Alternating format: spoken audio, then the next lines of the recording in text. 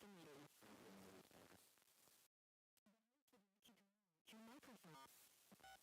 You are unmuted. You are muted.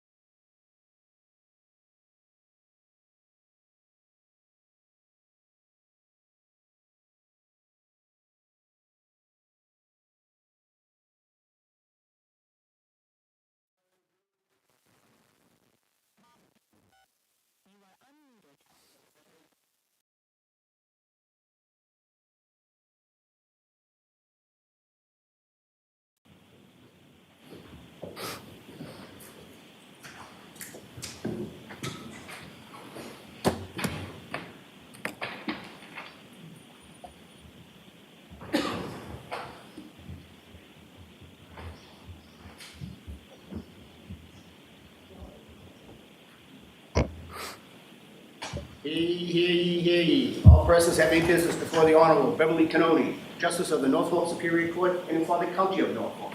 Draw near, give your attendance, you shall be heard. God save the Commonwealth of Massachusetts. This court is now open. You may be seated. 22-117, the Commonwealth versus Karen Reed. Good morning, counsel. Good morning, Ms. Reed. Good morning, jurors. Good morning. So I'm going to ask you those 3 questions. Were you all able to follow the instructions and refrain from discussing this case with anyone since we left yesterday? Everyone said yes or nodded affirmatively. Were you also able to follow the instruction and refrain from doing any independent research or investigation into this case? Yes. Everyone said yes or nodded affirmatively. Did anyone happen to see, hear, or read anything about this case since we left yesterday? No. Everyone said no or shook their heads. Thank you very much. May we have Mr. McCabe, please?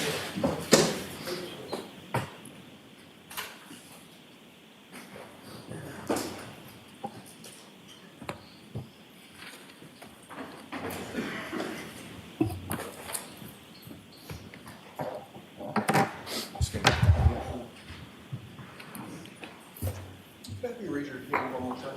You solemnly swear the answer to the court and jury in the case down here is the truth, the whole truth, and nothing but the truth, so help you God. I do. Thank you.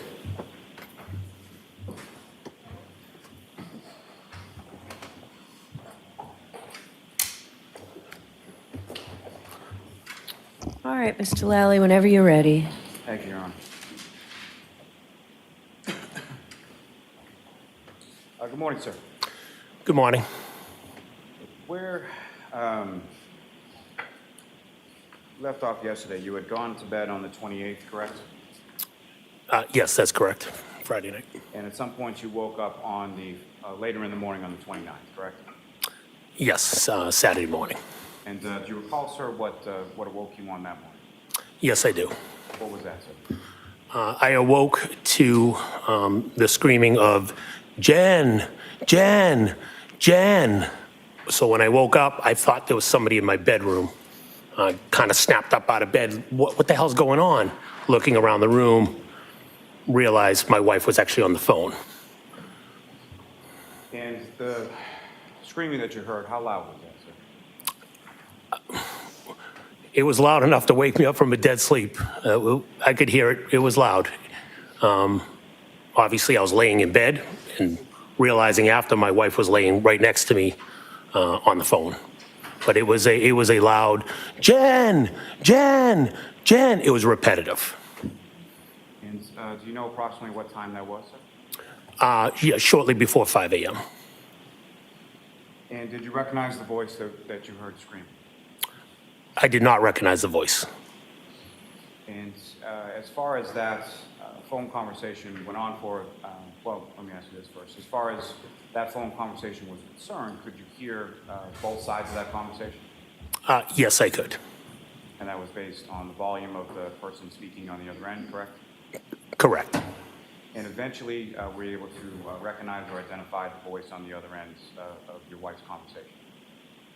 Yes, I asked my wife, what the hell is going on? After I woke up and popped up, looking around the room to find out who's in my bedroom, assuming it was a kid, one of my kids screaming. I asked my wife, what is going on?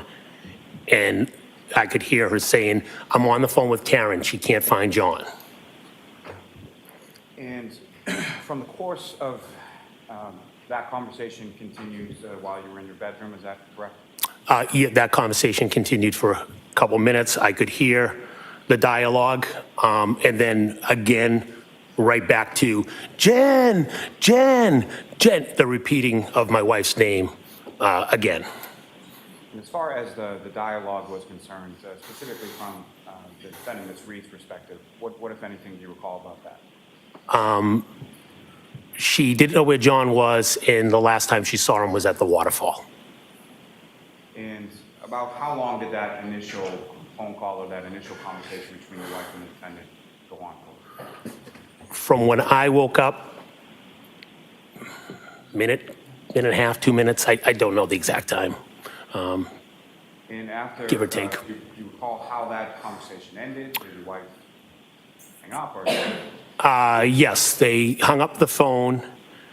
I was laying in the bed, My wife was next to me, and I think my wife immediately called somebody else, was calling friends that lived near the waterfall that happened to be out that evening. And she started making those phone calls. And as your wife was making those phone calls, what, if anything, did you say to her? Objection. What, if anything, did he say to her? Yes. To, No, I'm not going to let you testify to that. Next question. With respect to the defendant's statement that the last time she saw Mr. O'Keefe was at the waterfall, what, if anything, occurred to you in reference to that? in reference to her saying she last saw him at the waterfall, I then told my wife, "What are you talking about?" So I'll not what you said, sir, but I think Mr. Lally asked you what you thought, or what you gathered from that. I thought she was crazy And why was that? because I saw her vehicle. I saw the black SUV arrive to the 34 Fairview that morning. You had overheard the conversation from Mr. O'Keefe to your wife the night previous, correct? That's correct. And so what happened then? I told my wife, "What are you talking about?" She was at, It's not what you said to your wife. All right, sorry. It's hard. Ask the question, Mr. Lally, so that he can answer it properly. So your wife made some phone calls in your presence, correct? yes, she did. And following those phone conversations, what, if any, other conversations did she have with the defendant that morning? There were multiple calls. I don't recall what calls were made, what time, but the next call, we were informing the defendant that, wait, we saw your car. We saw you come to 34 Fairview. You guys were there. And I heard the response of, "I don't remember. I don't remember going there." And what, if any, other conversation do you recall in those subsequent phone conversations that you overheard from the defendant? At some moment, as I said, my wife had made a couple phone calls. In one of the calls with Karen Reed, she blurted that she broke her taillight, cracked her taillight, something to that effect, while Jen and I were still in the bedroom and she was on the phone. And as your wife and you were in the bedroom and your wife is on the phone, what, if anything, were the two of you doing? After my wife had made a few calls, we were completely confused on where the hell John was. The thought process in our head at that moment was we knew that John had mentioned that he was potentially going to be meeting up with another person. So we called that individual, my wife called that individual to see if by chance, again, confused, left at the waterfall. We saw them at the house. Did John not go with her? What happened? Did he get out of the car? Did he go somewhere else? So we proceeded to call a couple other people that we thought he possibly might have met up with, or another individual.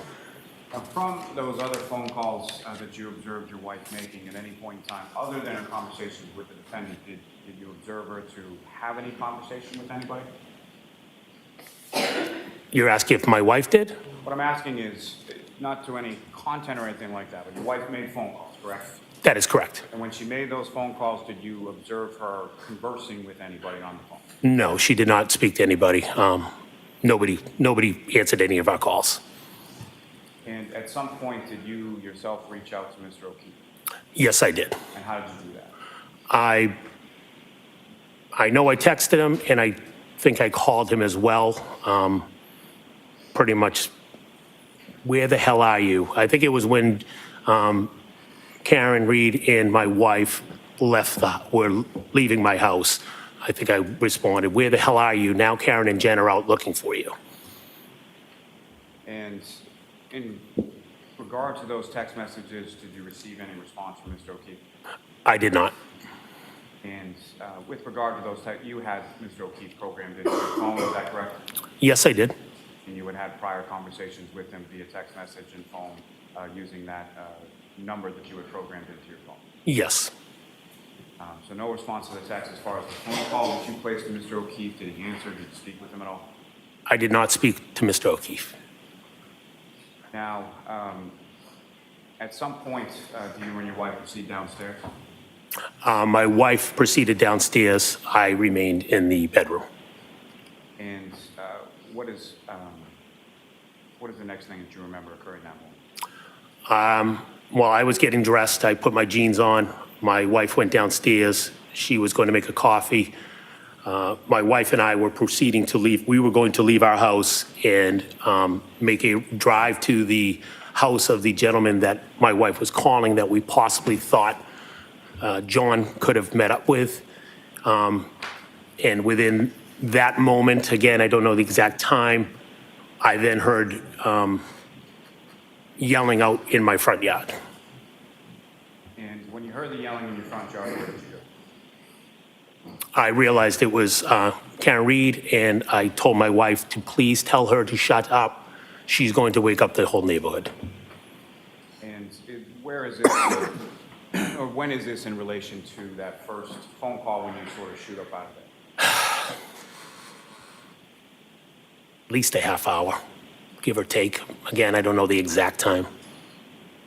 Now, at any point after you hear the yelling out front, you hear the defendant yelling out front, what was she yelling at that point? She, again, repeated, Jen, Jen. She, for some reason, kept repeating my wife's name. I don't know if she got all the way to my doorway or my wife walked out, but my wife had said, I was actually relieved because I was like, not thinking what happened to John happened to John. I was thinking he was on somebody's couch. So I was like, good, I'm not going to look for him, thinking my wife was going to go. My wife said she's going to go with Karen to go find John. And at any point in time that morning when the defendant arrived at the house, did you actually go outside or look outside? Or? I did not go outside. I did look out the blinds of my bedroom window, which is the closest to the driveway. What, if anything, did you see when you looked out the blinds? Saw Karen's car in my driveway. Did you see the defendant, Ms. Reed, anywhere outside as well? I don't recall physically seeing her. I saw the vehicle. I don't recall seeing her directly, making any physical contact as far as seeing her. Now, what, if any, concerns that you have in reference to your wife going out with Ms. Reed at that particular time? I had mentioned to my wife before she was leaving the house that No, I'll allow this. That- What were your concerns? my concerns were she was going to be driving with Miss Reed in their vehicle, in Miss Reed's vehicle, and my concerns were that she had a broken taillight. What I thought by a broken taillight was that her taillight was out, meaning there was no light. And I didn't think it was a bright idea to be driving around with no physical light on the taillight. Particularly given the weather, is that fair to say? Because of the weather, correct.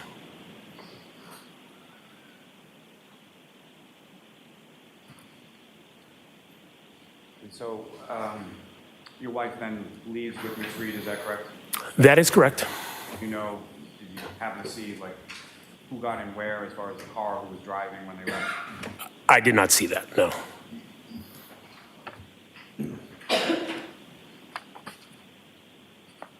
Now, was that within the same time frame that you were describing before, about a half hour after you hear the initial call? Yes, from Miss Reed arriving at my house was, yes, half hour or so after the initial call, and it wasn't long after before they proceeded to leave. Now, at this time that you're looking out from the blinds and you see the defendant's car and the defendant outside, was it light out? Was it dark out? What are we talking about? It was dark out.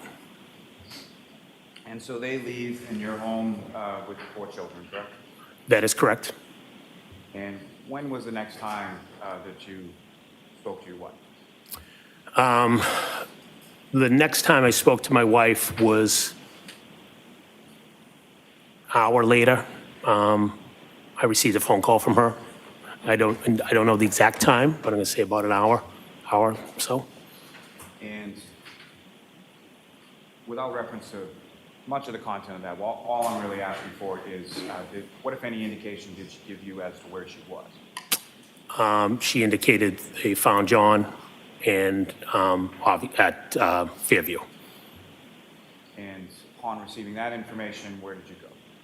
I proceeded to finish getting dressed and drove over to Fairview. And when you got to Fairview, what, if anything, did you see when you arrived? When I got to Fairview, I had come down through the Chapman Street entrance, and as I proceeded down the hill towards the Albert residence, I noticed all the first responders, fire engine, et cetera, police cars, and I realized I was not going to be able to get to the Albert residence because it was all blocking the street. So I backtracked, turned around, went back up Fairview to the top, to Chapman, took a left, and took a left down Spring Lane, which is a parallel street to Fairview, and came down Spring Lane to Cedar Crest onto Fairview so I could get to the Albert household. Now, during your drive from your home over to Fairview and doing all that sort of turning around and coming back around the other way through Cedar Crest, what were the roads like? It was snowing, careful driving. And the snowing that you observed that morning when you drove from your house to Fairview, what was that like in relation to the snowing that you observed when you were driving home from Fairview hours before? Much thicker snow, much more snow on the ground, much more snow to wipe off my car. And again, I had to drive slow. Now, when you come around to sort of the other side, as far as the first responders, you mentioned police cruisers and a fire truck, is that right? Yeah, there might have been an ambulance there as well, but yes. Do you recall specifically seeing an ambulance? I do recall seeing an ambulance. I don't know if I saw it when I came down or if I saw it when I eventually parked the car, but I do recall seeing an ambulance. And when you parked the car, where did you go? I proceeded on to Fairview, and I parked the car along the side of the road because there was another vehicle in front of me. I believe the other vehicle might have been blocking the driveway, but there was another vehicle right on the side of the road as well. Now, in addition to the other vehicles, as far as cruisers, fire truck, or whatever from first responders, what, if any, other vehicles, or who, if anyone else, did you see outside the house? It ended up being Kerry Roberts' vehicle was parked as I was at the driveway. Ford Explorer, I think it was. And again, without any reference to the content of the conversation, did you have any conversation with Ms. Roberts at that time? Yes, I did. Did you know Ms. Roberts at that time? I knew who she was. Didn't really have a relationship with her, but I knew who she was. And how did you know who she was?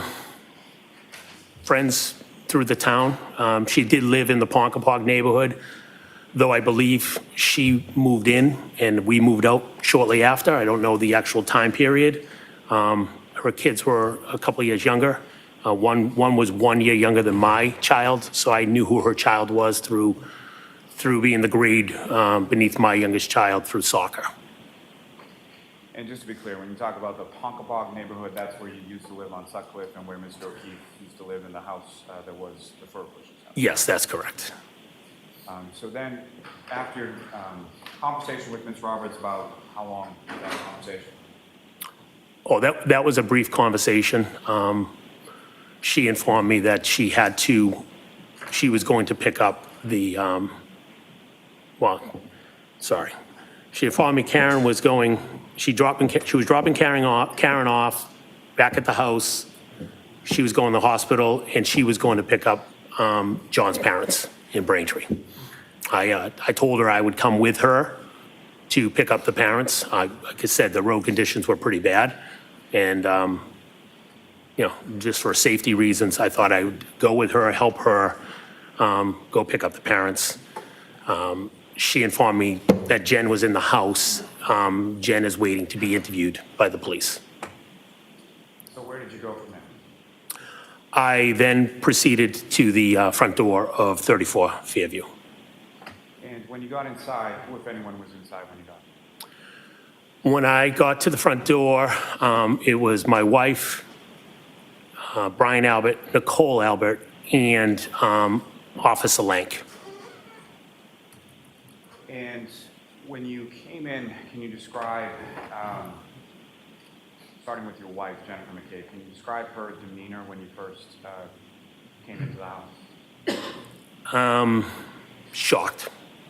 Just, face was drawn, just kind of in awe. All three of them were just looking like, with a drawn face of, I'm walking and going, what the hell is going on? And just to be clear, by all three of them, you mean your wife, Brian Albert, Nicole Albert? Correct. And just turning back briefly to the phone conversation that you had from your wife, which led you to come over to Fairview in the first place, how would you describe her demeanor on that phone call as well? Matt, we found John at Fairview. It was a quick conversation. I didn't get any details. Now, at some point, while you were at the house, did you speak to, you mentioned Officer Lank was there, is that correct? That's correct. Recall if there was any other officers in the house at that time or at any later time? At that moment, it was just Officer Lank at that moment. Other officers came in the house a little later, but at that moment, it was just Officer Lank. And at some point, while you were at the house, did you have any conversation, or what, if any, conversation did you have with Officer Lank or any other officer? Yes, Officer Lank asked me to step outside, and we spoke briefly. He asked me about if I knew what happened to John. Obviously, I told him no. I had no idea. I'm just finding out right now. He asked me when I last saw John. I told him I saw him at the waterfall. We saw him at the bar. We haven't seen him. I believe, again, heat of the moment, I believe I said we saw his vehicle out front, but we never saw John. Now, at the house on Fairview, about how long were you there that morning? I'm going to say give her at least 4 hours From the time that you got there? from the time I got there, yes. And where did you go from there? When I left Fairview, I went back to my house on Jen and I's house, home. As your children were still there, is that correct? My children were all there, correct. And at some point after you arrived home, who, if anyone else, as far as police officers or anybody like that, came to your home that day? Two Mass State police officers came to my house. And did you speak with those officers? Yes, I did. Troopers from the state police, correct? Yes, that's correct. And as far as the troopers that you spoke to, do you recall what their names were? Yes, Trooper Michael Proctor and Trooper Yuri Buchanan, if I said it right. Probably closer than. Now, on that date of January 29th, 2022, had you met either Trooper Proctor or Trooper Buchanan before? I had never met them. And where did they speak with you in the house? Well, they first came in the house and informed me they were going to interview my wife and asked me to leave the room. I went up to my bedroom. And at some point, did they interview you as well? Yes, they did. And where was your wife when they interviewed you? I think she wasn't in the room with me. I think she went upstairs. As I said, my kids were home. I don't know if she went in the kids' bedroom to kind of wake them up. And I don't know what she was in doing. the room when they interviewed you, correct? No, she was not. And in addition to the troopers that came over to your house, did your brother-in-law, Brian Albert, did he come over at any point in time around this? Yes, he did. And if you know, did he speak with those troopers as well? Yes, he did. And where were you and your wife when the two troopers were speaking to Mr. Albert? I was still upstairs in the bedroom. Your wife? Where was she? She might have come up and seen me, but I think she might have went in the girls' bedroom. I don't recall if we were standing in the same room. I think she might have went in my daughter's bedroom. Again, my kids were starting, it was, I don't know the exact time, 12 o'clock, give or take. So, time to wake up. So the troopers, when they were speaking to Brian Albert Sr., they were in the downstairs area of the home? Yes, they were. And both you and your wife were upstairs? Yes, that's my recollection. Now, turning your attention to a couple days later, did you speak with any other troopers from the state? I did. I only remember the first name of one of them. It was a man and a woman. I just remember Connor something. I don't know their names. And where did that conversation occur? I was in my first floor dining room table. And do you know if those same two troopers that came on a subsequent date spoke with your wife as well? Yes, they did. And sort of same arrangement as far as where you were and where she was at the time that you spoke with those two troopers? Yes, that's correct.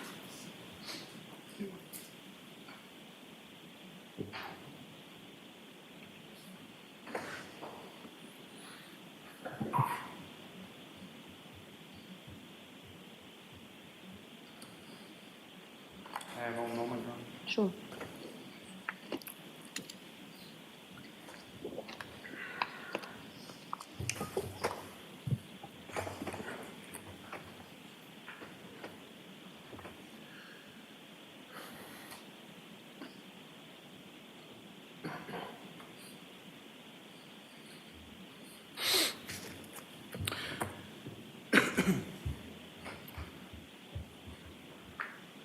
Just briefly, sir. So,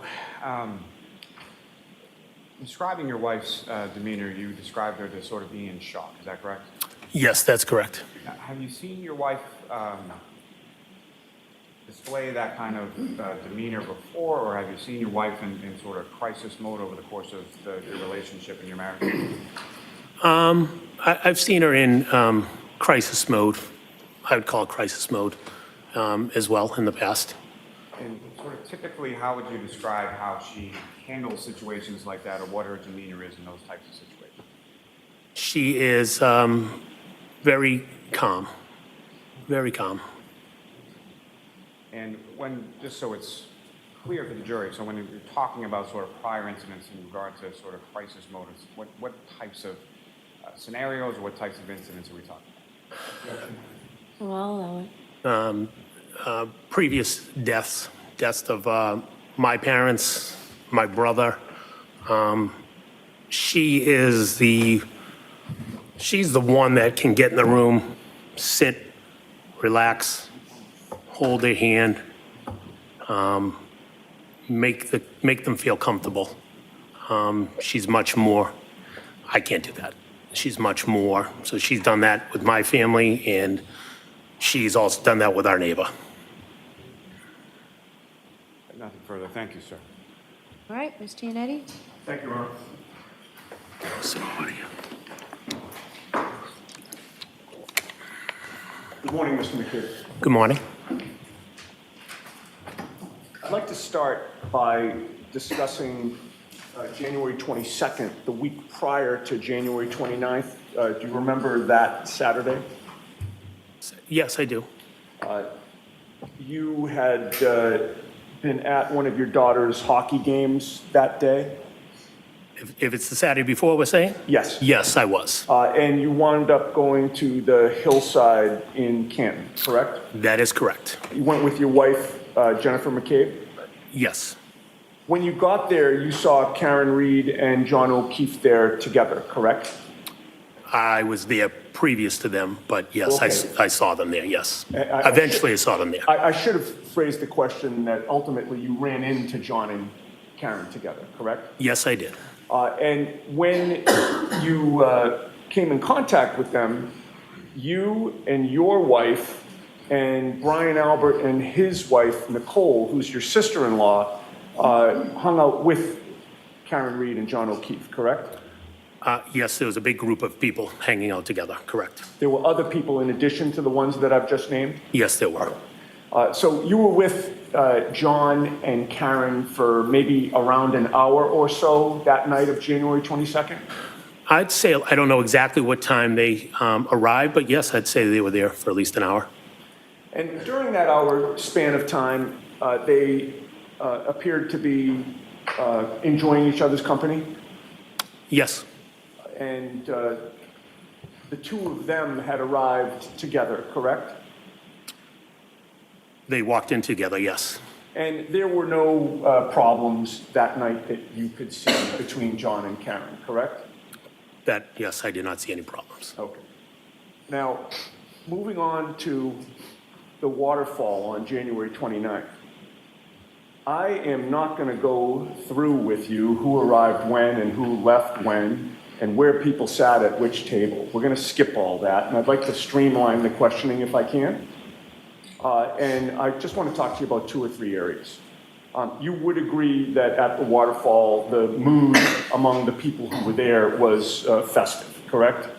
Yes, that's correct. Everybody appeared to be happy and enjoying themselves, correct? Everybody was enjoying each other's company, correct. Specifically with regard to John O'Keefe and Karen Reed, they appeared to be quite happy that Kaylee had been accepted into Bishop Fian, correct? John, I recall talking to John about it, and he was happy that Kaylee was at Bishop Fian. I do not recall speaking to Karen about Bishop Fian, but definitely John was happy about Kaylee being in Bishop Fian. All right. You have previously testified that they were both excited about that, have you not? If I did, I did. I just know that John mentioned he was out because he was excited about Kaylee being at Bishop Fian. If I looped them both in, then they both were happy. I don't remember what I said when I said it. I didn't, put it this way, I didn't see her, she wasn't happy about it. Does that make sense? Yeah, well, I'm just going by your words, sir. As far as you could see, they were both excited about her acceptance, correct? Yes, yes. And they had just found out the previous day or so, correct? I don't recall what day they found out, but I know that John mentioned he had went out for some beers. He was excited because Kaylee got into Bishop Fian, and he mentioned he was out with another one of his friends whose daughter also got into Bishop Fian. Right, and it appeared to be new news, correct? Oh, yes. It was news they were waiting on, yes. Right, you hadn't heard it before, this is the first that you heard it, correct? I don't know if I heard it, if a kid had already leaked it the day before or that day, but first I heard it from John. All right. But it was clear to you that it was really important to John O'Keefe that Kaylee get into Bishop Fian and go there, correct? They applied, he was excited for her to go there. And it was clear that he believed it was an achievement for her, correct? Yes. And you could glean also that John O'Keefe felt like it was an achievement for him as well, correct? Objection, Your Honor. Could you glean that from him? He was happy that she got in. I don't know what if he felt it was his achievement, he was happy for Kaylee. Of course. And he was doing right by his sister's daughter, correct? I don't know what that means. I can go to any school and do right. All right. In any case, everything seemed good that night. Everything was good. There were no arguments. There were no arguments that I saw. John was drinking beer. In my recollection, yes. And you had previously testified that you saw Karen was drinking some type of clear liquid that you assumed was some type of vodka drink, correct? That is correct. But you didn't think that they were drinking much, correct? At the waterfall? No, they were only there for an hour, so. Right. And they got there around 11, correct? Give or take, yep, 11-ish. And that bar is pretty strict about last call, correct? That is correct. And you spoke with both of them during the course of the night, correct? Yes, Neither John nor Karen was intoxicated in your view, correct? Objection. Can you answer that? they were drinking. I don't know what the guideline of intoxication is, but they were drinking. Do you recall testifying before the grand jury regarding this matter on April 26th of 2022? If you have that, then I don't recall my questions that question specific, but yes. Right, well, I didn't ask you about the questions. I just asked if you recall testifying before the grand jury on that date. I don't remember the date. I recall testifying before the grand jury. Oh, if I suggested to you that it was April 26th of 2022, would you quarrel with that? That was, no, did you say would I quarrel? Yeah, No, it was definitely around that time. okay. And at that grand jury presentation, Mr. Lally was there, correct? Yes. None of the defense team was there, correct? No. Karen Reed was not there, correct? No. And there was no judge there, correct? No. And April 26th was approximately 3 months after January 29th of 2022? Yes. Is it fair to say that your memory about whether or not John and/or Karen was intoxicated would have been better on April 26th of 2022 than it would be today? May we approach, Your Honor? All right, I'll see you inside back. Jurors, feel free to stand up.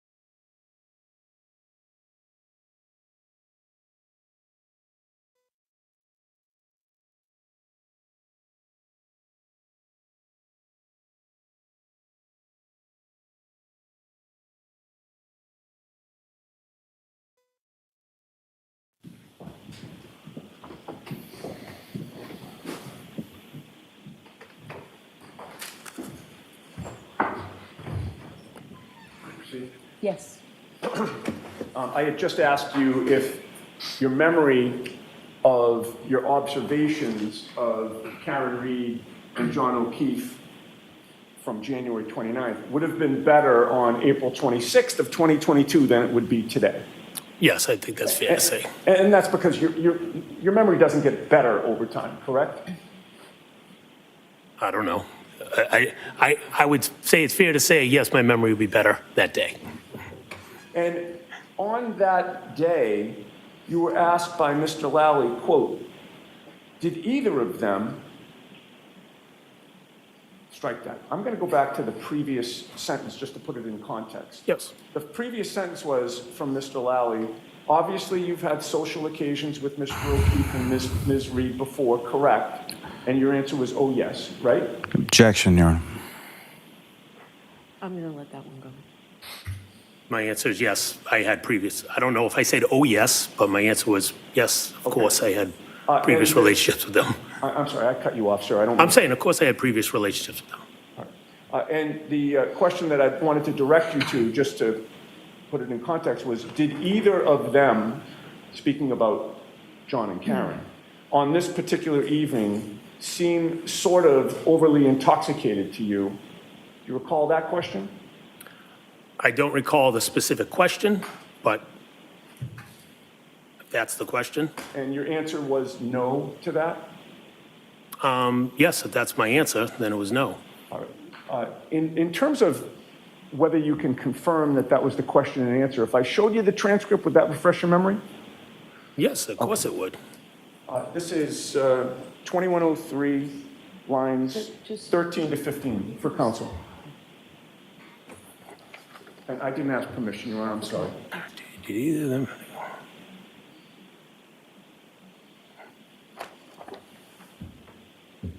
Thank you. Having reviewed that transcript, did I get the question and answer correct? Yes, you did.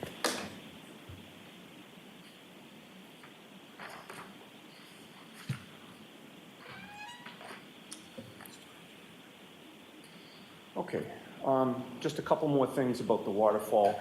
I wanted to ask you about Brian Albert and Brian Higgins, sir. Yes. They were both there that night while you were there, correct? Yes, they both were there. And they are both pretty big guys, correct? Objection. Can you answer that? Yes, they're good-sized guys. Did you see Brian Albert and Brian Higgins practicing fighting at the waterfall?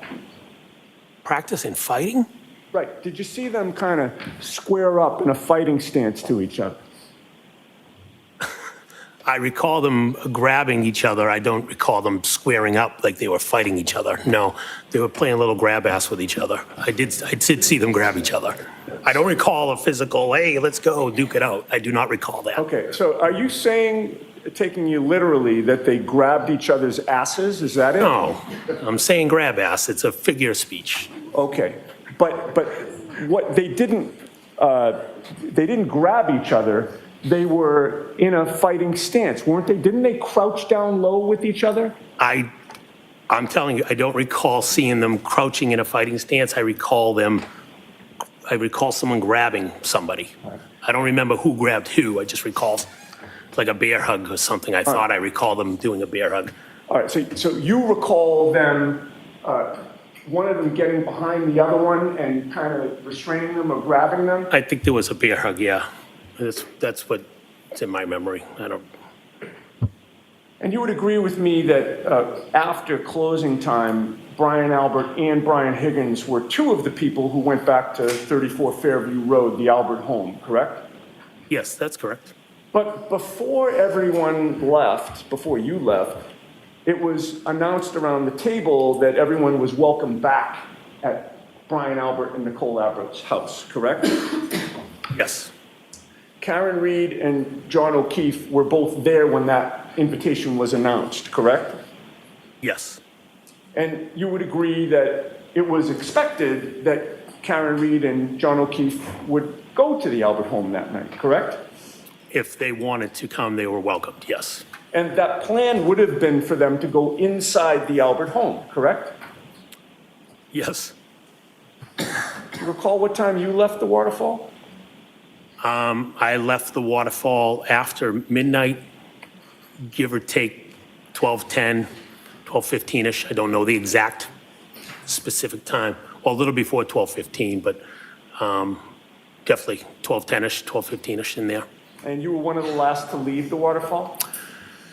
Yes, as I had mentioned, Nick Kolakis and I walked out together from the waterfall.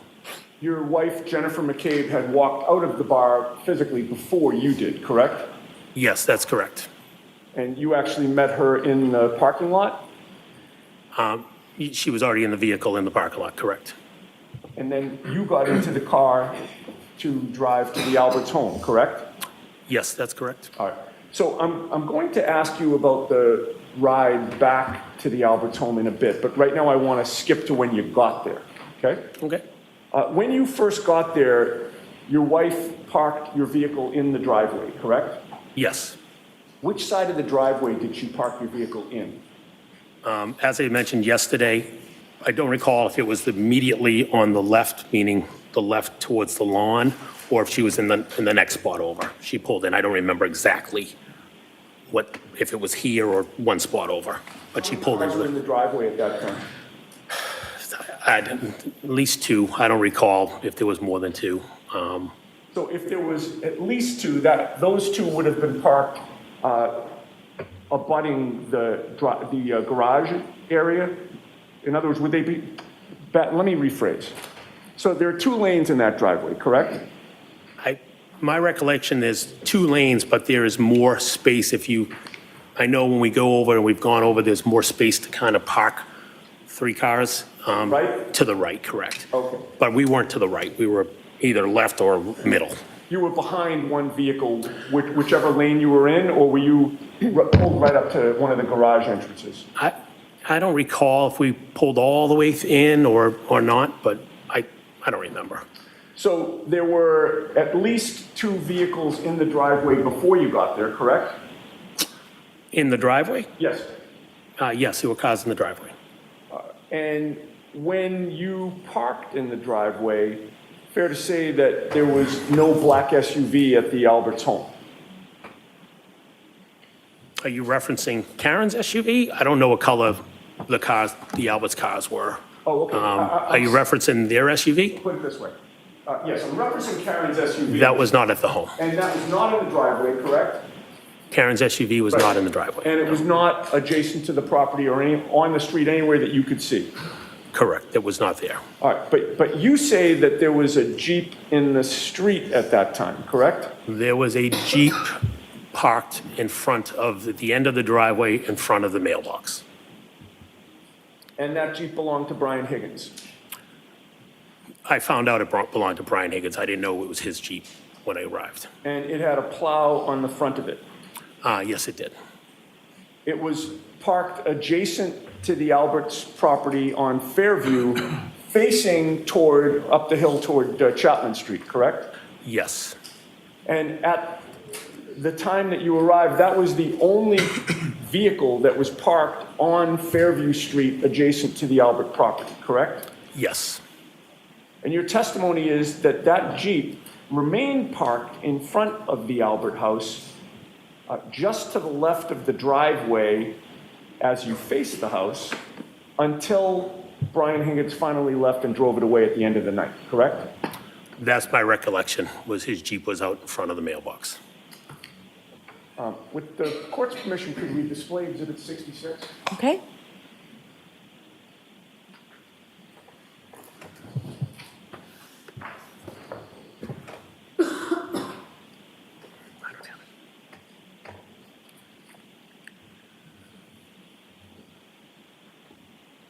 So, Mr. McCabe, I'm highlighting with a spotlight the front of the Alberts home. When I get to the point where the Jeep was parked, can you stop me? And you can adjust it right or left if I go too far. Objection, Your Honor. Can we have him use the laser pointer first and then? Sure. Hope you're better than I am. Yeah, May I approach? I was hoping I didn't have Oh, to you do have the other this. laser pointer. I don't have one, That's fine. no. If you could, yeah, please. The Jeep was right there. From the edge of the driveway to right there. I believe it was a two-door Jeep. Okay, it looks like a part of the Jeep would have been blocking the driveway. No, where the mailbox is, the Jeep was right there. Okay. It was not blocking the driveway. I'm going to step a moment. Sure. The mailbox that's spotlighted there, would that have been where the back of the Jeep was? Yeah, the back would have been right in the vicinity of the edge of the driveway in the mailbox. I see, so it wasn't blocking the driveway at all when you saw it? No, And it was facing to the left as we look at Exhibit 66, correct? facing, heading to the left of the house, correct. We can have the lights back on.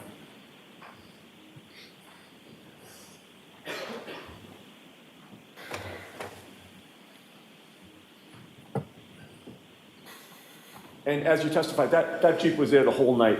Brian Higgins didn't go out to move it at any point, correct? I never saw Brian Higgins go outside to move his Jeep. About 5 minutes after you got to the Albert home that night, you saw a black SUV parked outside the home, correct? Yes, again, I don't know the exact minutes, but give or take, 4 or 5 minutes. And when you saw that black SUV parked outside the Albert home, Higgins' Jeep was still there, correct? Yes, to my recollection, the Jeep was still outside in front of the mailbox. The black SUV was parked in front of Higgins' Jeep with the plow on the front, correct? That's correct. How far or close to that Jeep was the black SUV? I don't recall the exact distance. Again, when I looked outside, I noticed my focus was on the black SUV, which looked outside would have been in front of the front door. With regard to the distance between the Jeep and the black SUV, was it greater or smaller than the distance between you and me right now? Oh, it'd be smaller. If I'm the end, if you're the end of the Jeep and I'm the end of the Let's say that I'm the Lexus? rear end of the black SUV, and you're the front end of the Jeep. Yeah, I'd say you'd be a little closer to me. With the court's permission, may I walk closer to the witness so that he could give an estimate? Sure. And you can just stop me, sir. Yeah, I don't know. Again, when I looked outside, I was focused on the SUV. I wasn't focused on the Jeep or the truck. I don't know the exact distance. You could walk 3 more feet or 3 feet that way, but it was out in front of the house. That's all I can tell you. You will agree with me that you've given conflicting information about where the black SUV was when you first saw it? If you tell me I gave conflicting information, you can show it to me. I don't recall. I've always said the SUV was in front of the house. Right. And when you said in front of the house, you meant that as you look out the front door of the Albert residence, which on Exhibit 66 would have been the door to the left, that's the classic front door? The classic front door looking at the house on the main part of the Colonial. Looking straight out from there, that's where the black SUV was positioned, correct? In that vicinity, correct. Right. It would have been sort of directly in front of you as you look out that front door, correct? Like I said, in the vicinity of looking out the front door was the black SUV. If it was 3 feet this way or 3 feet this way or 3 feet that way, I don't know. It was just out in front of the house. Right. And that was where it was when you first spotted it, according to your testimony today, correct? Yes. But you spoke to Michael Proctor during the afternoon of January 29th, did you not? Yes, I did. That was the very day that these events occurred, correct? Yes, it was. You would agree with me that your memory of where that black SUV was when you first spotted it on January 29th would have been better on that very day than it would be today, correct? Possibly, yes. It's almost 2.5 years later? 2.5 years that I've lived in my memory, yes. But your memory does not get better over time, correct? Objection. Sustained. On January 29th of 2022, when you spoke to Michael Proctor, you told him that you saw a black SUV parked to the right of the residence as you look at the property from the street. Did you not? I did not. Can you elaborate what you mean by to the right of the residence? Well, I will just repeat the question. Did you tell Michael Proctor on January 29th of 2022 that you observed a big dark SUV parked to the right of the house? What right? Looking at the house to the right or looking at the house to the left? When you say right, I don't know what you mean by right. Is your memory exhausted as to what you told Michael Proctor? No, not at all. So if your memory's not exhausted, would you agree with me that while you were at 34 Fairview, you told Michael Proctor that you observed a big dark SUV parked to the right of the house? That could have been the second time I informed him of seeing the SUV. Okay. If I suggested to you that that was the first time, according to what you told Michael Proctor, would you dispute that? Objection. Sustained. Is your memory exhausted as to whether or not that was the first or second time, according to what you told Michael Proctor? My memory is not exhausted. Okay, so if your memory is not exhausted, do you deny telling Michael Proctor that you observed a big dark SUV parked to the right of the house? Objection. Can you answer that? I don't know if I can answer it. I believe it's the second question. All right. I told him I saw an SUV and parked in front of the house. Then I saw an SUV move further up the road, which looking out of the house would be to the right of the house. So that would be when I saw the SUV to the right of the house, would be the second time I saw the SUV. I've always stated the SUV was in front of the house if looking out the front door. Okay, so when you so you deny telling Michael Proctor that when you first saw the SUV, by the way, sir, is this funny? I'm sorry. This is not funny, sir. Not at all. It's been 2 years of misery. Yeah. Okay. You're smiling now, that's why I asked. You keep repeating the same question. Well, I'm trying to get an answer that you won't give me, sir. When you talked to Michael Proctor on January 29th of 2022, when you first observed the big dark SUV, you said to him it was parked to the right of the house. Objection. This is the last time on that question, is that right? That is not right. The SUV, the first time was in front of the house, coming out the front door. The second time was it was to the right of the house. All right. You have to move on. Mr. Gotcha. Mayor. Okay. All right. So you did not say that, but you did say that you were making those observations from the front door, correct? As I stated yesterday, I recall. That's a yes or no question. I'm sorry. Objection, Your Honor. Can you answer it, yes or no? I can't. I said yesterday, it's either I looked out the window and I looked out the front door. I don't remember which order. Well, you told Michael Proctor that the first time you looked out, it was out the front door. Did you not?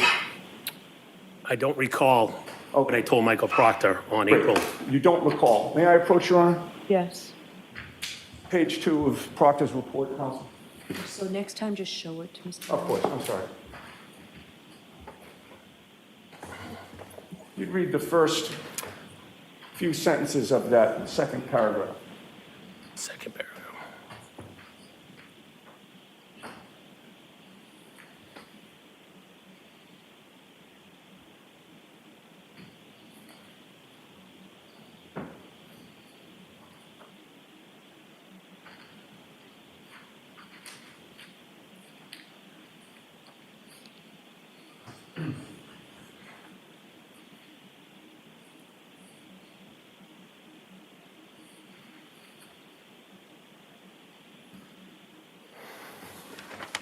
May I approach? Yes. You had said that you don't remember what you told Michael Proctor. Did that report refresh your memory? I'm not saying I don't remember what I told Michael Proctor. Well, hold I'm on. stating what I remember. Hold on a second, sir. You just told this jury that you don't remember what you told Michael Proctor. Those were your words. Yes, at the point I'm reading, I don't remember the exact wording, but I know what I told Michael Proctor. All right. And you told Michael Proctor that you observed a big dark SUV parked to the right of the house. Did you not? At some point in the conversation, yes, I told Michael Proctor that a big dark SUV moved to the right of the house. Moved to the right of the house? Is that what you just said? All right, let me rephrase. At some point, there was a big dark SUV parked in front of the right of the house. I physically didn't see it move, so I need to rephrase. I can't say move. Right, but what I'm concentrating on now, sir, is not what your memory is today or what you testified to the jury today. I'm concentrating on what you told Michael Proctor that very day on January 29th of 2022. Okay? And you initially told him that it was parked to the right of the house, the big dark SUV, and that you made those observations from the front door. And then you stated you looked out the front window and Objection, Your Honor. and observed the same big dark SUV had moved to the other side of the property. So Correct? the objection sustained, you have to break that down, and I thought we moved on from this, Mr. Yannick. No, we haven't gotten to the second part of the So bring the document, I'll see you at sidebar.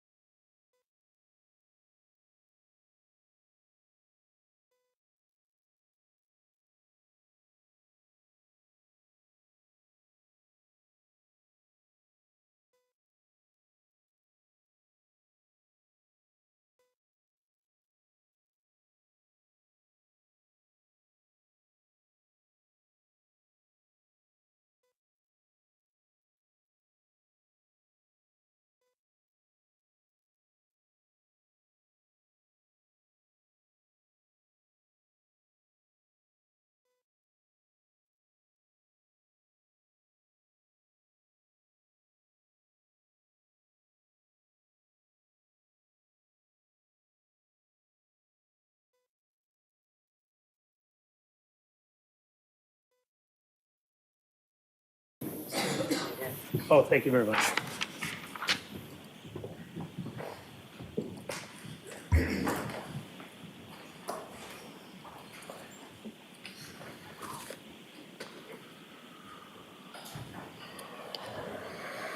One last question on this, Mr. Young. Yes, with regard to Trooper Proctor's report that you have in front of you, right? It's II for identification.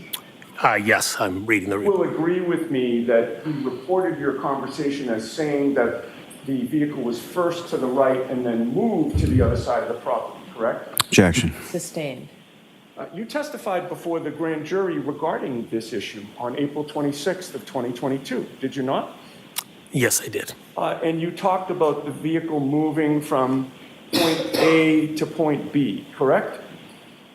Yes, at some point. And you estimated that it was 15 to 20 feet or so that the SUV moved along the property line, correct? Yes, again, I don't know the exact distance, but estimates. And you, at that point in time, you were asked to clarify what you had meant when you said that the vehicle was first on the right side of the property. Do you recall that testimony? I do not. Do you recall that Mr. Lally asked you, to the right would have been toward the driveway side of the property, and that you answered that's correct? I don't remember the conversation. And again, to the right looking at the house or to the right looking out of the house? Well, that's what I'm talking about. To the right, looking at the house would be toward the driveway part, correct? To the right looking at the house would be toward the driveway, correct? And that's your testimony where the vehicle started out, correct? And then moved toward the flagpole the second time? The vehicle started in front of the house and moved towards the flagpole, correct? So looking out of the house, it moved towards the right. Now, excuse me.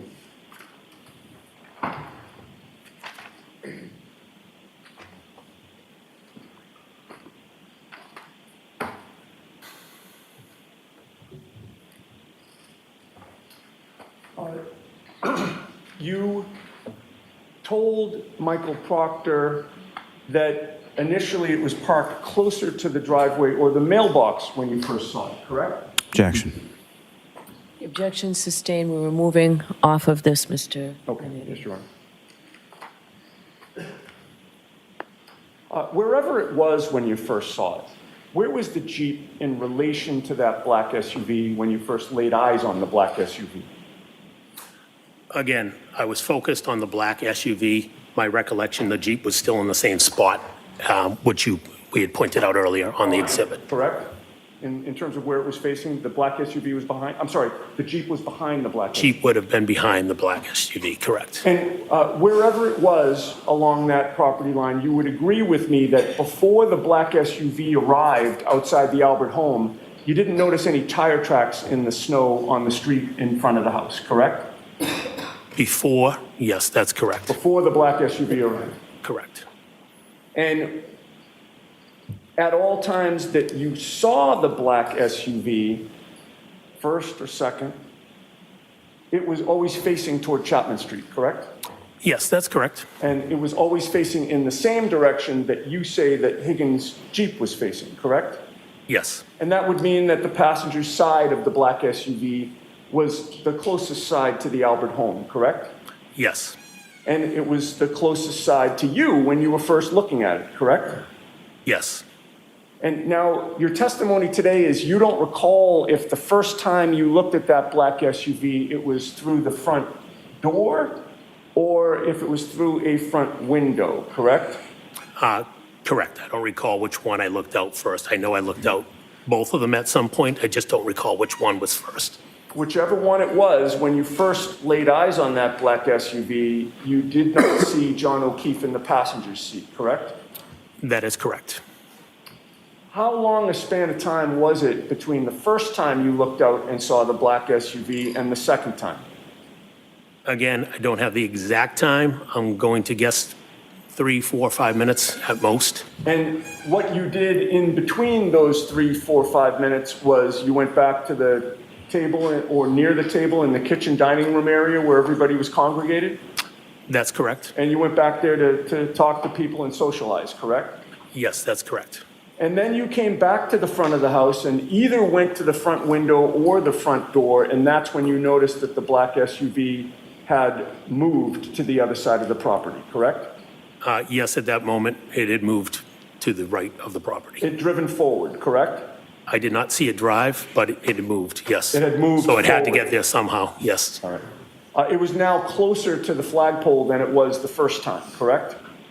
That is correct. And the flagpole, as you look at the property, not from your vantage point looking out, but as you look at the property from the street, that would have been to the left, correct? Yes, And again, it was still facing toward Chapman Street. yes. In terms of how many times you saw the black SUV having moved outside the house, you would agree with me that you have contradicted yourself about how many times that it moved, correct? No, Yesterday and today, you testified that it had been in 3 different spots and then it was gone, correct? yes. Three times I looked out and saw the SUV. Right, and, you know, again, in May of 2024, yesterday and today, all 3 times it moved, it was moving further or farther up Fairview toward Chapman Street, correct? Yes, And in fact, you've testified now in May of 2024 that the 3rd time that you saw it, the black SUV was even past the fire hydrant, just about to the neighbor's property, correct? yes. But again, your memory of where it was the last time that you saw it, or how many times you saw it, I should say, would have been better on January 29th than today, correct? Again, assumption, yes, I guess it should be. And in fact, when you were talking to Michael Proctor, you had just observed the black SUV just hours before speaking to him, correct? Yes. Not 2.5 years before. Right? Oh, yes. Yeah.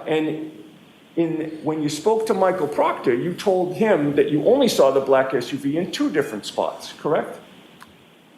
That's what it says on this paper. My recollection is always been, I saw the black SUV in 3 different spots. And you just called it a paper.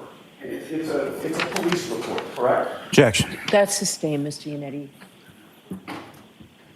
Now, since you talked to Michael Proctor on January 29th of 2022, it's fair to say that you've had multiple conversations about this case with your family, correct? Of course, I've talked about this case. That includes in-person conversations, correct? With my family? Yes. Yes. As well as phone calls and texts? Yes. You've also, since you talked to Michael Proctor, have had multiple conversations about this case with your in-laws, correct? Yes. That also includes in-person conversations as well as phone calls and texts, correct? That is correct. And since you gave that statement to Michael Proctor, you've had multiple conversations specifically with Brian Albert, correct? Yes, I've talked to Brian Albert. That includes in-person phone calls and texts, correct? That is correct. Would you agree with me that in terms of the changes in your version of events from what you've testified during this trial to what is in Michael Proctor's report, you put the SUV farther down Fairview toward Chapman Street now, correct? Objection. Sustained. Your testimony during this trial puts the SUV past the fire hydrant almost toward the neighbor's house, correct? That is correct. But however many times you saw that black SUV, you'd agree with me you never observed any damage to the rear of that vehicle, correct? Correct. You never saw any damage to the rear right taillight, correct? Correct. You'll also agree with me that every time you saw that black SUV, the vehicle had its headlights on, correct? I was looking, as we talked about it moving up the property, I was looking at the back. I could see the back of the SUV. The assumption is the headlights were on, but I wasn't looking at the headlights. All right, well, that would have meant that the area in front of the vehicle was lit up, correct? Yes, but like I said, it was further up the road. Now, sometime after that black SUV first arrived, you noticed that there were tire tracks tire tracks, I should say, in a V shape on the street in front of the Albert home, correct? That's correct. And those tire tracks were from the curb in front of 34 Fairview toward the neighbor's property across the street and then back toward the curb, correct? Yes, it came out, waved out towards across the street and came back in. All right. And the pattern of those tire tracks that you observed were consistent with the vehicle making a three-point turn, correct? Objection. Can you answer that?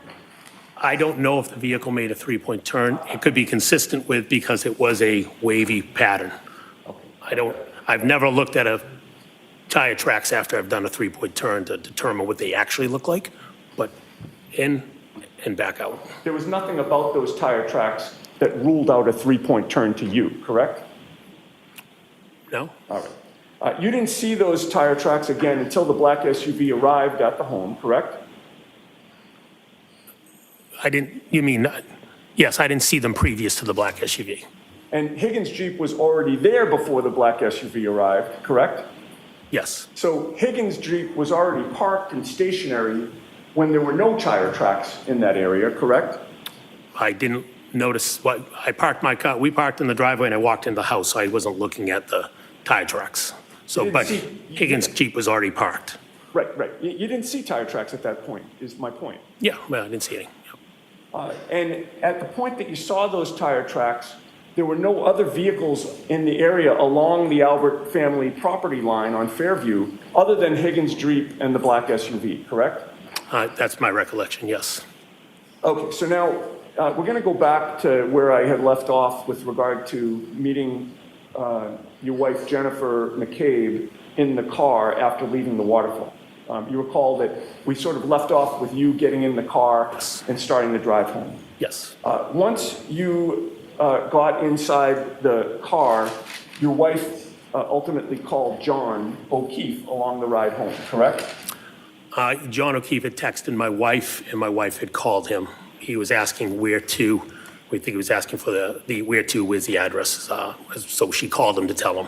And you knew that he was asking that because the Bluetooth of the car was connected to her phone, correct? I believe the Bluetooth was on. Again, I could hear his conversation. Yeah. My assumption is the Bluetooth was on. Right, you could hear both sides of the conversation, correct? I could hear John as well, yes. Yeah, your wife and John, correct? Well, yes, I was sitting next to my wife. I could hear her. And you heard John tell your wife that he was planning to go to 34 Fairview, correct? Yes, He had told your wife in your presence that he and Karen would meet your wife and you there, correct? he said we're on our way. Right. And you knew, again, the plan was to go inside 34 Fairview, correct? Yes, that was the plan. You heard your wife tell John that 34 Fairview's off Chapman Street, correct? Either I was also talking, so I don't know if my wife was repeating, but yes, we did say off of Chapman Street. It could have been you, could have been your wife, but he was Yes. told it was off Chapman Street, right? That's correct, yes. And then your wife hung up with John, at least temporarily, but then John called back, correct? Yes, that's correct. He indicated he needed more specific directions to 34 Fairview, correct? Yes, And then you heard your wife, or maybe you participated in the conversation, I won't rule that out, but between the two of you, you did give him more specific directions, correct? yes, we did. And either you or your wife, and you can correct me if you know if it's one or the other, but one of you told him to go down Chapman and take Fairview as if they were going to Bella's house, correct? Yes, we had mentioned go down Chapman to Fairview. You know where Bella lives. Drive past Bella's street. The house will come up on your left. Right, and I believe you previously explained that Bella was a friend of John's niece Kaylee and also your daughter Olivia, correct? Yes, that's correct. So that was a good way to orient him as to where to go, correct? Yes, And once you did that, John O'Keefe never called back for any clarification, correct? yes, not to my recollection. All right, and with regard to your state of mind, based on that conversation and the instructions that either you or your wife or both of you gave John, you certainly assumed that John and Karen would be arriving at Fairview coming from the Chapman Street direction, correct? That was my assumption. As I had stated yesterday, there's multiple ways to go, but that was my assumption. And it was an educated assumption based on the conversation that you had, correct? Yes. May I approach the witness, Your Honor? Okay.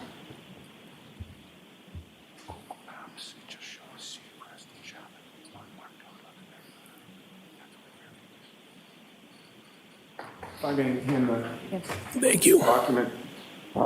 I have handed you something. If you could take a look and tell the jury whether you recognize what that depicts. Yes, this is a map showing Cedar Crest Road intersecting with Fairview Road. On the opposite side shows Chapman Street intersecting with Fairview, as well as other streets in it's called the Cedar Crest neighborhood, in the Cedar Crest neighborhood. Okay. And realizing that you don't have a compass or a ruler, does it appear to be generally to scale in terms of where the roads are? Yes, And it appears to be a fair and accurate depiction of the layouts of particularly Cedar Crest, Fairview, and Chapman Street? yes. Okay, I would offer that, Your Honor. Is there any objection?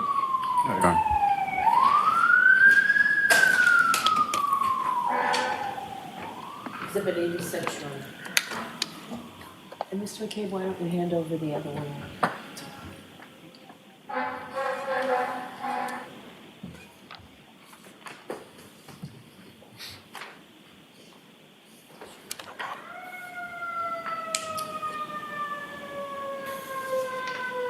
May I display that for the jury, Your Honor?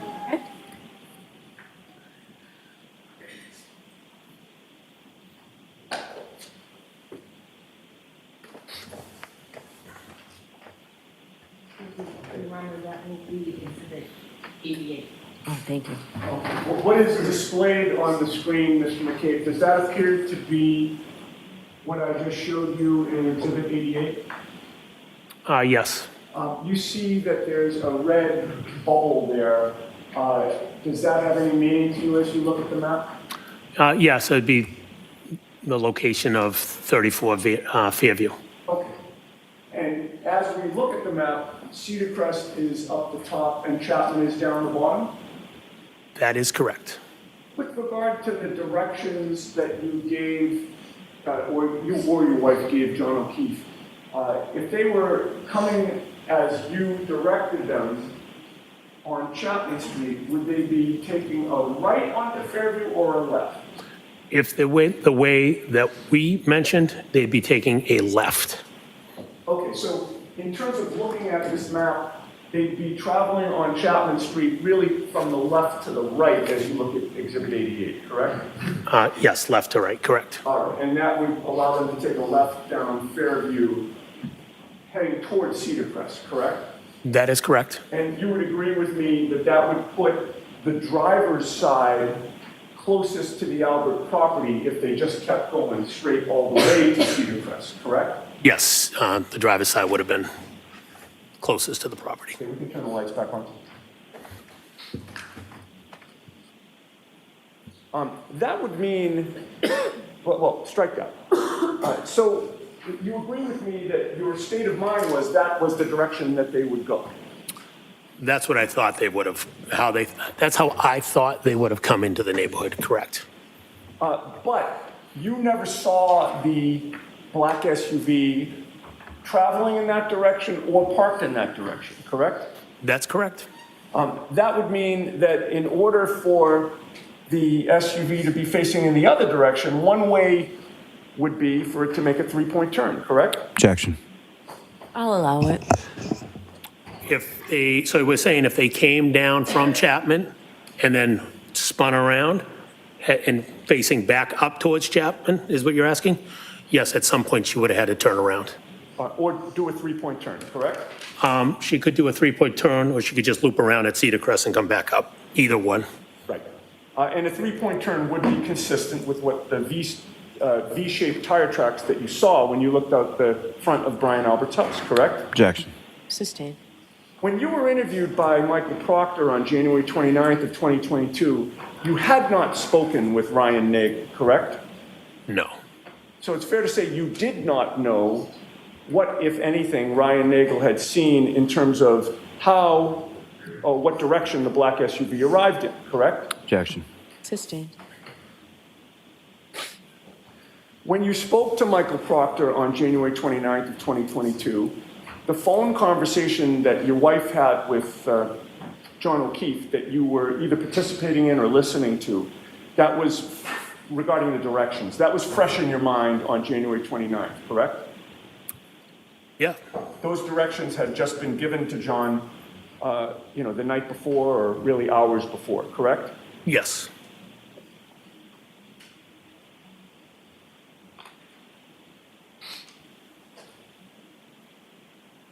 So on January 29th,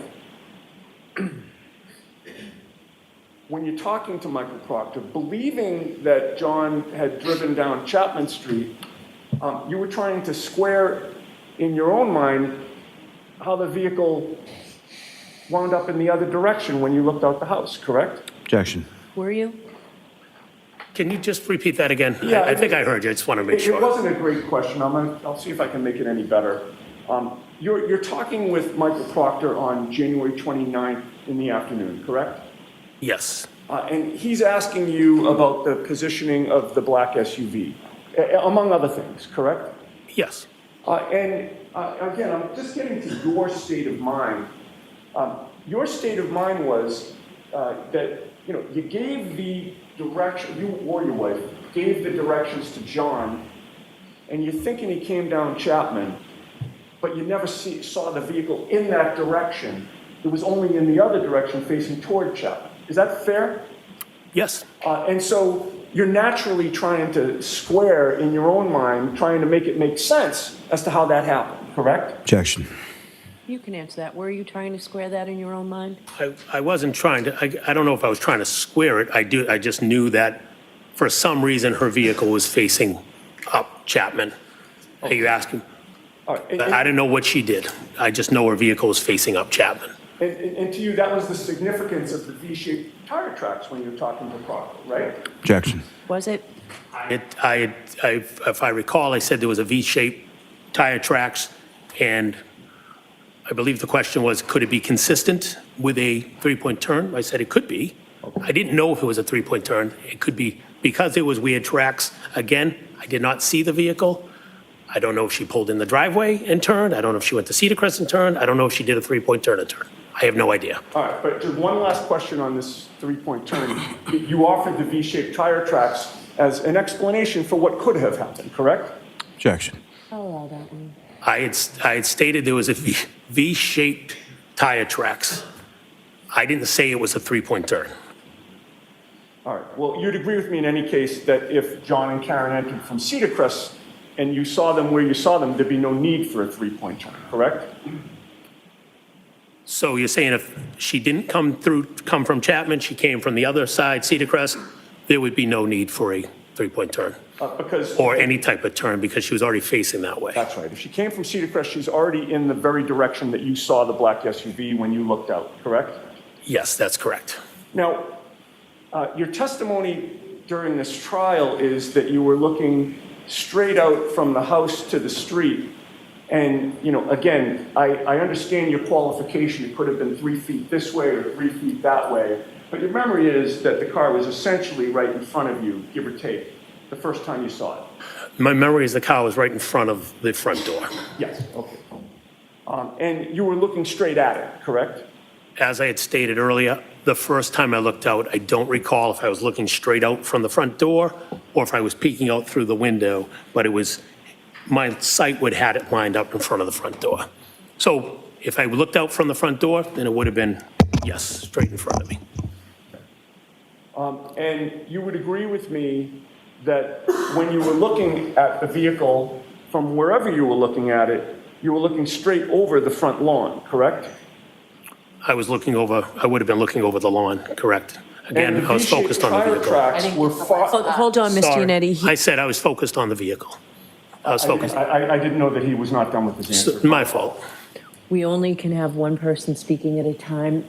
The court reporter can't be expected to have two different people at the same time. So please be cautious. The lawyer needs to be cautious of that. I will try, Your Honor. Did you get your full answer out, sir? I did. Okay. You would agree with me that the V-shaped tire tracks were farther away from you than the front lawn? Yes, they were on the road. And if you were able to clearly see those V-shaped tire tracks, you certainly were able to clearly see the Albert's front lawn, correct? As I mentioned, I was looking over the lawn, but I'm assuming the lawn was somehow in my visibility. I wasn't focusing on the lawn. Okay. I'm going to try that question again and see if I can get a yes or no answer. If you were able to clearly see the V-shaped tire tracks, you were certainly able to clearly see the Albert's front lawn, correct? If I looked at it, it's a confusing question. As I said, I was focused on the road. I wasn't looking at the lawn. But let me be clear. I'm not asking you if you looked at it. I asked if you were able to clearly see it. I would be able to, yes.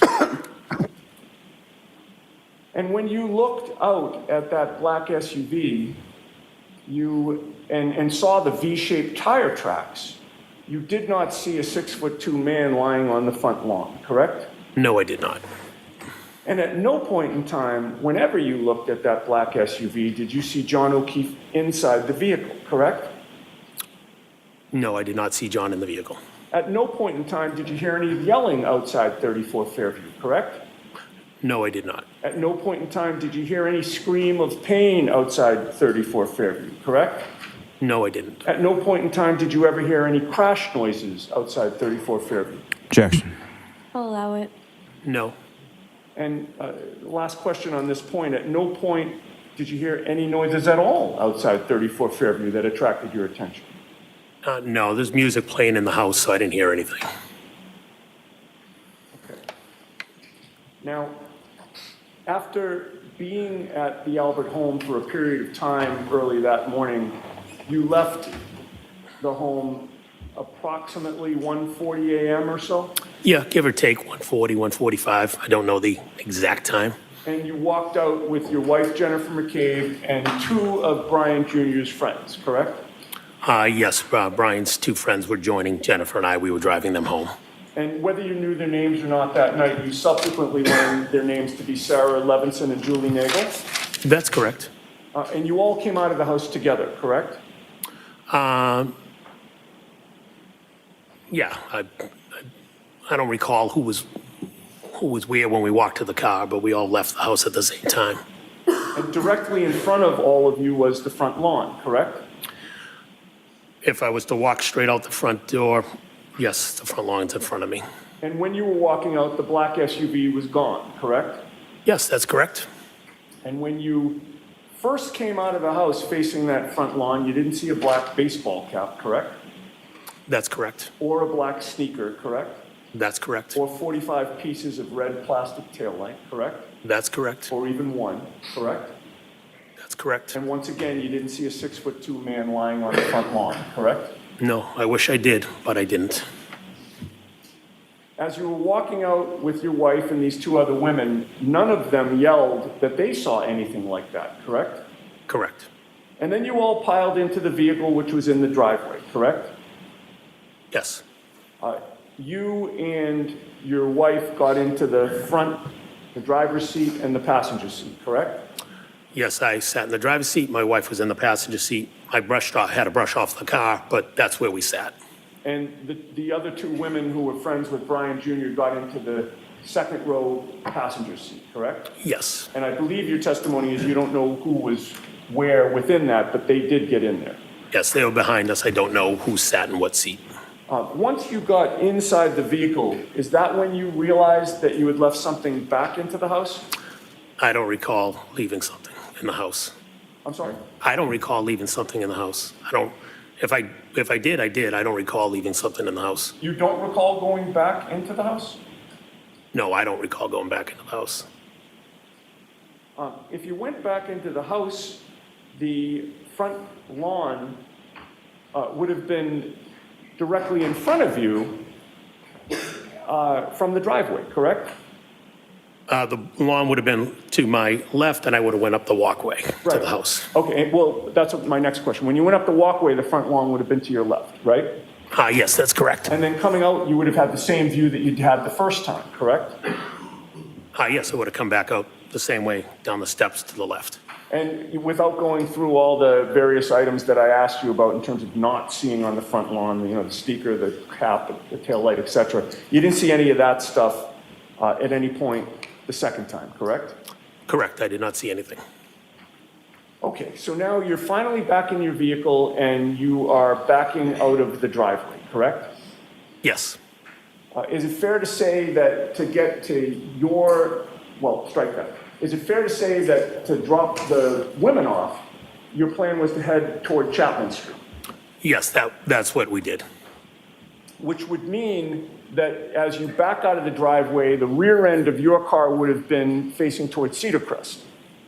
Correct. And then you would straighten out, and now you've got a straight shot up toward Chapman Street, correct? Yes, And it would also mean that you drove the length of the Alberts property, correct? yes, While you did that, sir, Julie Nagel never said, "What was that?" did she? I did not hear Julie say that. She never said she had seen a black object, correct? I did not hear her say that. She never said that she saw a black blob, correct? I did not hear her say that. And she didn't say that the black blob that she supposedly saw was 5 or 6 feet in length, correct?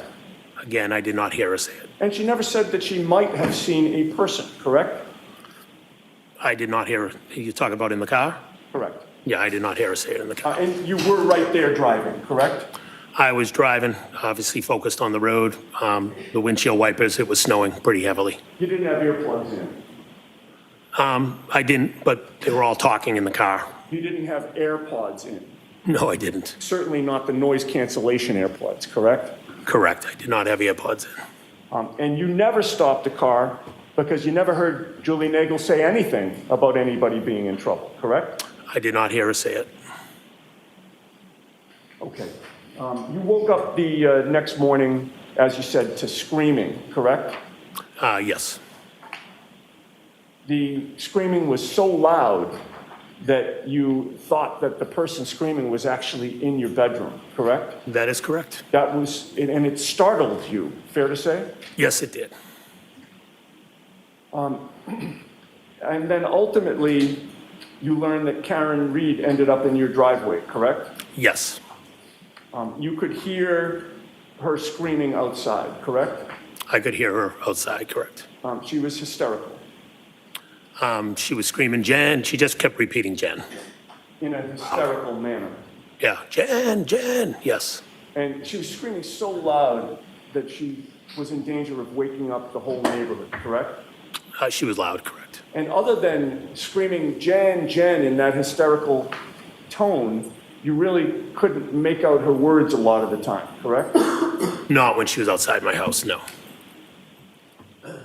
Skipping ahead to when you went back to Fairview that morning, it's fair to say that when you went, did you say that you went inside Fairview at maybe around 7 a.m.? Is that a good estimate?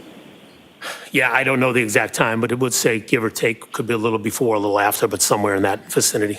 And I believe you testified that the only people inside that you saw there were your wife, Brian Albert, and Nicole Albert.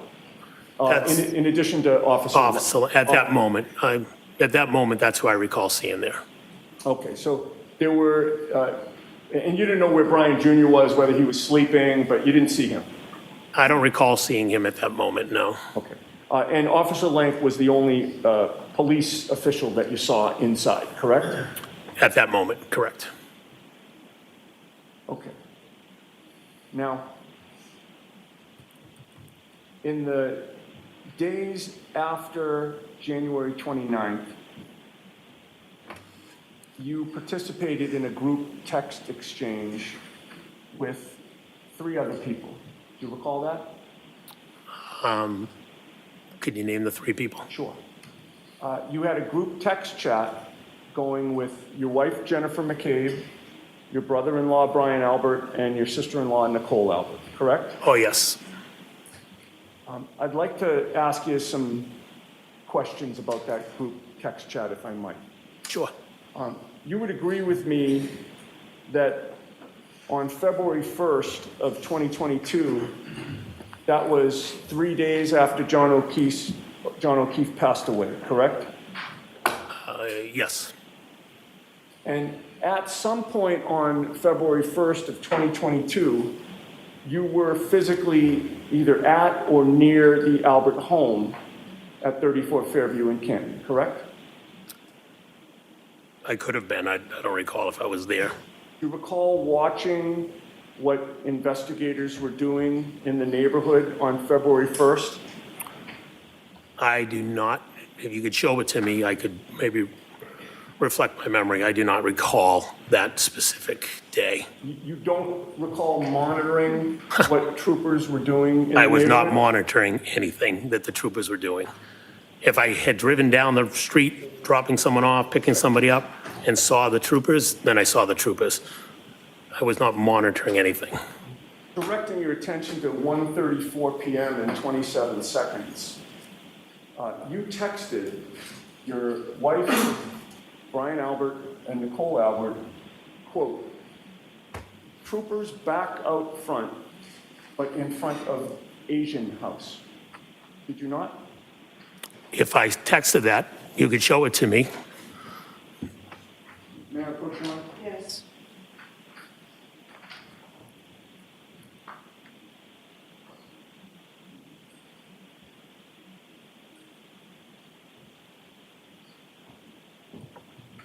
Oh, 2-150. No, show it to him, don't. I'm sorry. Attach it? Oh, you show it to. Show it to I'm Mr. sorry. Allen, and don't reference what it is, okay? You think this is my first try?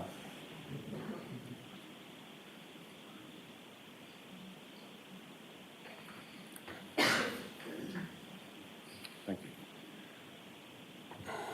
Thank you. I'm showing you a document, sir, and if you look up or look at it by yourself and look up at me when you're done. with you? I don't use glasses, but I can't see this.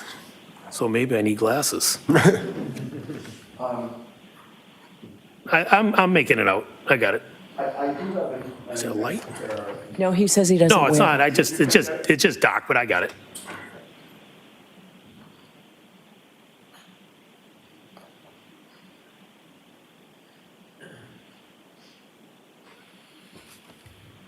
Go to the front.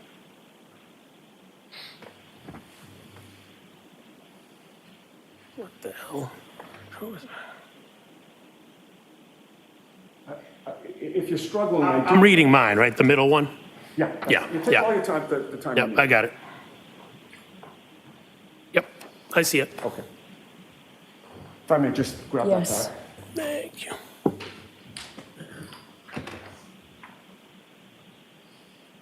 Having reviewed that document, is your memory refreshed?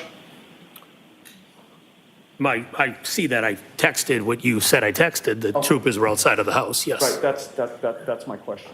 This is a page that contains the group text that you had with Jen McCabe, Brian Albert, and Nicole Albert, correct? Yes, And in terms of the question that I asked you, you now acknowledge that you testified troopers back out front, but in front of Asian house, correct?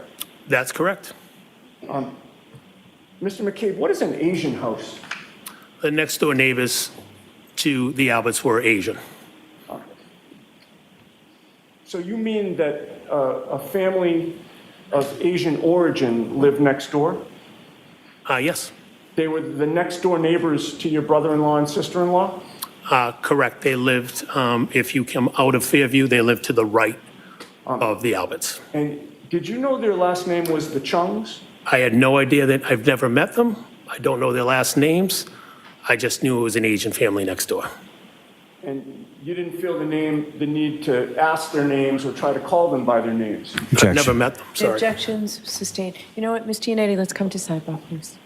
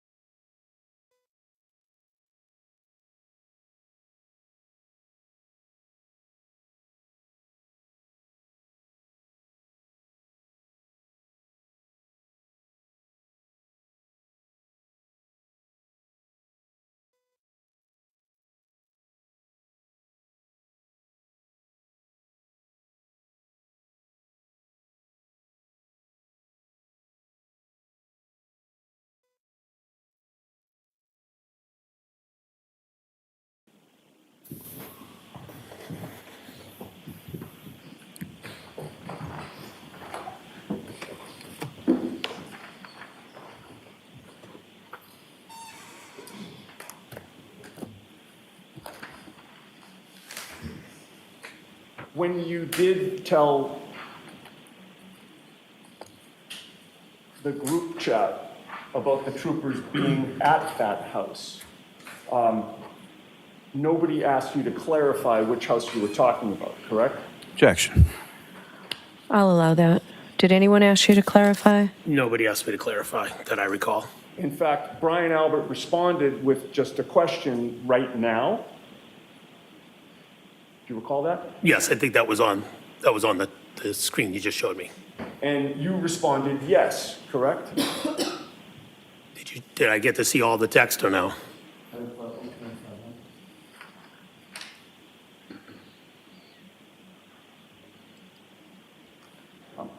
And with the court's permission, Yes. I'm going to give you the previous page in case you need it. Just give it to him. I'm sorry. Thank you.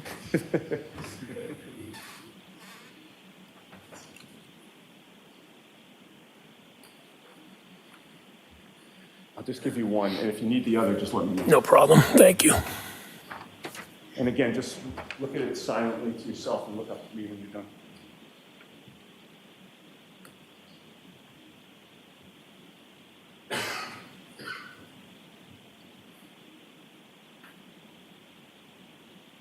So am I to assume where you said Brian Albert said right now? Yeah, would you like to see that? So would that be the last one and then this is the next one? What you, I'm just making sure. I understand, I appreciate that. You tell me. Okay. If with the court's permission. Sure. Thank you.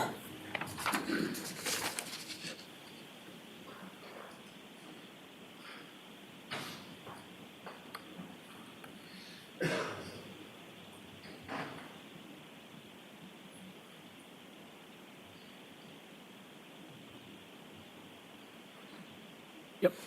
That's what I was just looking for. If I may collect the document.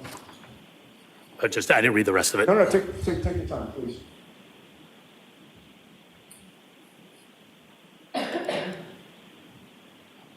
Okay.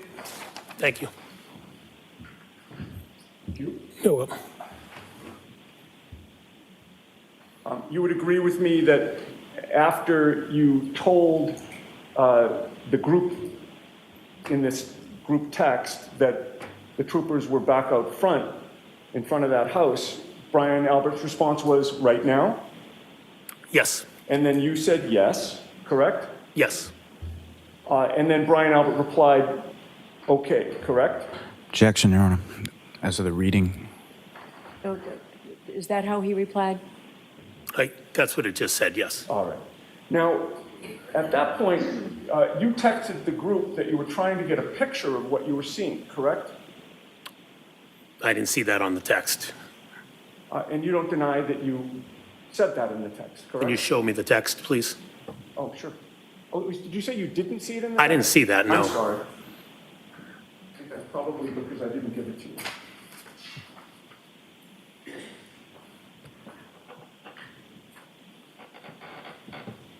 May I push? Yes.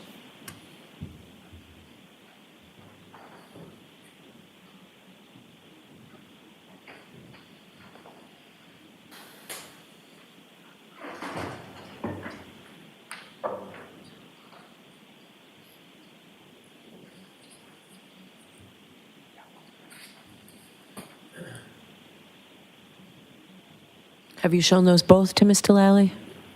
That's the next page after this one.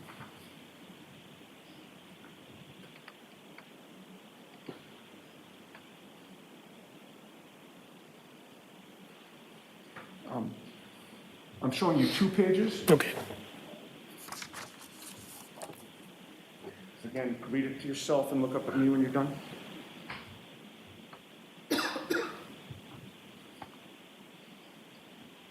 Do you have a phone with a flashlight on you? I don't have a phone on me. If you have a flashlight, I'll be able to see it. Do you mind? Oh, Just dark. Nancy. Madam Court Reporter, Mr. Clerk will... Oh, okay.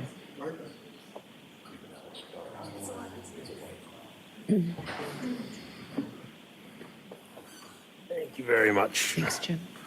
All right, much better.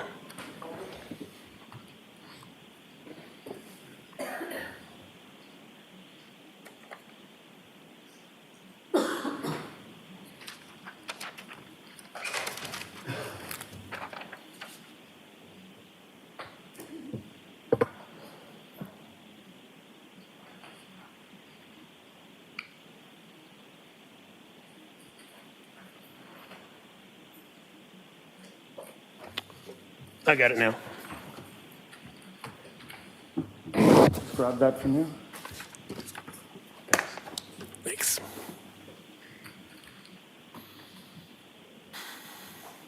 Having reviewed that, do you acknowledge that you texted the group that you were trying to get a picture of what you were seeing? Yes, I said I was going to try to take a photo.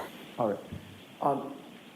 You would agree with me that you were watching what was going on, correct, on February 1st? No, I just happened to be driving through the neighborhood at that moment.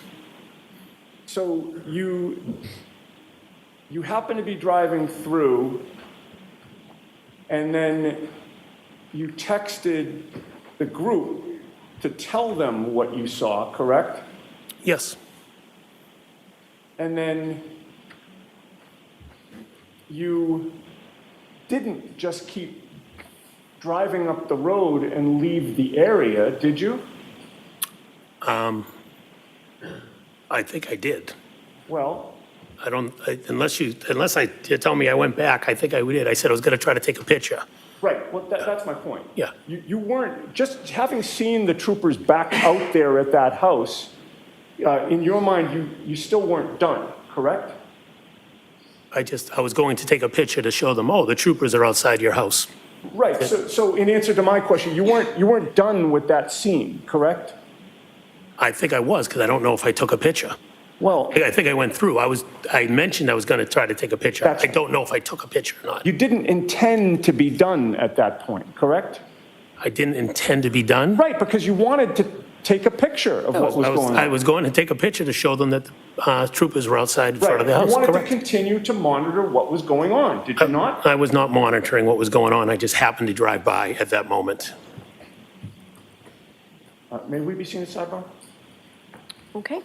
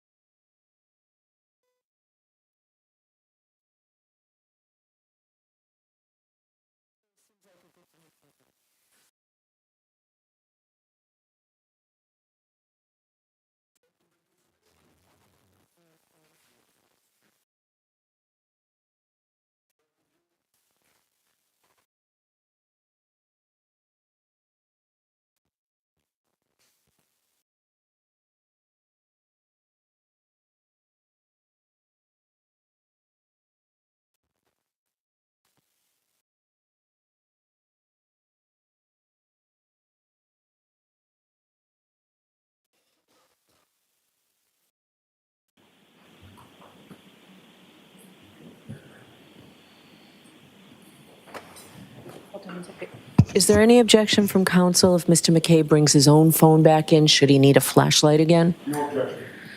So why don't you do that? Okay. Yeah. Thank you.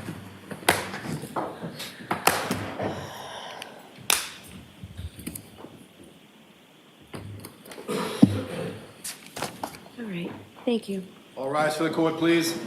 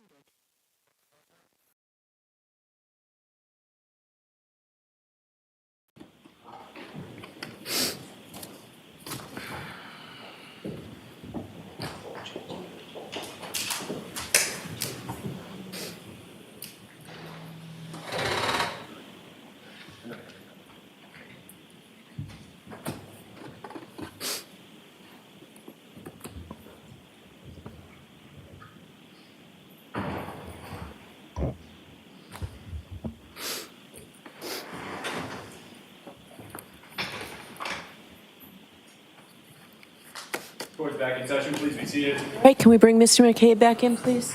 Witness, please.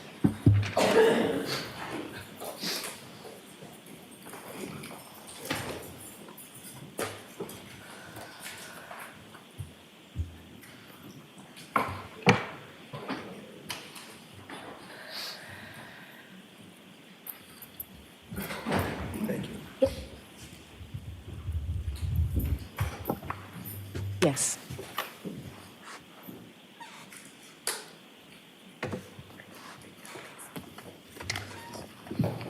All right, Ms. Giannetti. Thank you, Ron.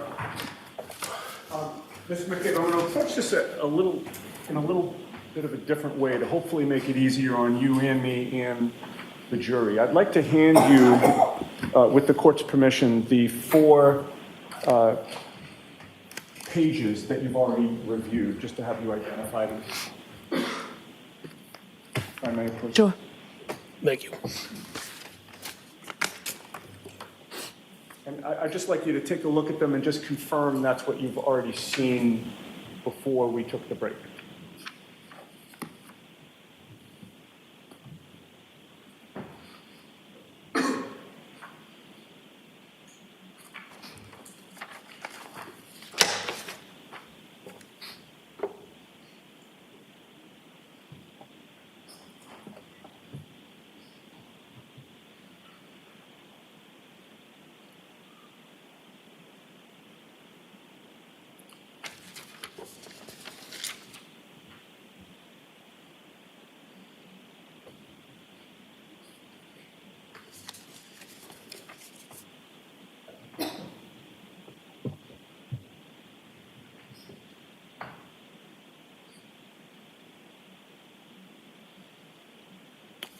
Yes, these are the ones you showed me earlier. Thank you, sir. May I approach? Yes. Having reviewed those, sir, does this appear to be an accurate transcription of the sequence and the content of the group text chat within that time frame? Yes. I would offer that, Your Honor. All right, the only concern I have is I don't want to give the jury something they need a flashlight to read. Well, my next... So can I see it? Of course. Why don't I see counsel, please?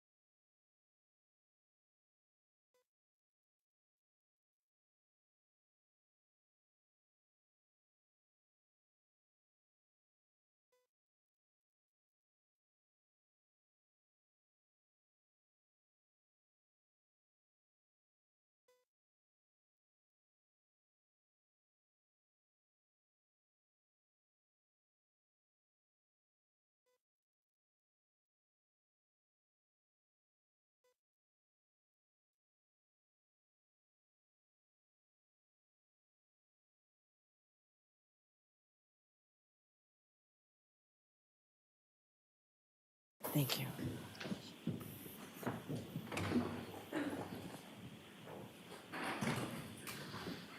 Okay, Mr. Bates, if you would display the first page, 2150.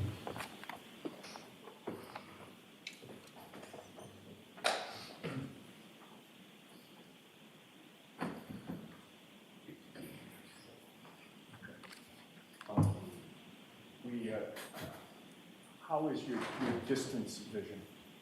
Are you able to read what's on the screen? I don't know why it's on blue. Can I have them in front of me Can while I you're have that? Thank displaying you. them? Yes. Please. Thank you very much. And feel free to use the flashlight there. Yes, thank you. Oh, yeah, that's much better. Much better. Okay, Yes. now we can all see it. With regard to your initial text exchange that we talked about, can you confirm what you texted at 1:34 and 27 seconds in the afternoon of February 1st of 2022? Yes. Do you want me to? Yeah. Oh, troopers back out front, but in front of Agent House. Looks like more has been dug up there for at least,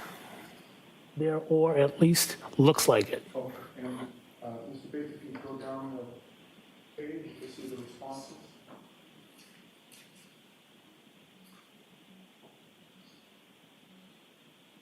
Okay, and who was it that responded to your notification that the troopers were back out front? That would be Brian Albert. Brian Albert Sr. Yep, senior. And his response was? Right now. And that was at 1:34 p.m. and 45 seconds? Yes, it was. And you took that to be a question, correct? Yeah, asking right now, yes. And we can move to the next one. Yes, 2151, please. Would that block me, sir?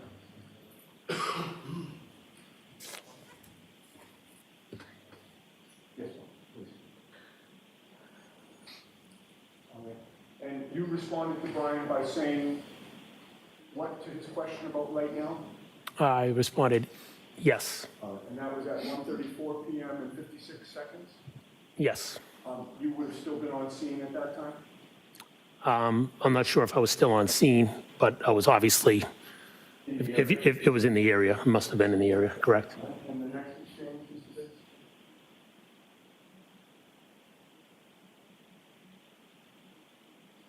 And who responded to you? Brian Albert again, And his response was? okay. Do you have a memory as to whether or not Brian Albert was on scene at that time or if he was somewhere else? I don't have a memory of where Brian was at that time. Given the fact that you're saying troopers are out front and he's asking right now, I'd assume he's not, I'd assume he's somewhere else, yeah.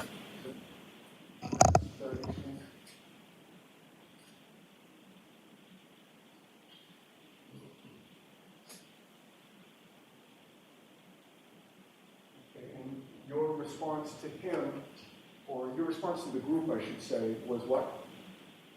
I had to pick up a car, so I drove through. All right, so this is a little further than we talked about. Oh, I know, we're getting to the next one.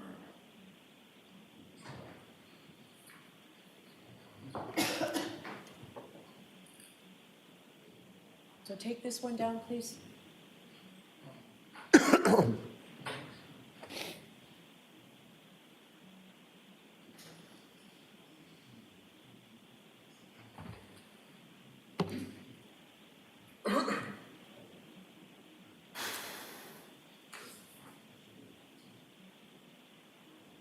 I mean, just have a moment here, I'm sorry.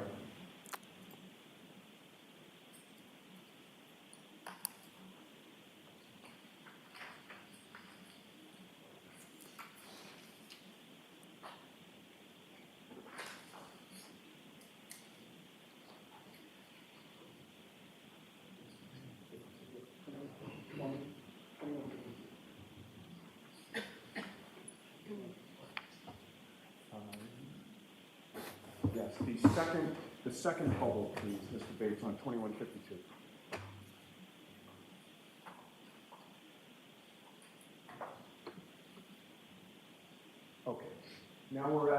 1:35 PM and 16 seconds, Mr. McCabe? Yes, that's correct. And your text to the group of you, your wife, Brian and Nicole Albert is what?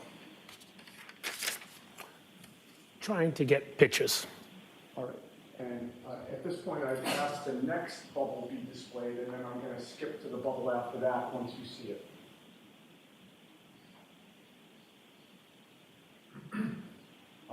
The next bubble comes from Brian Albert. Yes, Brian Albert. All right. And that's at 1:35 and 30 Mr. Yannetti, let him, I'm sorry. the screen speaks for itself. If What- it what- doesn't, then the witness can. Of course. What time is that at? 1:35, 32. All right. And his response, does that appear to be a typo? PK, I'm assuming. All right. The next bubble after that would be 21:53, please. That's all.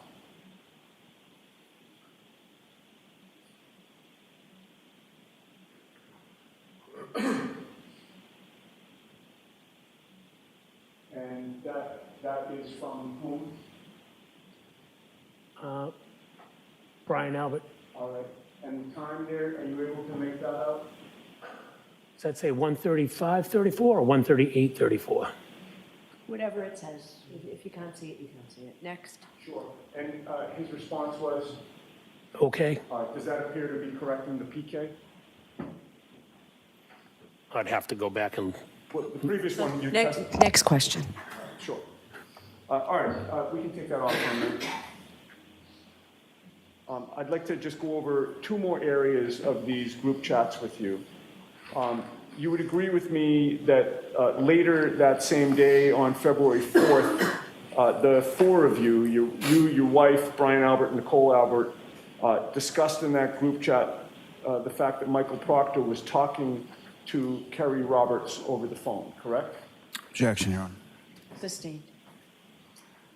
At 3:01 and 48 seconds, you commented on the interview of Michael Proctor with Kerry Roberts, did you not? Objection. Sustained. May we be seen? Okay. Jurors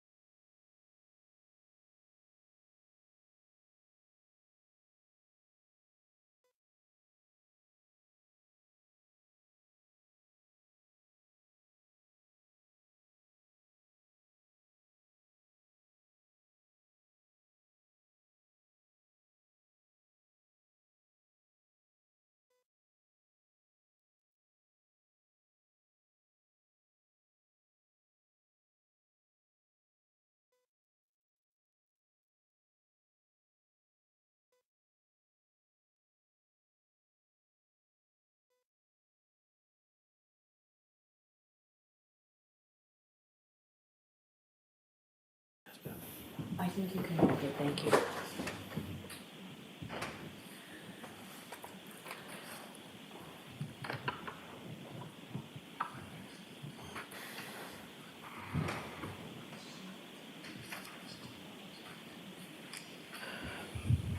So I'd like you to not leave the witness in the dark if there's something that he can have.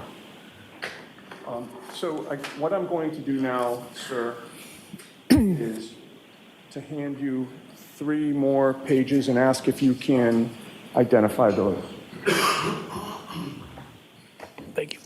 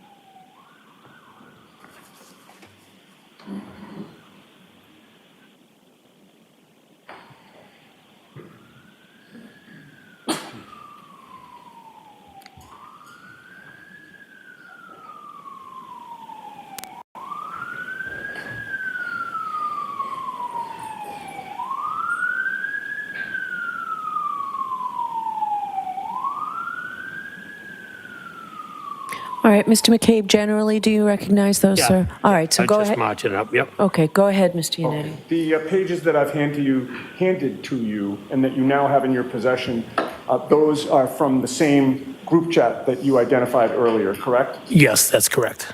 And it appears to have the same sequence and content of the group chat as well? Yes. I would offer that, Your Honor.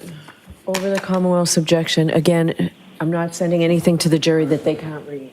So let's mark this for identification.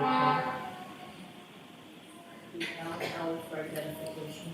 And the substance of those, each individual one will be question by question. Understood.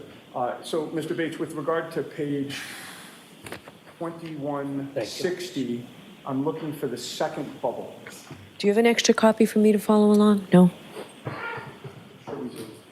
Or Jim, was it, Mr. Yannetti, was this in the, what was marked for, you're using that? All right. I believe we have extra copies here. Thank you. All right. And if it's a question by question objection, just, May that be displayed, Your Honor? may what be displayed? Well, I just offered that as an exhibit, and I'm asking... And I did not take it in. I said the content on a question by question, so it's each bubble. All right. You saw that at 3:01 p.m. and 48 seconds on February 1st that you texted, quote, very weird that she's been barely interviewed. The whole dead comment was just told. I was supposed to have them talk last night and forgot to tell Proctor to call her. Do you recall that? I recall it, correct. All right. And those were your words, correct? Yes, they are. And may that be displayed, please? No, it's in. We may display it later, but I'd like to move this testimony along, so that's in evidence. And then in that discussion, at 3:03 p.m. and 15 seconds, it was Brian Albert who texted, quote, hope they don't think she's making it up after the fact for some reason, end quote, correct? Objection. I'll allow that. Can you read the timestamp again? It's the Yes, second It's on page. page 02161. Oh, I found it. Yeah, Yes. it's in the middle. I got that timestamp correct, correct? 303:15. Correct. And I read that accurately. Hope they don't think she's making it up after the fact. Yes, that's correct. And then less than a minute later at 3:05 and 32 seconds, you replied, yes, she was hardly interviewed, and I think just answered what was asked. Oh, I'm sorry, strike that whole question. I skipped his next response, which was at 3:05 and 2 seconds, where he said, but if they barely interviewed her, that's on them, correct? That's from, from Brian. Yes, that's correct. Okay. Now, with regard to that exchange, you would agree with me that you were talking about Kerry Roberts being interviewed by Michael Proctor, correct? I don't want to make an assumption. Do you have the text previous to this that shows that we're referencing Kerry? I do, and I'll show you that only to refresh your memory. I won't be- Yeah, I don't want to assume something. I understand. I'm going to show you one page and ask you to look at it silently to yourself. Okay. And I've opened the packet to the page. Okay. You can just look up at me when you're done.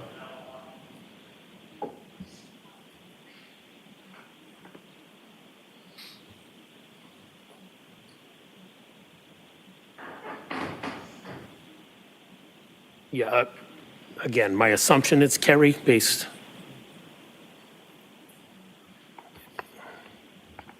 Can I go back another page? Feel free.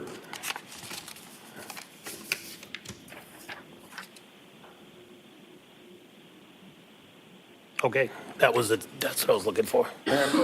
Yes. Did those previous pages refresh your memory about the context of your group chat conversation? Yes, it did. And certainly it was talking about Kerry Roberts being interviewed, correct? Yes, it was. And you were passing along information about that interview to Brian Albert, were you not? Yes, I was letting him know that Kerry was being interviewed. And you were telling him things that she was saying, correct?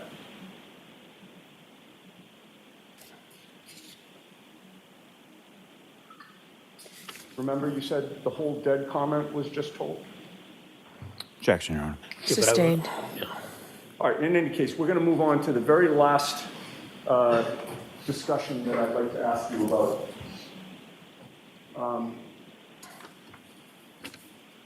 Earlier that day, February 1st of 2022, at 12:50 p.m. and 37 seconds, Brian Albert texted the group, which would have again been his wife Nicole, your wife Jennifer, and you. And that text was, Objection, Your Honor. Okay, so I can't, which bubble on which page? 02148. Right, on which page? That's the page, 02148. Okay, so I don't have And it. the bubble is the second of the three bubbles. So I don't have it. I don't have it. I don't know what the objection's pertaining to. Jurors, I apologize that this is taking so long.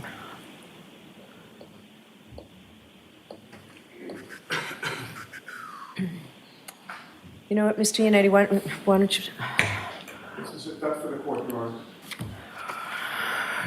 And for the... so you're objecting to it, so I'm not going to let you say what it is. You can show it to the witness. Yes, will do. Which one is this?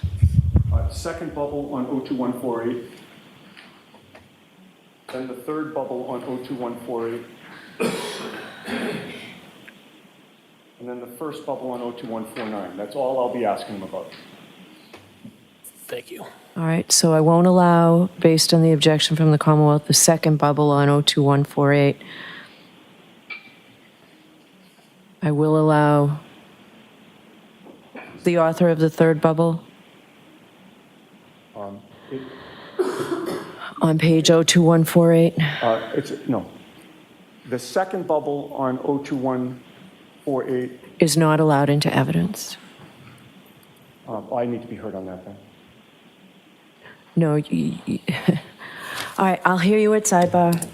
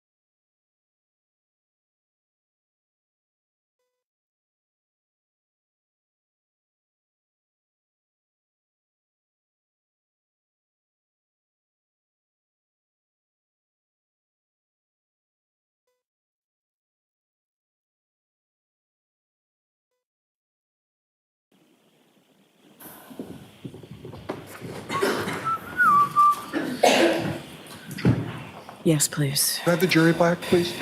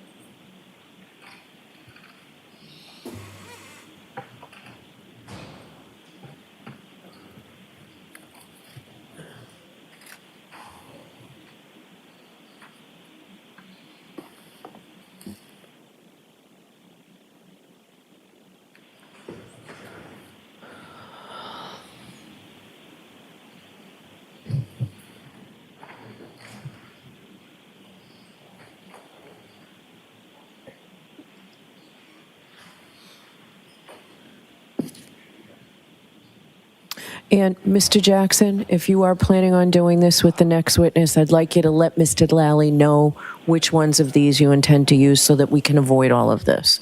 And if you have a copy from me, that would be helpful for objections.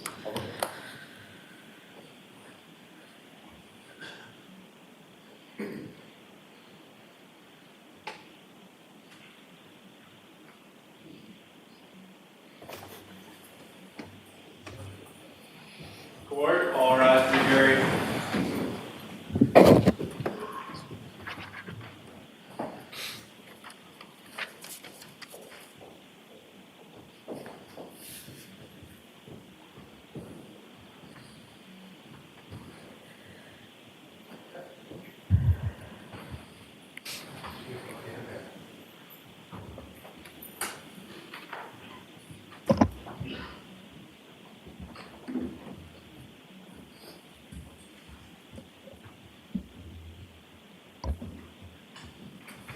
Court is back in session. Please be seated. Stianetti. Thank you, Your Honor. Mr. McCabe, when we broke, I was just about to ask you about the last exchange here. You will agree with me that on February 1st of 2022 at 12:51 and 49 seconds, you texted the group chat to say, ask Chris to ask some questions, correct? Yep, I'm reading it right now. Yes, that's correct. And who was the Chris you were referring to? That would be Chris Albert. Brian's brother, correct? That is correct. And then you texted your wife, Brian Albert, and Nicole Albert, quote, tell them the guy never went in the house, correct? Yeah, that's part of the same text. Yes. Mr. McCabe, who was the guy that you were referring to? Does he have a name? That would be John O'Keefe. When you told the group to tell them the guy never went in the house, that was you talking about how you should all get your stories straight, correct? No. You would agree with me that your stories are all straight in terms of the guy never went in the house, correct? Objection. Can you answer that? John never went in the house. It's not a story, it's a fact. Well, when you said, tell them the guy never went in the house, Brian Albert was on that exchange still, was he not? He was still part of the group text? Yes, Brian is on the exchange. And Brian Albert was the one to respond, wasn't he? Let me switch pages here. 51. He responded, did he not? Yes, he did. And then at that point, you knew Brian Albert was the oldest brother of the Albert family, correct? Yes, that's correct. The oldest sibling in that family, correct? Yes, that's correct. And in his response to your instructions that his younger brother, Chris, should say that John O'Keefe never went in the house, or the guy never went in the house, you would agree with me that he responded with one word, correct? Yes, he did. And in response to you saying the guy never went in the house, Brian Albert's response was, exactly, correct? Yes, that's his response. We're done here. All right. Commonwealth, any redirect? Just briefly, Your Honor.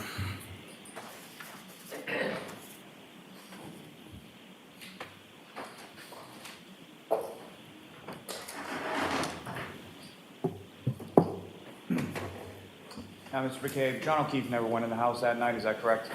That's correct. And from this text communication, as far as Chris Albert was concerned, was Chris Albert ever at the house on that night? No, he was not. And this is something that you, obviously, this death of John O'Keefe occurring, how it did, where it did, and why it did, that was something that you discussed. Can you keep your voice up? Yes, I'm sorry. This tragic occurrence as far as what happened to John O'Keefe, his death, where, why, how, that was something that you discussed within your family, is that right? Yes, that's correct. And why? I didn't hear that Why one. was it a discussion in your family? You're talking about the immediately after? No one knew what happened. John never showed it, never came in the house, so we had no idea what happened to John. And John was someone you were a friend to, correct? Yes, that's correct. Now, did you ever tell anybody what to say at any point in time to the state police, to any investigator whatsoever? No, Did anyone in your family or in your presence ever tell anyone that in front of you? no. Now, you asked some questions about when you were looking out and you saw the SUV, correct? Yes, And your focus, as you indicated in your testimony, was on the SUV, correct? yes, that's correct. Now, during the time that you were looking out, did you ever see a pickup truck outside? I knew the pickup truck was out there, but again, I didn't look at the pickup. I kind of saw it, but was focusing on the SUV. And I saw a vehicle out there, let's say that. my question is more so, as far as the tire marks that you were talking about in the road, was that before or after the pickup truck was in? It was after. Now, you were asked some questions about directionality and things of that nature as far as coming down Chapman or Cedar Crest, correct? Yes, that's correct.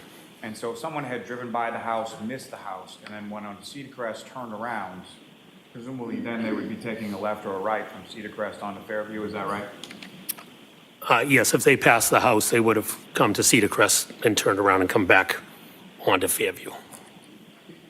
And you were asked some questions about whether or not you saw Mr. O'Keefe from your vantage point in the SUV, is that correct?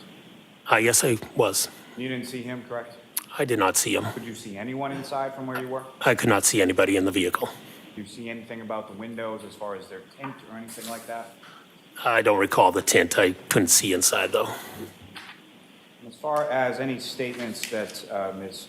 Nagel made on the way home, is it your testimony that you, Ms. Nagel didn't say those statements or that you didn't hear those statements?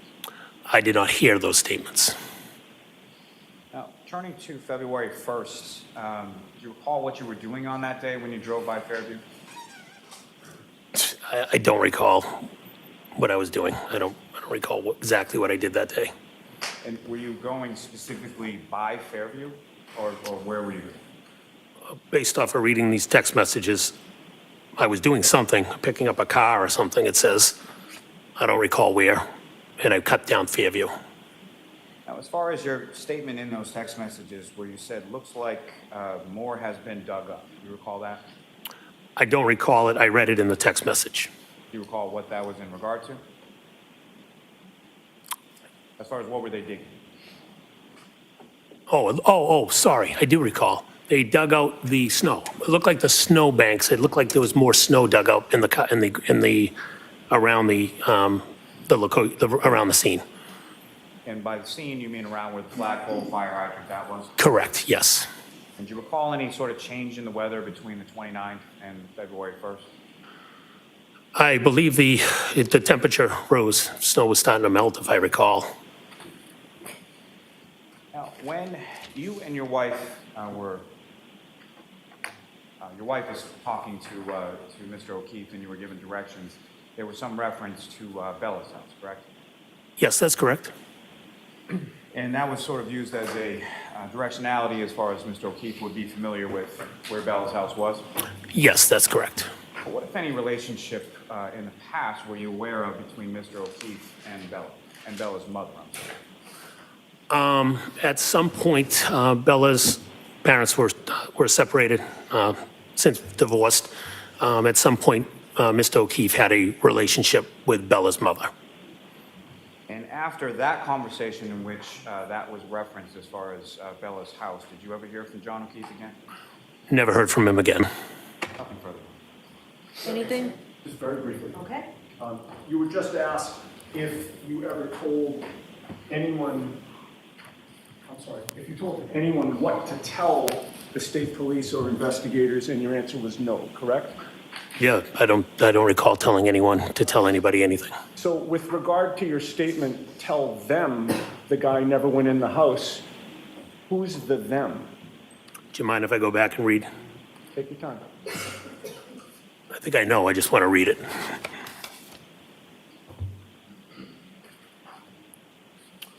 The them was Channel 4 went into D&E. You done with your answer? Yeah, you just asked me who them was. And the answer is, you were instructing people on the group chat to tell Channel 4 that the guy never went in the house, correct? Yes, this was on February February 1st. 1st. As I said, none of us in the house had any idea what happened to John O'Keefe, so we instructed I was saying, we don't know what happened, he never came in the house. All right, so, That's what was my statement was. sir, I didn't ask you for any of that just now, did I? You just asked me No. why I said I that. asked you who the them was. Objection, Did I Your not? Honor. You didn't. You look like you asked me to elaborate. Okay. So your answer to my question is, the them was you were saying that Channel 4 should be told that the guy never went in the house. Yes or no? Channel 4 was who I was referencing. Yes. No further question. All right, you are all set, Mr. McCabe. I will take those documents. Thank you very much. Walk out. Yes.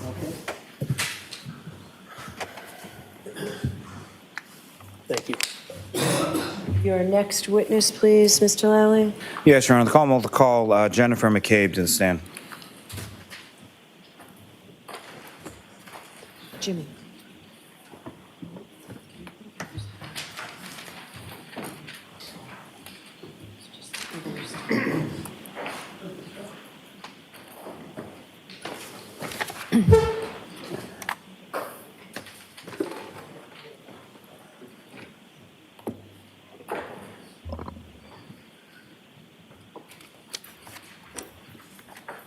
Please watch your step. Except for do you solemnly swear the evidence given to the court and jury in the case now and hearing the truth, the whole truth, and nothing but the truth, so help you God? I do. Thank you. You may take this one.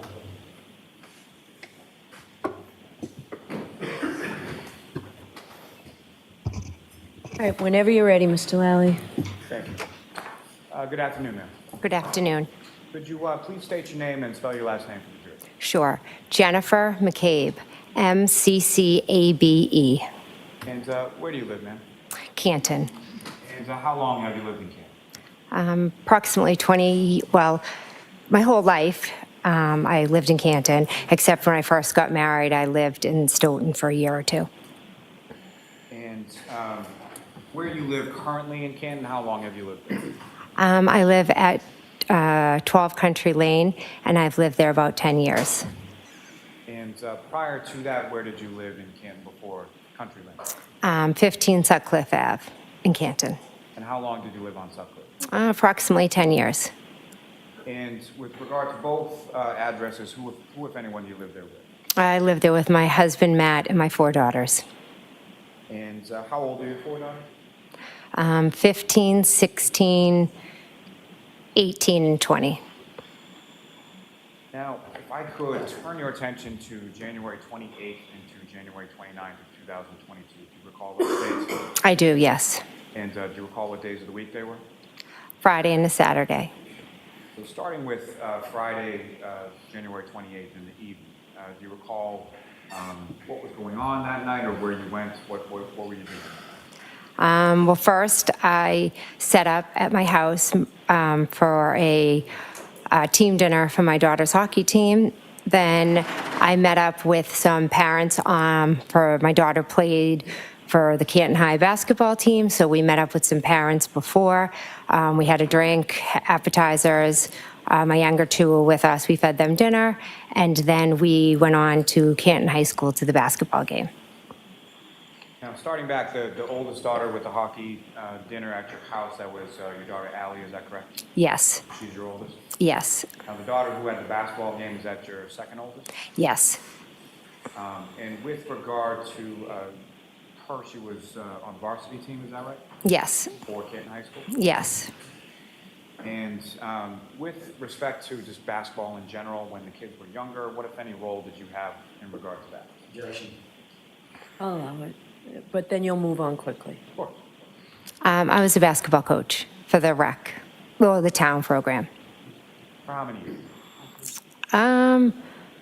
I believe with Emily, I started approximately when she was in 5th grade, and then I was also a coach for my daughter Olivia, I think starting when she was in 6th grade, and with my youngest, I think I coached from 1st grade on, up until 8th grade. Now, as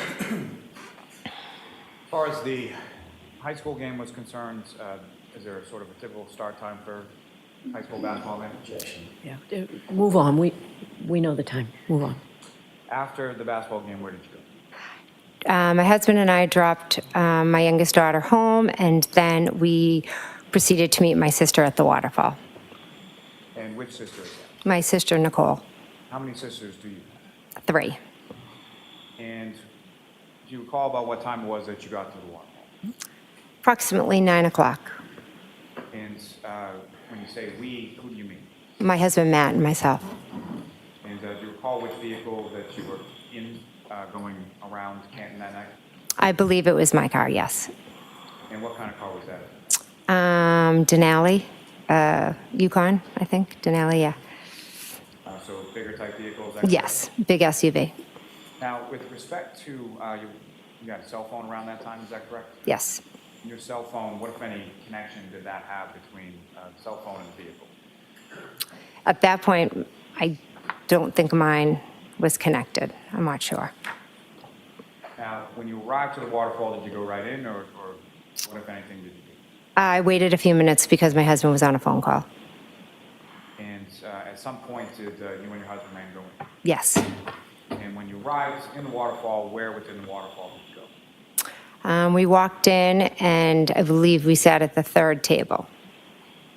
And at the time that you arrived, who, if anyone, was there that you were familiar with at that table? Chris and Julie Albert, Nicole Albert, Caitlin Albert, Tristan Morris. And at some point shortly after that, or at some point after that, who, if anyone else, came in and joined the group that you were with? Nick Kolikitis did, and then his wife did a little bit after. And then Brian Albert and Brian Higgins arrived. And then Karen and John arrived. And prior to Karen and John arriving, who, if anyone, from the group had left? I believe Tristan left, maybe to go sleep because he had to plow, I think. Now, with reference to Karen and John, you're talking about John O'Keefe and Karen Reed, correct? Yes. And how long had you known John O'Keefe? Approximately 10 years. And how was it that you first came to know John O'Keefe? John's sister and her husband lived in the neighborhood, and my daughter became friends with John's niece when they were in kindergarten. And during that kindergarten year, John's sister and then brother-in-law passed away, and John moved in and took care of the kids. And just for clarity purposes, this would have been when you were living at the home on Sutcliffe? Yes. And then after John moved in with his niece and nephew, what, if any, role or what, if any, relationship did you have with either John or his niece specifically? So my daughter was very good friends with his niece. And so, she would be over all the time. And JJ would come over with Patrick and pick her up. And he would come in and talk to us and hang out. And how would you describe your relationship with John O'Keefe? He was my friend. I love John. He was an amazing guy. Now, with reference to Karen Reed, and just for clarity purposes, do you see Karen Reed in the courtroom today? Yes, I do. Did you identify just as to where she's seated or an article? She's seated between her attorneys. John just has to record reflect identification Yes. by the witness. Now, with respect to the defendant, Ms. Reed, when was it that you met her? John had reached out to me saying that he was dating a new girl and that she had MS and I also have MS. So he said he would like for me to meet her. And how long have you had MS? I believe it will be 10 years this October. And do you recall specifically when around that was, what year, what month, anything like that? That I met Miss Reed? Yes. Yes, they came over in July of 2020. And came over to your house, is that correct? Yes, they came over to the house, they brought the kids, swam. I have a pool. Now, over the course of, you were familiar, obviously, that Ms. Reed was dating Mr. O'Keefe, correct? Over the course of time. Yes. Sorry. Over the course of time from July of 2020, when you met her, to January of 2022, how often would you see Ms. Reed? It would vary. You know, there were times that we would bump into them, or depending on their sports, or, for my daughter's birthday party, when it was time to pick up, they'd come over and hang out, or Halloween. It just varied. We have 4 kids, so we're always kind of in all different directions. Sometimes it depends on what sport month it is and what team we're with. And how would you describe your relationship with Ms. Reed? I enjoyed Miss Reed. I really liked her. I thought we connected from the beginning. She was very easy to talk to. She had MS, I had MS, and there's not a lot of people our age that I personally know that have it. So it was nice to have someone who understood like what I was going through. So we had that in common. Now, with respect,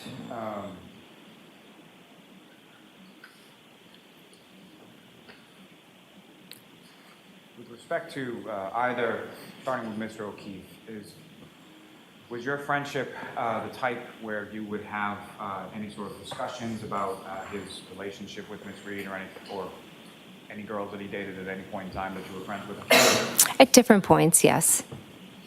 And what, if anything, specific do you recall him telling you about his relationship with Ms. Reed specifically? Objection. I'm going to allow that. I'd like to see counsel at sidebar for just a minute, please.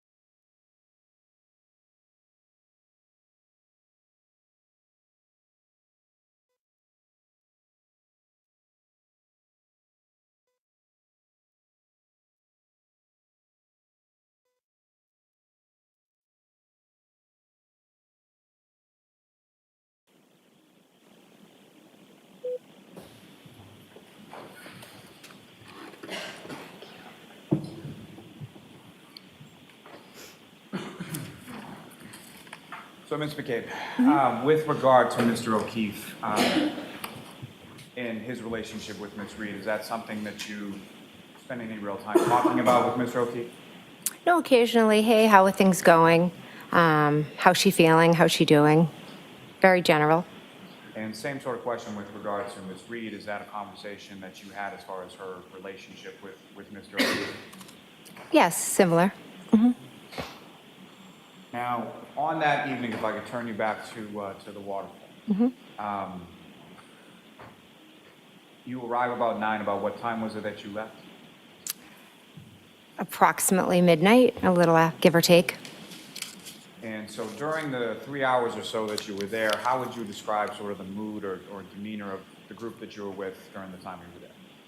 Fine, friendly, normal, typical night, just out having a drink, listening to music.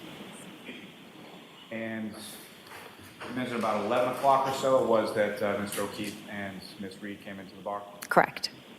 And when they came into the bar, where did they go in relation to where you were? They came right over and talked to the group that we were with. And when Mr. O'Keefe and the defendant came over, what, if anything, did you observe the defendant do or have with her when she came? Oh, she had brought a glass with her and kind of took it out of her coat and just kind of chuckled about it. What, if anything, did you observe about the glass?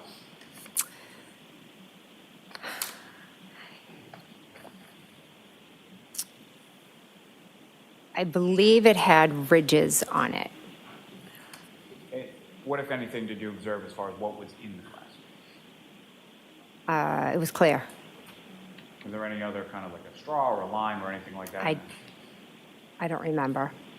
As far as you knew, at some point did you become aware of where Mr. O'Keefe and Ms. Reed had been prior to coming over to the waterfall? Yes. And where were they? C.F. McCarthy's, Where is that in location to the waterfall? just right up the street. Now, over the course of the evening, you were at a bar. Fair to say you were drinking, is that right? Yes. Do you recall specifically what you were drinking? I think beer. And same question with regard to Mr. O'Keefe. Do you recall him drinking? And if so, what, if anything, was he drinking? I can't be certain. Possibly a beer, but I can't be certain. And with respect to Ms. Reed, same question as far as do you recall her drinking? And if so, what, if anything, do you recall her drinking? Again, I remember just a clear glass, a glass with a clear liquid in it. Any different glass beyond the one that you've already testified about or not? I don't remember, sorry.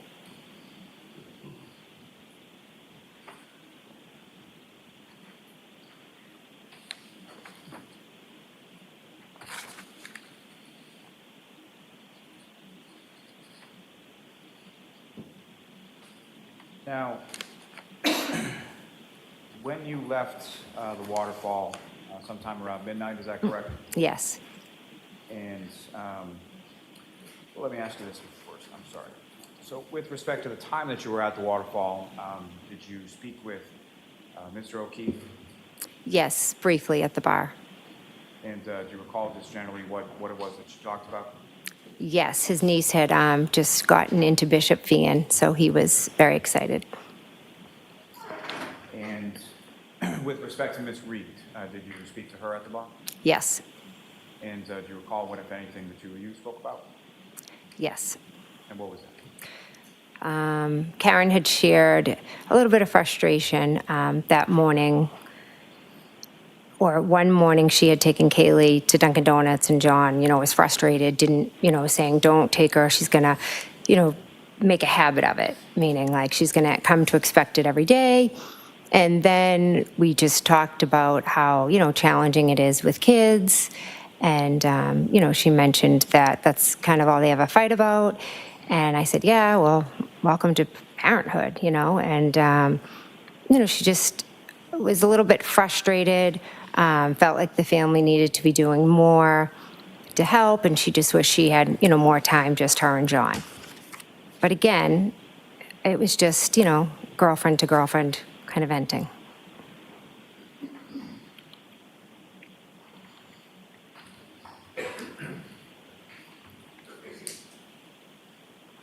Now, as far as Mr. O'Keefe was concerned, what, if any, observations did you make as to how he was dressed? Baseball hat, jeans. That's what I remember. Do you recall any sort of winter coat or heavier coat or anything like that? No.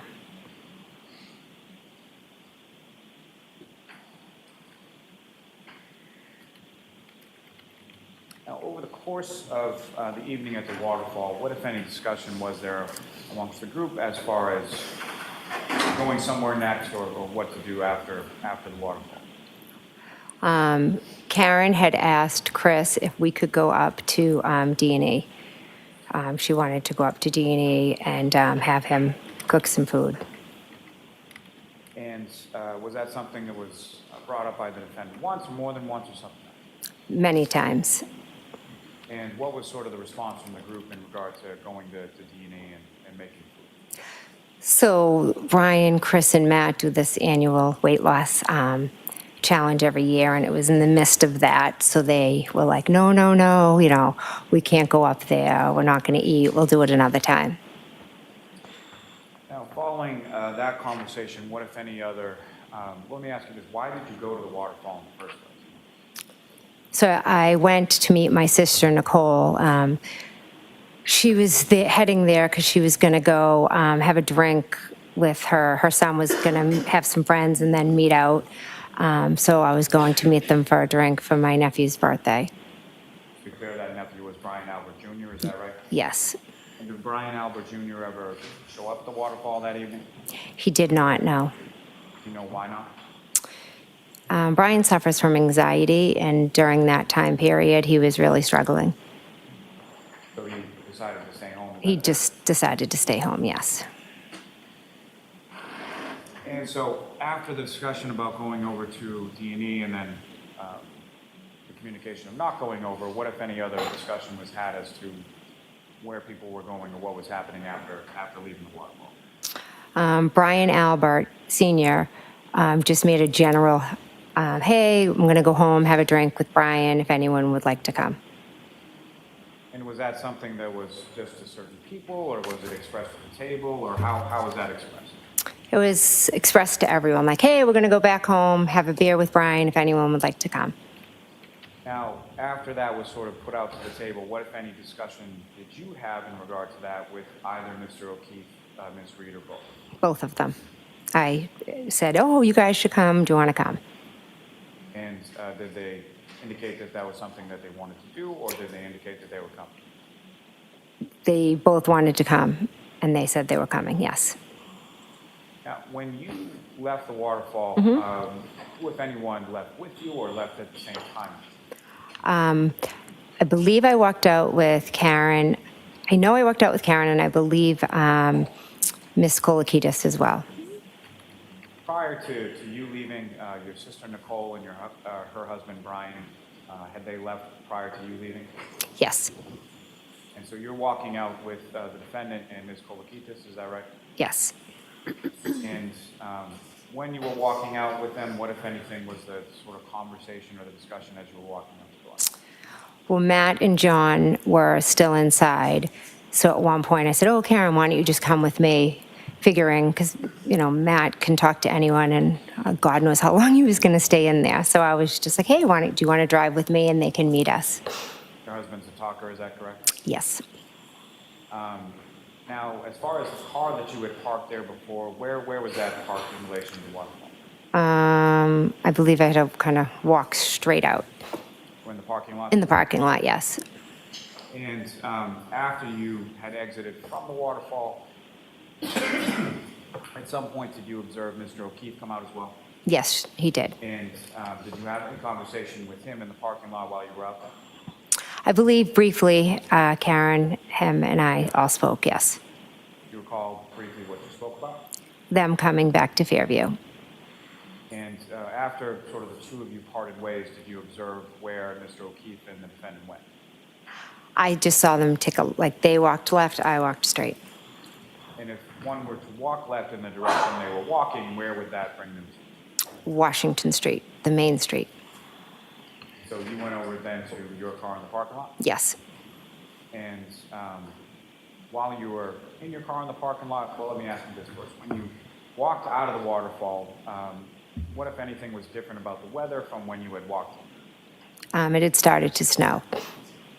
And as far as the snow was concerned, what was that initial point when you walked out of the waterfall? Was it accumulating or anything like that? Yes, I would say, it was starting to cover the cars, so you'd have to put your windshield wipers on to clear it. So you didn't have to get the scraper out or anything like that, just click on the windshield? Clip on the windshield wipers. I probably was lazy and just rolled the windows down to get it off the windows. And so you're in the car for some period of time waiting for your husband, correct? Yes. And about how long is it that you're waiting for your husband before he comes out? Actually, it wasn't long. I think I turned the car on, and then I saw him walking, and I pulled up. And while you're waiting for your husband, or shortly after he gets to the car, what, if what, if any, communication did you receive at that point? I received a text from John saying where to. And with respect to that, did you respond in kind via text, or how did you respond, if at all, to Mr. O'Keefe? I was driving, so I called him. And when you called him, if you know, was that something that was done through Bluetooth with regard to the car, or?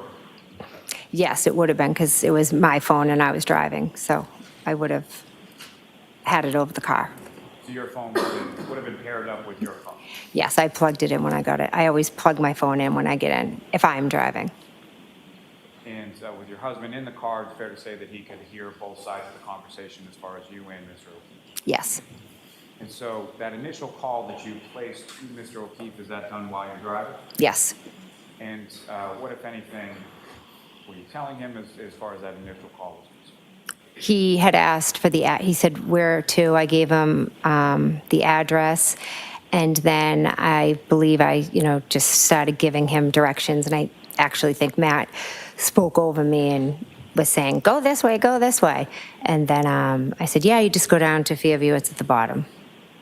And so, as far as the directions, do you recall anything specifically about what you told Mr. O'Keefe as far as where the directions were? Well, he actually called back a second time. And when he called back a second time, I instructed him that it was by a friend's house, one of his niece and my daughter's friend. And I said, oh, it's right, go past Bella's Street. It's at the bottom of the hill. And before we get to that, just as far as that initial phone call, essentially Fairview Road, you're familiar with? Yes, And it's where your sister lives with her family, correct? yes. And if I could just ask, with regard to your sister's husband, Brian, how long have you known him? Since I was in kindergarten, very long time. So they had dated for some period of time before they got married, and they've been married for some significant period of time. Yeah, she had a crush on him for years. Then they dated, I think, for 10 years, and before they got married. So yeah, they've been together most of my life. So you're familiar with Fairview in the sense that there's, on one end of it is Chapman and one end of it is Cedar Crest, correct? Correct. And just in that initial phone call that you had with Mr. O'Keefe, and you and your husband are giving directions, do you recall if you were indicating to him to go to Cedar Crest or to go to Chapman in order to get onto Fairview? Go to Chapman. And is that the way that you went as far as going from Washington Street downtown to Fairview? Yes. Now, how long a drive is that going from the waterfall to Fairview Road? Approximately 5+ minutes, depending on if you hit lights. Now, if you're indicating you're indicating to someone to come down Chapman, and you said it was, I'm sorry, your testimony is it's sort of towards the end from that direction? The end of Fairview, the bottom of Fairview. And that's to my point as far as the bottom. If any kind of incline or decline, or how does the road sort of situated as you come from the Chapman side down to where your sister lived at 34 Fairview? It's a hill.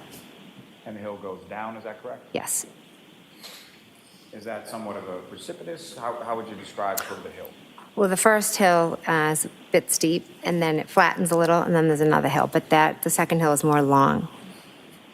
So there's actually two hills as you're going down, correct? Yes. Now, you mentioned the second call, Mr. O'Keefe then calls you. Yes. And about how much time elapsed between when you first talked to Mr. O'Keefe and the second? Approximately 4 or 5 minutes tops. During either call that you had with Mr. O'Keefe, could you hear anything? You had it on Bluetooth, correct? Yes. Could you tell whether or not he was connected to a Bluetooth? Could you hear anything in the background? I couldn't know. And as far as when you were speaking to Mr. O'Keefe, did he express an intent that he was going to the house at Fairview? Yes, he was driving there and he was trying to find it. And when he indicated that he was trying to find it, was he expressing that in singular or plural or something else? No, more general, like where is it? Type. did he make any reference during the time that you were talking to him to anyone he was with? No. And now, as far as this second call, you indicated, what did you use exactly as sort of a geographic locator? My daughter and his niece's very close friend lives on a side street off of Fairview. So I just said, go past Bella Street, and it's at the bottom. And Bella is someone that, through his niece, John O'Keefe would have known, correct? Correct. Now, at this time, what, if any, relationship were you aware of between Bella's mother and John O'Keefe? They had dated I'm going to allow it. They had dated briefly years before.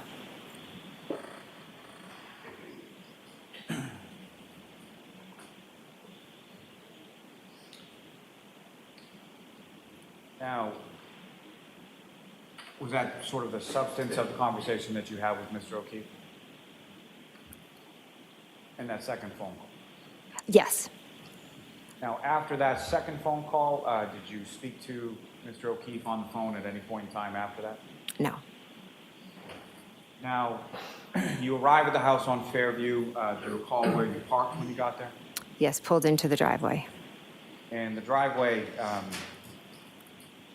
at the house at Fairview essentially has two garage doors, is that correct? Yes. Sort of widens out as you get to the top, closer to the house. Yes. Do you recall where in relation to the driveway was that you parked when you got there? I just remember pulling in, there was definitely a car in front of me. There possibly could have been a car to the left. You exit the vehicle, go into the house, correct? Correct. When you get to the house, who, if anyone, do you observe in? When I walk in, Caitlin Albert, Brian Albert, Julie Nagel, and Sarah Levinson are all sitting at the kitchen table. My sister Nicole was in the kitchen wiping the counters because she's always cleaning. And Brian Albert and Brian Higgins were in the, I guess you'd call it the TV room area, just standing and talking. And ma'am, I'm sorry, I'm just having a little trouble hearing you. So Oh, okay. that microphone, you can adjust that any way you want, so anywhere you want to put that. Okay. Thank you. Okay. And so when you come into the house, where were, you mentioned a table, where were people situated? In the kitchen. Now, with respect to what was going on at the house throughout the course of the evening that you were there? I sat at the table and I just spoke to Brian and Katie and the two girls most of the night. And just so we're clear, when you're talking about Brian, that's Brian Albert Jr. or Little Brian? Yeah, little Brian. Yeah, little Brian. Now, as far as at any point in time when you were at the house, you familiar with a gentleman named, someone named Colin Albert? I am, yes. And how do you know? He is my friend's son and my sister's nephew. Your friend Julie's son, correct? Yeah, so my friend Julie's son. And your oldest daughter, Allie, was Colin friends, or is Colin friends with your oldest daughter, Allie? Yes, they're born a week or two apart, and we've kind of just, they've done everything together. They're very good friends. Now, at any point in time that you were there on that early morning, did you see Colin Albert at all? No. And when you arrived at the house, obviously you're familiar with your daughter and the car that she drives around that time. Did you see your daughter there, Allie, at any point in time? No. Were you aware at any point in time in that early morning hour that you were there that your daughter had been there at any point in time prior? Sustained. Now, with reference to the home, at any point in time, did John O'Keefe ever come inside the house that night? No. During the time that you were there, let me ask more specifically, about how long a period of time was it that you were there, or about what time did you leave? I believe I left approximately around 1:30, 1:45, approximately.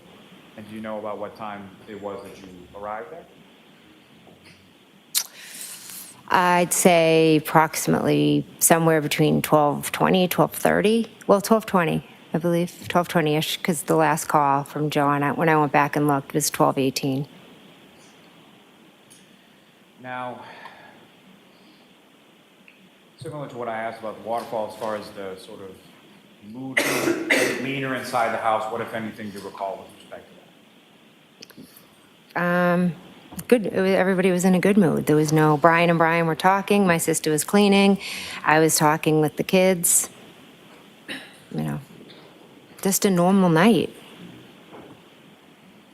Now, while you were in the kitchen dining room area for the time that you were there, did you see anybody or observe anybody from the group that you've just described go anywhere else in the house as far as away from that area? Julie Nagel went outside.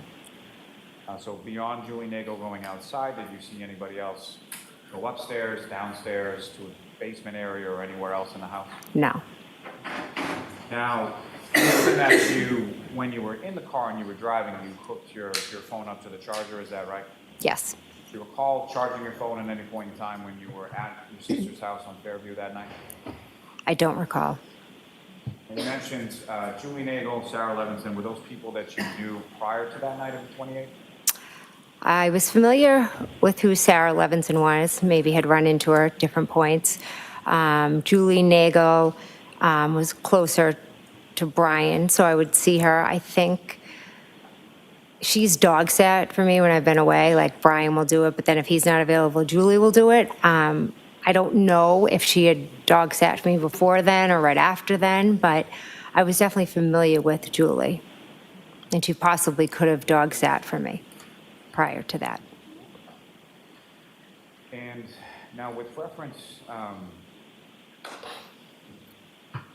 there was also someone there by the name of Brian Higgins, is that correct? Correct. And that is also someone who was there prior to you getting there, is that right? Yes. And what, if anything, did you know about Mr. Higgins, or did you know him prior to that night? I had met him a few times. He's Brian Albert's friend. So other than being your brother-in-law's friend and meeting him a couple times, you didn't really know him that well, fair to say? Good, yes. Now, you mentioned at some points that Julie went outside, correct? Yes. Nagel went outside? Yes. And do you know what she was going outside for? Yes, her brother had come to pick her up. And so she was going to go tell him, try to get him to come in. And what, if any, conversation did you have with Ms. Nagel or Ms. Levinson in regard to their going home prior to Ms. Nagel going out and talking to her brother? Objection. I'll sustain it in that form. What, if anything, had you said to Ms. Nagel prior to her going out prior to her going outside? Objection. Sustained. Now, if you know, about how long was Ms. Nagel outside? I believe it was just a few minutes. And at any point in time while Ms. Nagel was outside, what, if anything, did you? Excuse me? So when Ms. Nagel went outside, what were you? I was sitting at the table, and then my nephew had said another car was out there. And after your nephew said that, what, if anything, did you do that? I went to the front door. And front door of the home leads sort of, you walk in there, there's a foyer and a staircase in front of you. Yes. And as far as the front door was concerned, is there any sort of other door that's, is it just sort of the wooden front door, or is there another door in front of it? The door was open, so it was just a storm door. And the storm door is made out of glass, is that correct? Yes. So when you went over to the storm door and looked out, what, if anything, did you see? I saw a vehicle. And can you describe the vehicle that you saw? I saw a dark SUV. And as far as Ms. Nagel, did you make any observations of where she was when you looked outside? I kind of just looked at the vehicle, and then I saw lights kind of over to this side. But then once I saw the vehicle, I took out my phone and I texted John. And just so we're clear, as far as when you say this side, so you're standing at the storm door, Mm-hmm. you see the vehicle, and where is the vehicle in relation to you and where you're standing at the front door? It was straight ahead. Now, the headlights that you were saying is sort of off to the side. From Mm-hmm. your perspective, looking out at the street, is that to the left, to the right, or something else? left. And as far as this dark SUV that you saw, could you tell anything else about it as far as the make or model, or did you recognize it at all? No, Now, at this time on January 29th, 2022, were you familiar with any sort of vehicles that Mr. O'Keefe had? yes. And what kind of vehicles did he have? Gosh, I don't know the brand. It's, it was a small SUV type. Do you recall like what color it was? His might have been grayish. I'm not 100% sure. And any other vehicles that he may have had? Yes, he had this old-fashioned car that he loved, but Kaylee is so embarrassed of it. But yeah, he had that as well. Now, as far as Ms. Reed was concerned, were you familiar with what kind of vehicle she had at that time? Yes, And what kind of vehicle were you generally aware of her driving? she had a Lexus. And was that a sedan or an SUV, or what kind of vehicle was that? I think it was like a small SUV. Now, the vehicle that you saw outside of the residence of Fairview when you looked out the storm door, was that consistent with what you knew Ms. Reed to be driving at that time? Yes, Now, as far as that vehicle was concerned, at any point in time over the course of the evening, did you see anyone exit that vehicle or come out of that vehicle at all? no, Certainly never saw anybody exit that vehicle and walk over and come inside the house. Sustained. As far as that vehicle, when you first saw it, could you tell whether or not it was running or anything like that? it was running. Yes, I could. I could tell it was running. It had the tail lights. I could see the red. You could I'm see going the to red. ask you to keep your voice up, okay? Okay, sorry. Now, in addition to the taillights that you saw, could you see the headlights or anything like that? Yes, the headlights were on.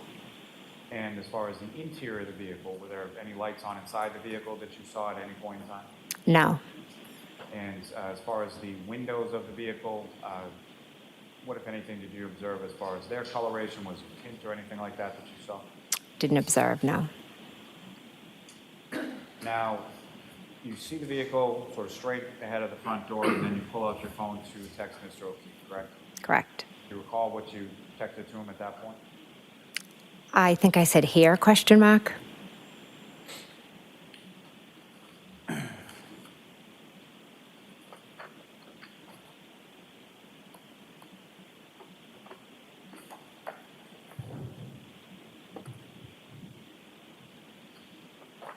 You think you said here, is that correct? Yes.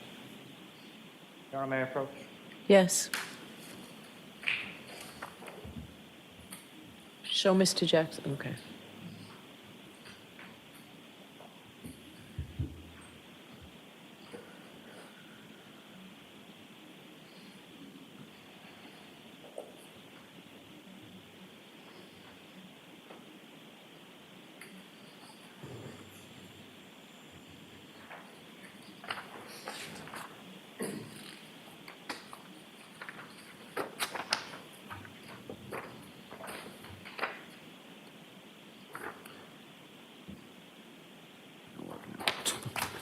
May I approach the witness, Your Honor? Yes. I'm showing you a three-page document, just asking you to look at that and look over. Okay.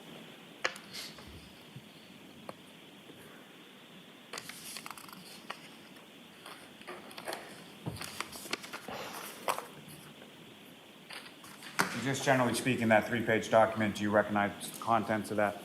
I do. Or what do you recognize it to be? It's my text messaging with John. So from sort of the early part of the 28th and around midnight through, the 29th, through the entirety of the 29th. Yes. May I approach again, Your Honor? Yes. Almost 60. Is there any objection, Mr. Jackson?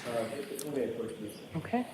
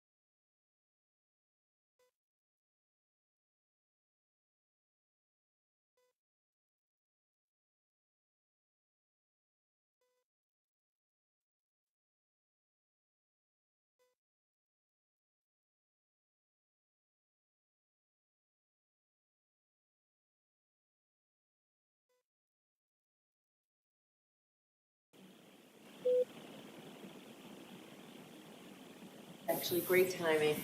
So we'll have you back here at 2 o'clock. And Ms. McCabe, I'll just ask you to let the jurors walk out first and then. Okay. Court, all rise.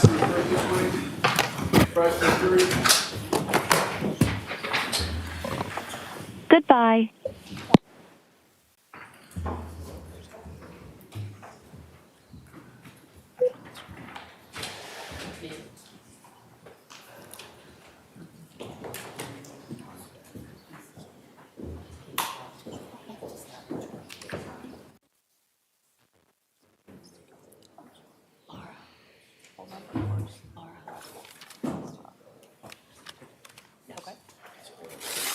Okay, so we're still in session?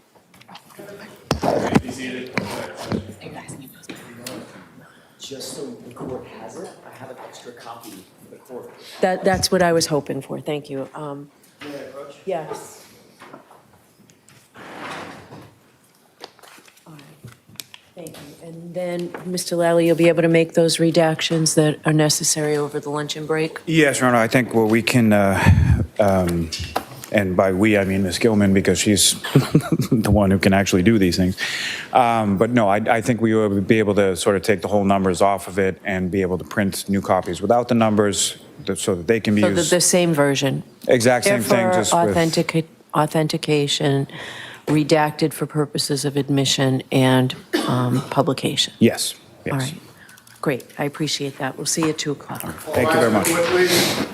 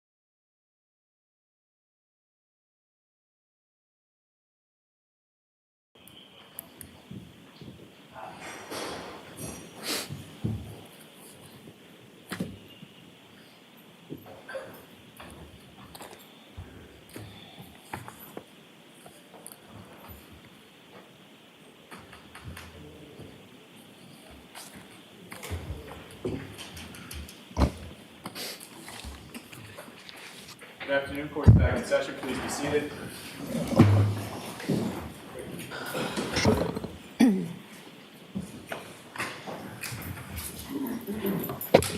Thank you.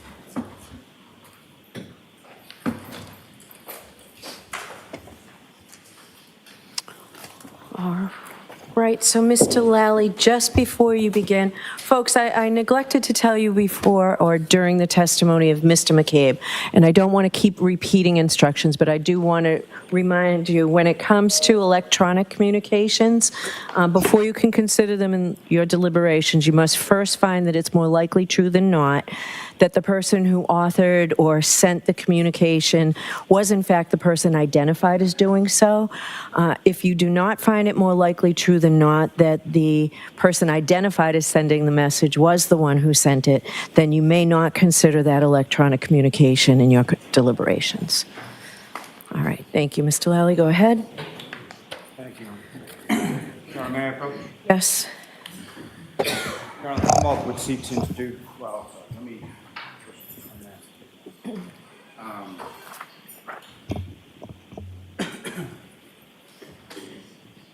in those pages that I've just placed before you, do you recognize the content of those? I do. And what do you recognize those to be? They are text messages between myself and John. And from sort of specifically that time period of the early morning of January 29th through the morning of January 29th? Yes. And what's contained in those, is that a fair and accurate portrayal of the content of those text communications? Yes. Now, with reference to Mr. O'Keefe, this is someone that you knew and you had his information put into your phone as far as a contact? Yes. And on prior occasions when you had contacted, or specifically that morning when you had left the waterfall and you talked to him on the phone, you called him, and who answered? You called the contact that you had as John O'Keefe, correct? Yes. Okay, who answered the phone? John. Okay. And then the contact that you had put in as John O'Keefe called you, and you answered, and who was on the other line? John. Thank you. Your Honor, may I approach? Yes. Commonwealth seek to introduce and admit as the next exhibit. No objection, Your Honor. Thank you. This is subject to what we talked about in sidebar? Yes. Understood. Thank you. That's exhibit 89, Your Honor. All right, thank you. Your Honor, with respect to what's now been marked as Exhibit 89, if I could, with the court's permission, publish that to the jury. Yes.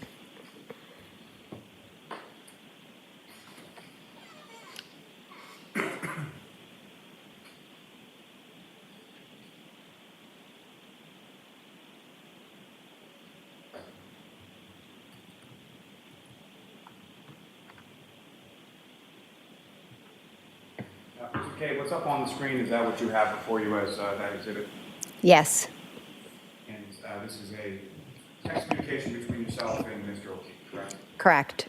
Your Honor, I'm sorry to do this. May we approach for... Sure, why don't you take that down, Ms. Gilman? And, thank you.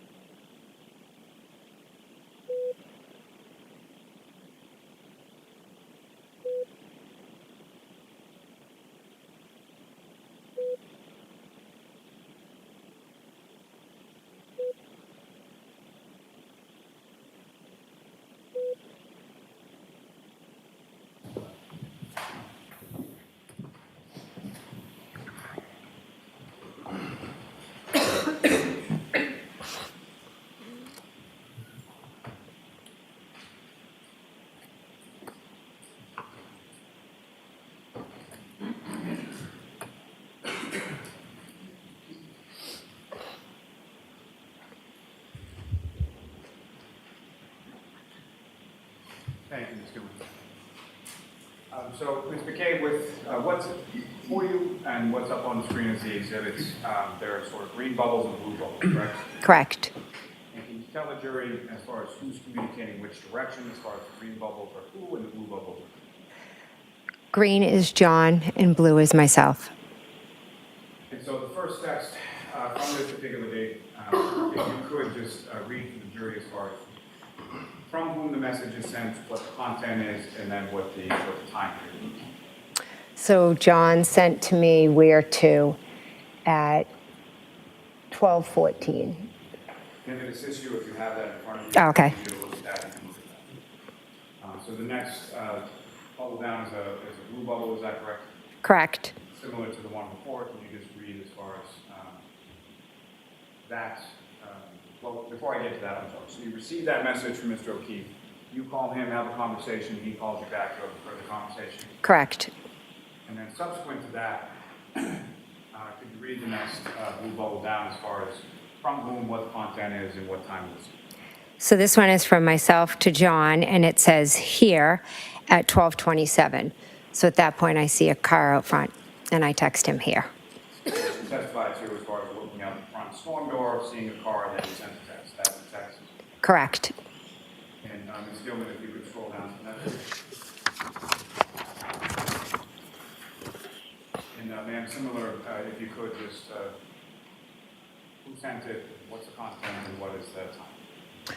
I sent to John, pull behind me at 12:31. And what were you referring to when you said pull behind? So at this point, the car had moved from the prior spot where I originally saw it. So I thought, what is he doing? Why don't they just pull behind me in the, in the driveway? You just scroll down.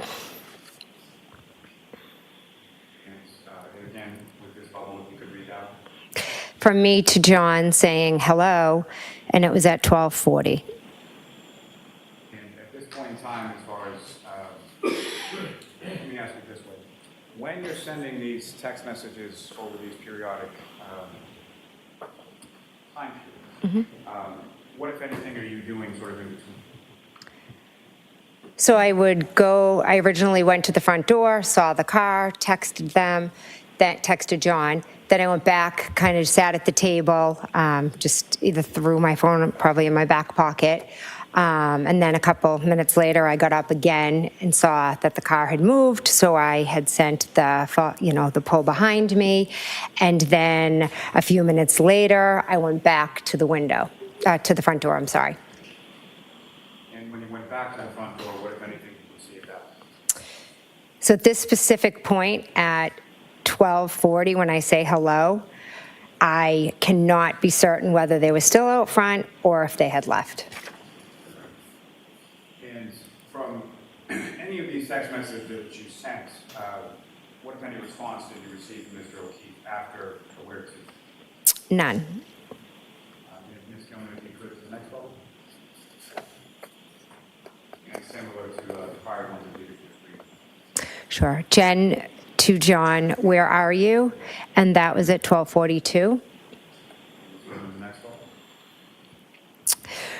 Myself to John, hello, at 12:45.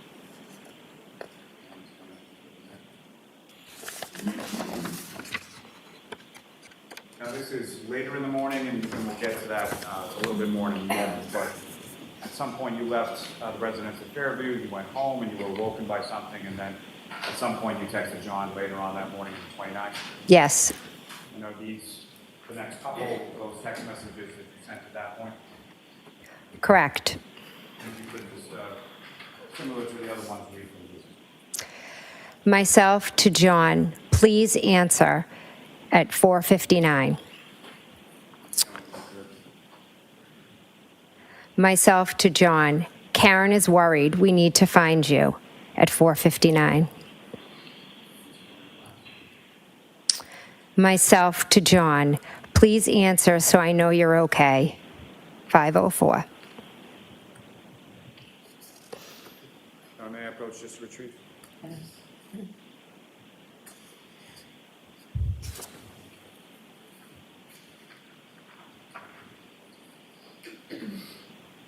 Now, Ms. McCabe, if I can take you back to at the house on Fairview. Again, you're sending these text messages and going back to the table and then going back to the window at various times To the front door, to the front door. yes. And at any point in time, do you see anybody exit from the dark SUV or the black SUV you see in front of the house? No, And at any point in time, did John O'Keefe come into the house? no, And at any point in time, did John O'Keefe respond to your text messages? no, And at any point in time, did John O'Keefe call no. you? Now, at some point subsequent to this, have you had occasion to look at your phone or at your call history? Yes, And through review of that, were you able to see phone calls that your phone made to John O'Keefe's phone around that same time frame that you were texting him and going to his phone? yes. May I approach Ron? Yes.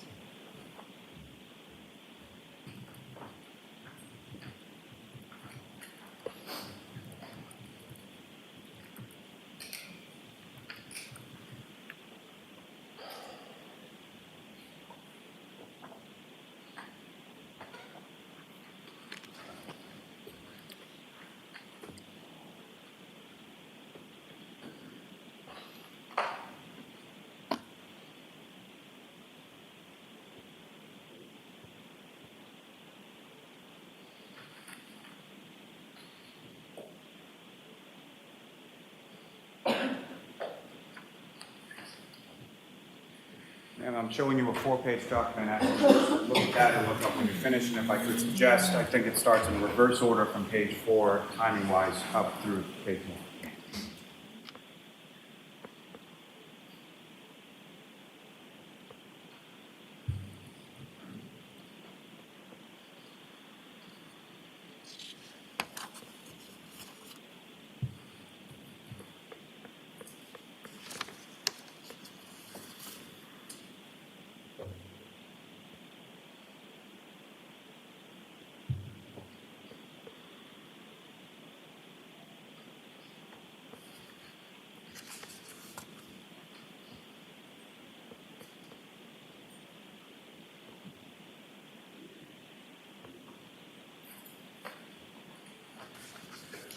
Just generally speaking, ma'am, do you recognize what's contained in that 4-page document?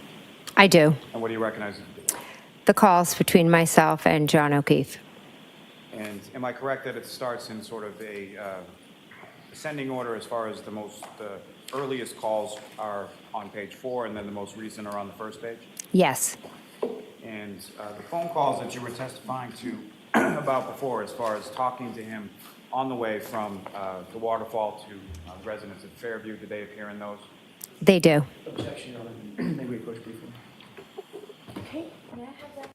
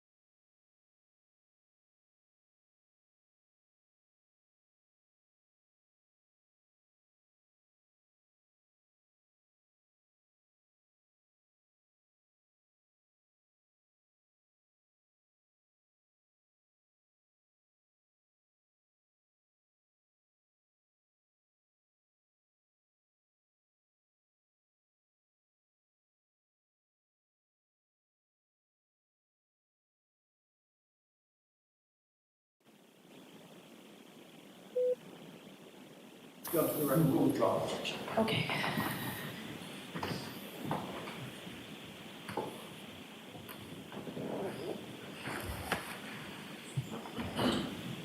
So, Ms. McCabe, as far as the first calls that you were testifying about, as far as when you spoke to Mr. O'Keefe on the way from the waterfall to the residence at Fairview, were those contained within those calls? Yes. As far as, is there a time that's associated with those calls that you observe in those 4-page documents? Yes. And what are 12:14 and 12:18. they? And turning your attention to page 1, that would be sort of the last in line there. What time is the last call between yourself and Mr. O'Keefe, and who's calling you? I'm calling him at 5:25. Okay. May I approach him? Yes. I'm up seeking to introduce him as the next exhibit. Is there any objection? There's not, Your Honor, thank you. Exhibit 9901. Thank you.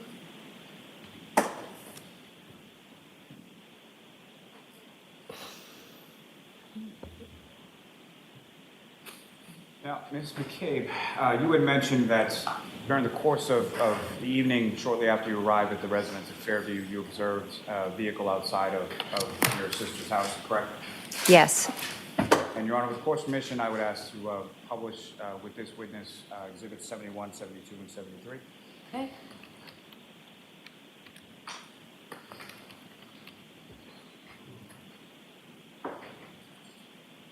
And Ms. McCabe, first and foremost, what's up on the screen is Exhibit 71. Do you recognize that? I do. Okay, I think you can just go right to what you want her to identify, please, Mr. Lally. So, Ms. McCabe, in front of you on the desk, there should be a laser pointer. Just click on the button and point at the screen.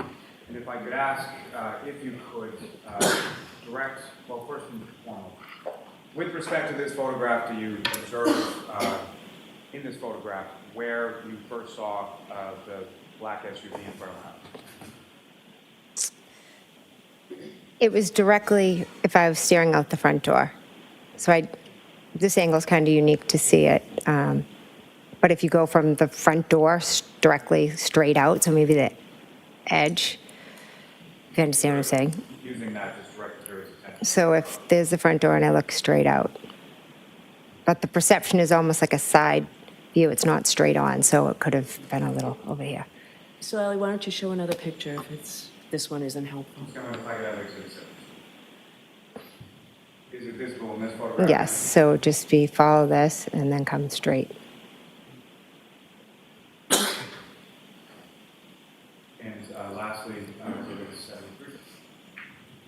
Now, Mr. McCabe testified that at another point you come to the front door and you observe the vehicle in a different spot, correct? Correct. If you could, again, using the laser pointer, just direct your attention to where in this photograph, if at all, you observe where the vehicle was a second.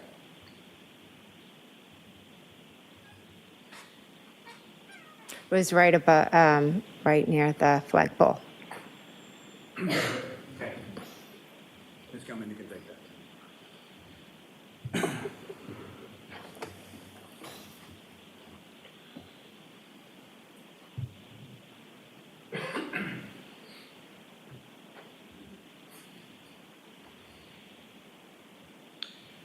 Now,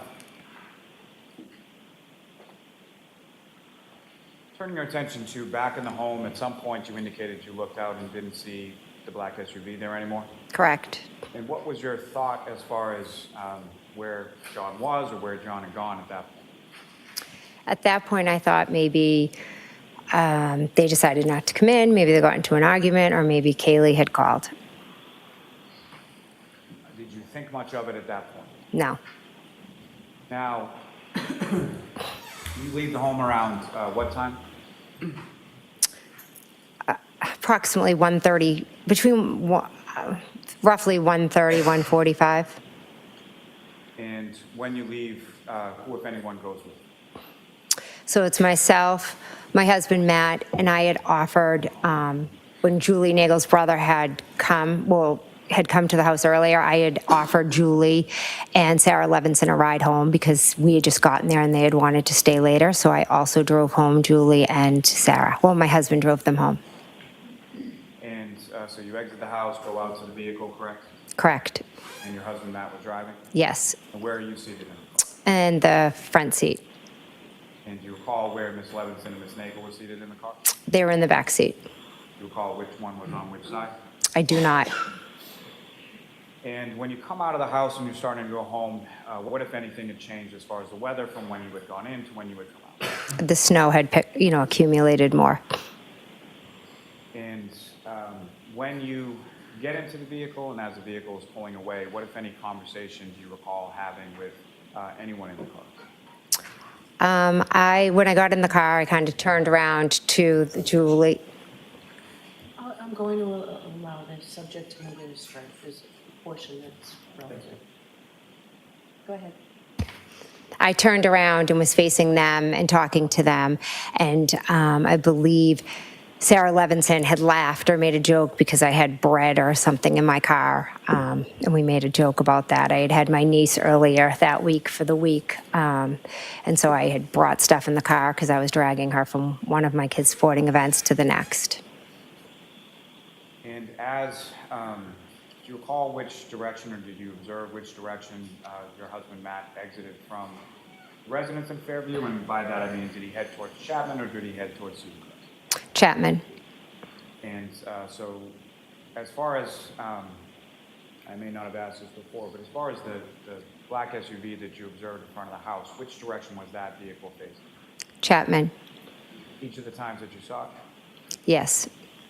And so as with that vehicle, as with the one that your husband was driving, which side of the vehicle would have been closest to the house in Fairview? Passenger. Now, as you're driving past the house, heading back, how were you positioned within the car? I'm turned chatting to the girls. So, and when you're turned, are you turned towards the window or are you turned towards the console? Which way are you turned? Turn the console towards the back seat, so my back is to the window. And either of these girls, did you know where they lived? No. Do you recall whether or not you found their homes by way of sort of GPS, or was it just sort of verbal directions? I'm assuming they just gave Matt directions to where they lived. And so you drop each of them off. Do you recall which order they were dropped off in? Julie, then Sarah. And then following dropping off Sarah, where did you and your husband go? Home. And this whole trip sort of from Fairview to dropping off Ms. Nagel, Ms. Levinson, and then going home, about how long a period of time did that take? It could be 20, 30 minutes, maybe about approximately 20 minutes. I'm not exactly sure. You arrived home sometime after 2 a.m., is that correct? Yes. And when you and your husband Matt got home, went inside the house, and where did you go? I went upstairs to bed. And at some point, did your husband come up as well? He did. Was it a long period of time between when you arrived home and when your husband came up? I don't think too long. I think he had like some cheese or something because he was on a crazy diet, and then he came upstairs. Now, did you go right to sleep, or what, if anything, did you do when you went up to bed? I asked him to watch a show. He said no, he was going to fall asleep, which he does usually immediately, and I went on my phone. And what, if anything, do you recall doing on your phone as far as going on? I was researching, my husband and I did briefly talk. My daughter had gotten an offer to play on a club Just tell us what you were doing, please. Sure. I was researching a basketball team, and I believe I also texted my sisters, and I texted in a group chat with my husband and another individual. Now,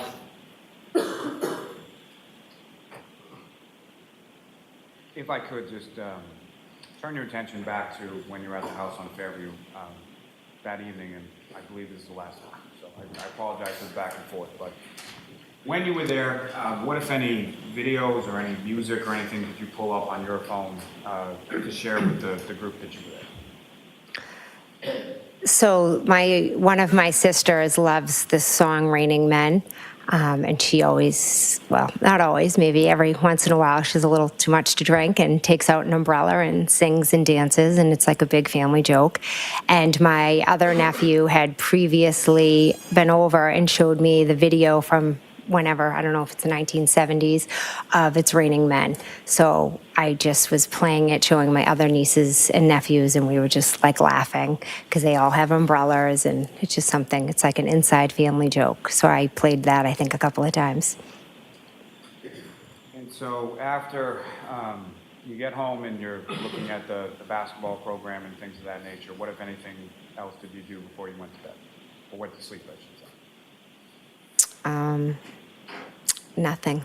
I possibly could have gotten up to go to the bathroom. I do that almost every night. Now, at this time you had an iPhone, is that correct? Yes, Did you also have an Apple Watch? I did, yes.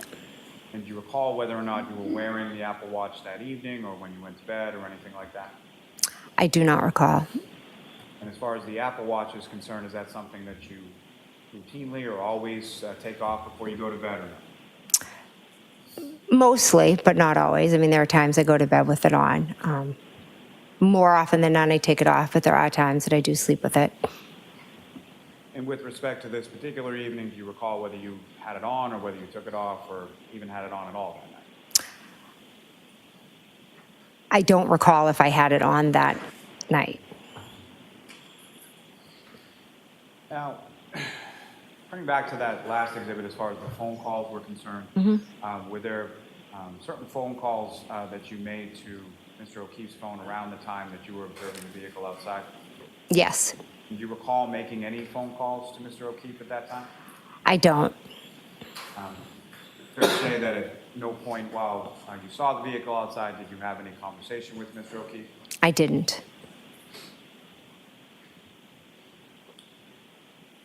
Now, you go to sleep, and at some point later on in the morning, you wake up, correct? Correct.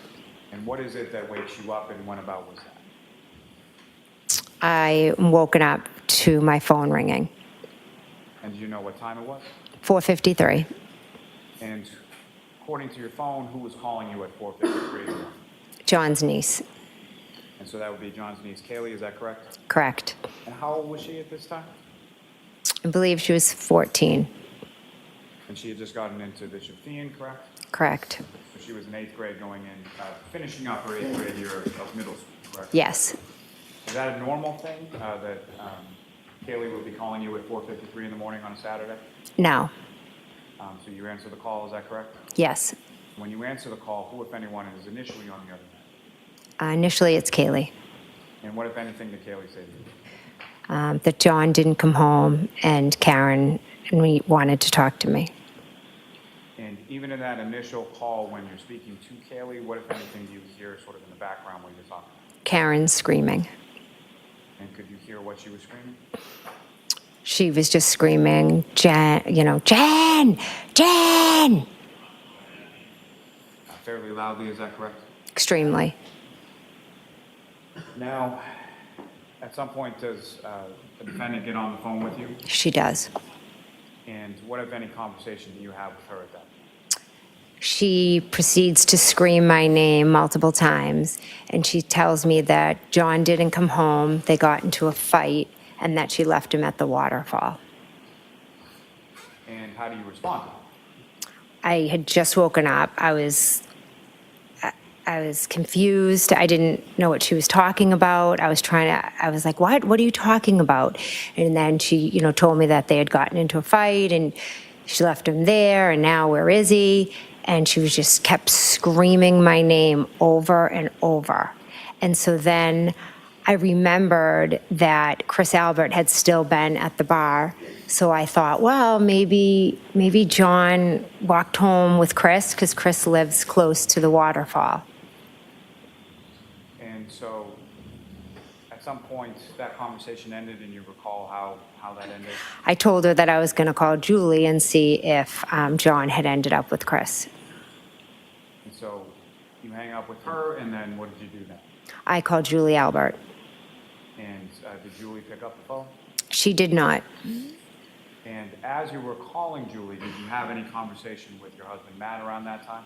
Yes, he, had kind of shot up out of bed when Karen had called, when Kaylee had called, because Karen was screaming. And then he was, what's going on? And I said, well, I'm calling Julie because Karen, they got into a fight, and I was trying to explain it to him. And he said, what are you talking about? We saw them outside of your sister's house. And at that point, I hung up.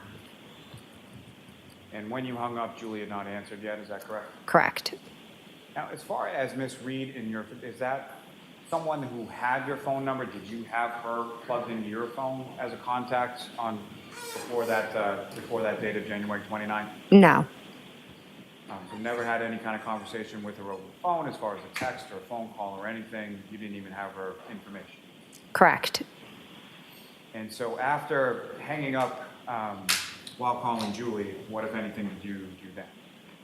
And then I'm not sure if I called Kaylee back or if Kaylee called me back. But at some point, you get back in touch with Kaylee, or at least her phone, correct?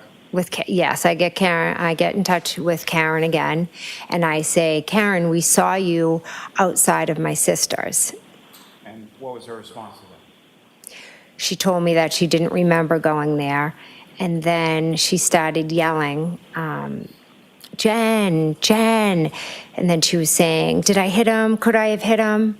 And then she proceeded to say that she had a cracked taillight. And this is while you're still in your home and you're in your bedroom, correct? Correct. And what was your response to that? I thought she was honestly like just talking crazy. And then she said, oh my God, I left him there. Like she was extremely irrational. She said that it told me again that they had gotten into a fight. So now she was just kind of all over the place, just screaming. She was very hard to understand. So my brain started going, okay, well, if she left him there, where could he be? Who could he be with? And as you're going through that sort of process, what did you do next? So then earlier in the night, there was another individual who we had been in contact with, or my husband had been talking to, and he had mentioned that he was gonna meet up with John at Waterfall as well, but he never ended up coming. I knew he was at a house close to Fairview, so I thought, well, maybe if they got into a fight, like John might have texted this individual, and maybe he just ended up on his couch. Who was that individual? Tom Beatty. And who is Tom Beatty in relation to, how did you know him? He has two daughters that are the same age as my daughters. One of those daughters at least around the same age as Kaylee? Yes. And so based on sort of that process, thought process and what you're doing, what did you do then? So then I start calling Tom. And at any point in time that you called Tom, did Tom pick up the phone? Did you speak with him? He did not. And so following that, what did you do from there? So I know at some point I was starting to call John. My husband was as well. At that point, I get up and I'm like, okay, well, we got to go out and look for him. And in my head, I was thinking I'll drive over to Tom's and maybe he's there. I then go downstairs. Matt gets up. He's starting to get dressed. I go downstairs. I make a coffee. And I'm not sure how much time passed, but then all of a sudden I hear screaming out front.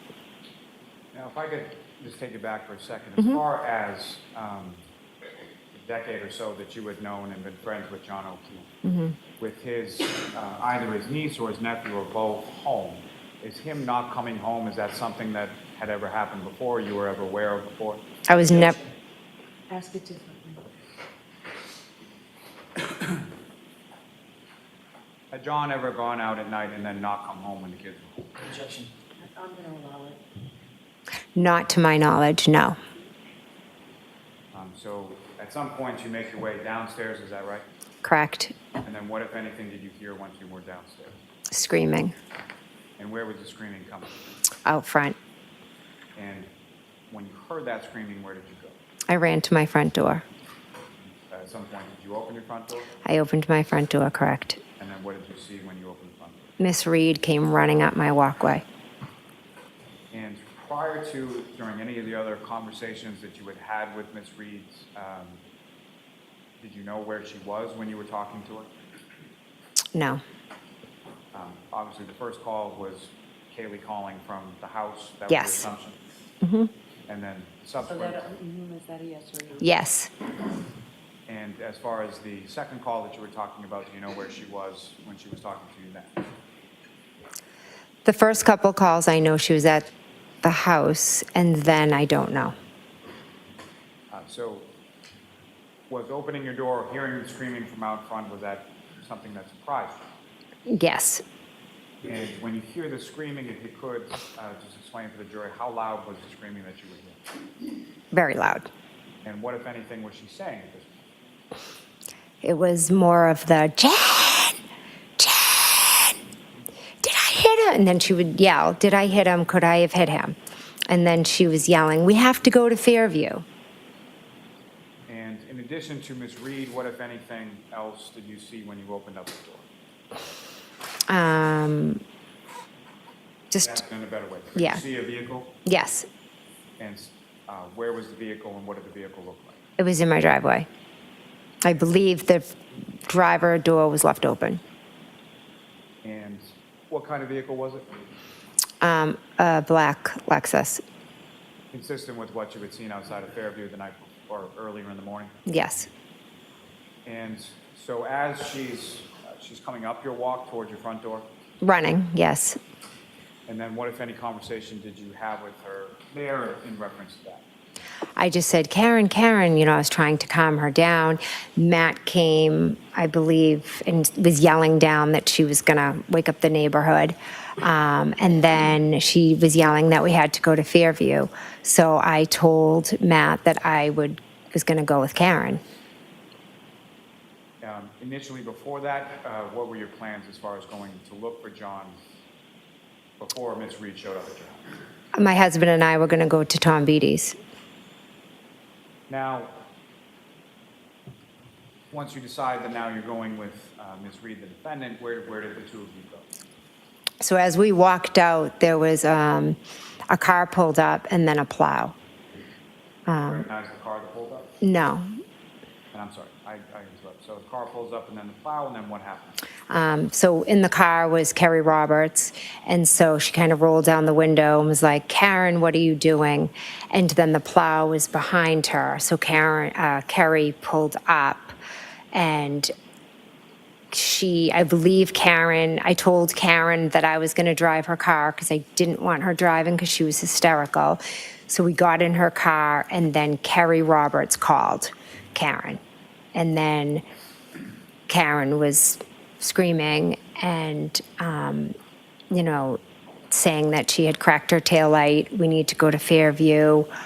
Could I have hit him? Did I hit him? And then she would just scream our names.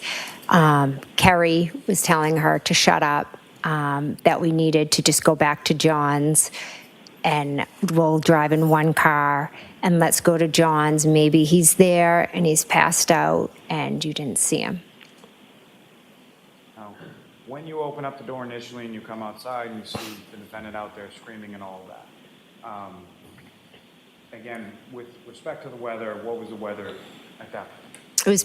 It was like dark and it was almost like a whiteout.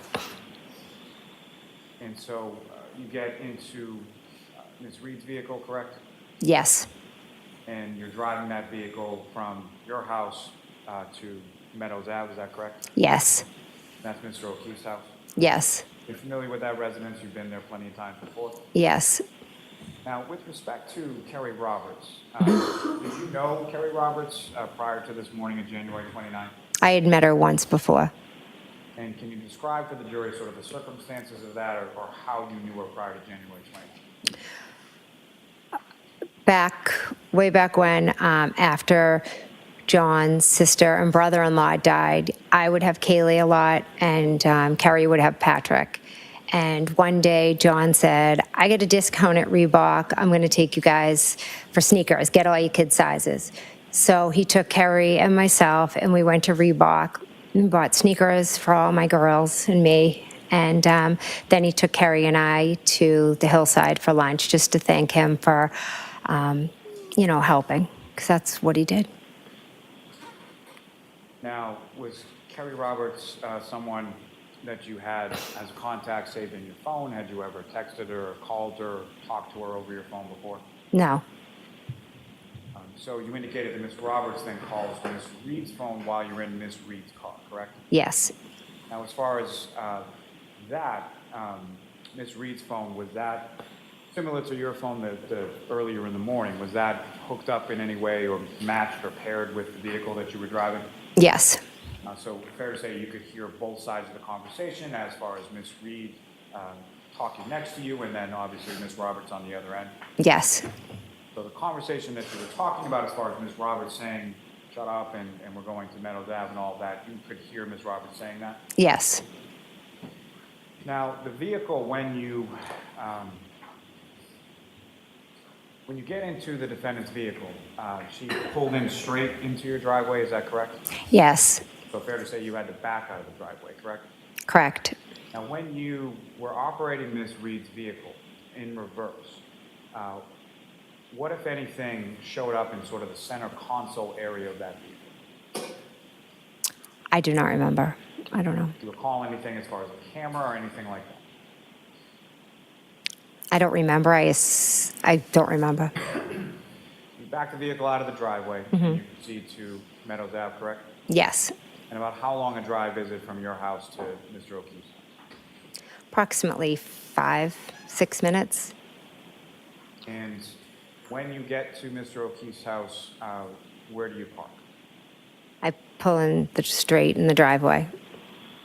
And after you pull into the driveway, at some point you all get out, correct?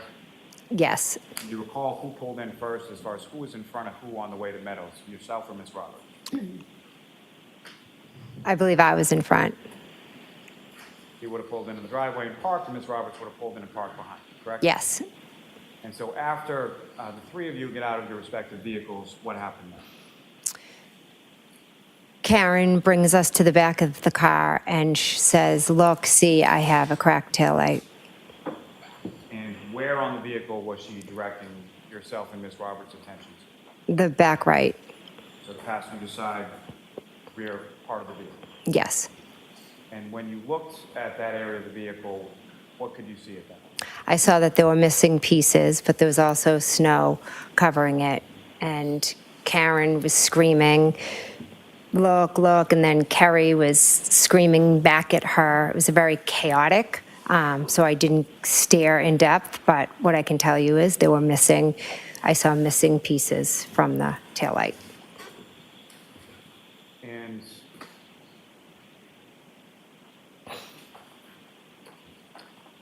then at some point, about how long a period of time is this that you're out in Mr. O'Keefe's driveway looking at the cracked taillight? Not long, because then Kerry's, yelling at her, telling her she's crazy and that she was driving around drunk and she could have hit anything, and kind of rushes us to go into the house to look in there for John.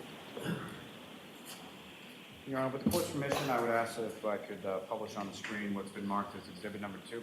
Okay.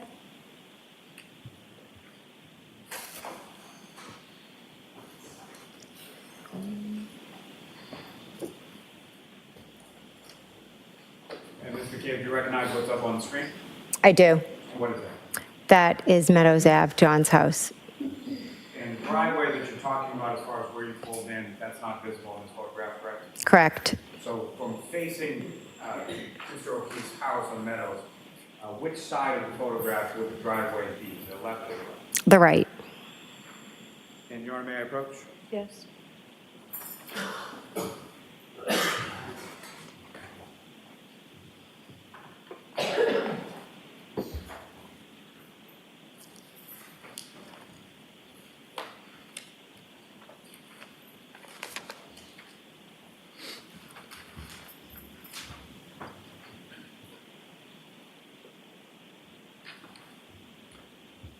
I'm just showing you another photograph. Just ask you to look at that. We'll help you finish. Okay. And do you recognize what's in that photograph? Yes, And what do you recognize? that's John's car. And where is John's car in relation to John's house? It's parked to the side of the driveway. And you also see sort of the garage area in that photograph? Yes. Now, may I approach? Yes. I'm going to seek to introduce in the minute as the next. No objection.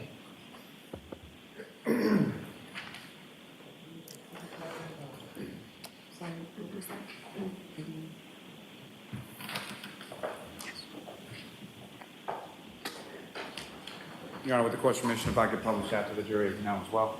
Okay.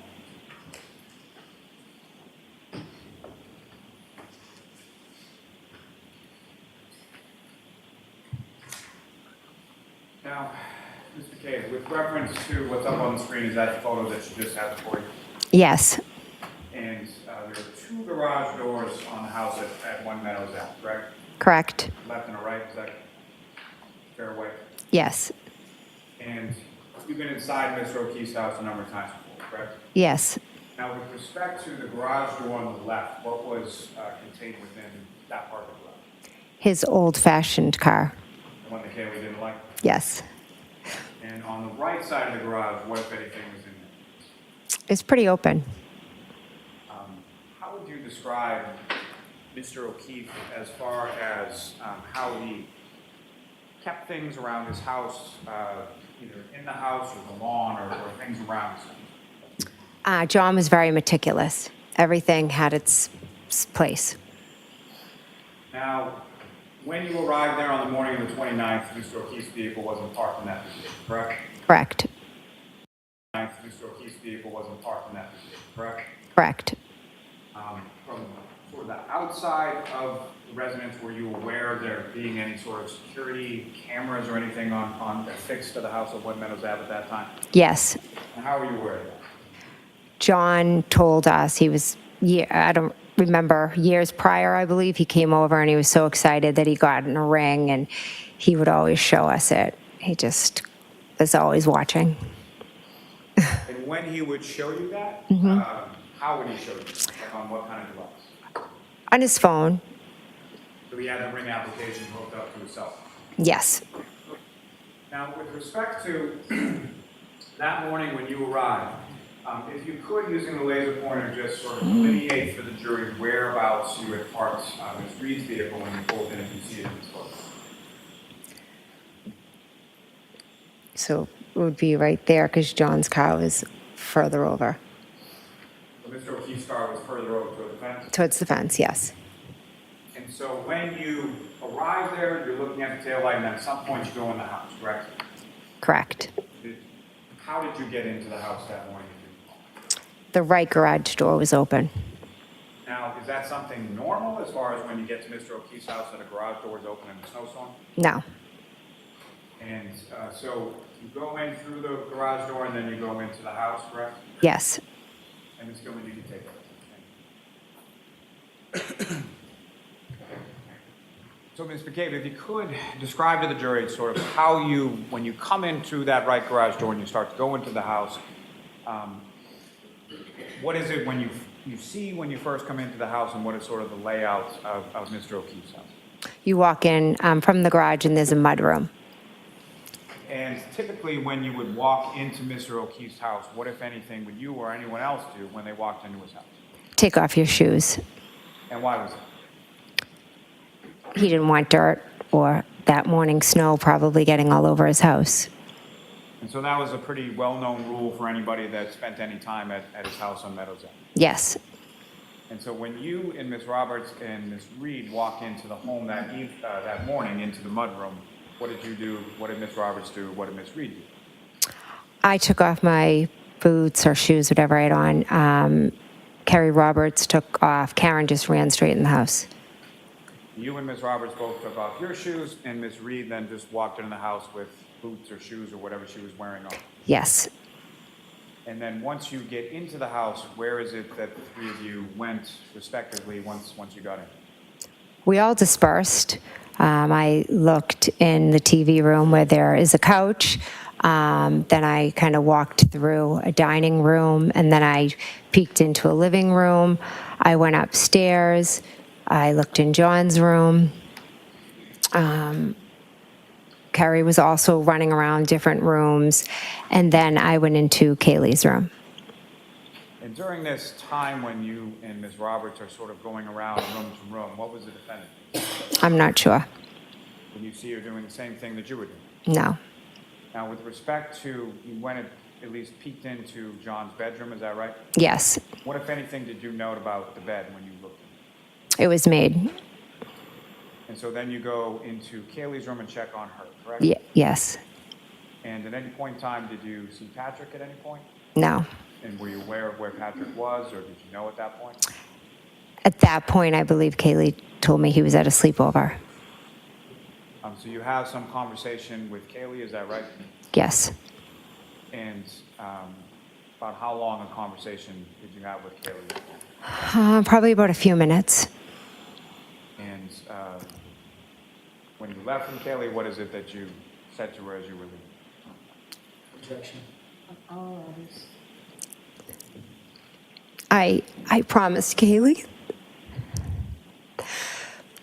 I promised Kaylee that I would find John and everything was going to be okay.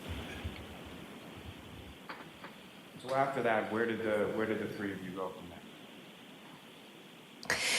After that, the three of us got in the car and we drove to Fairview, And when you say you got into the car, which part of the game? Kerry's.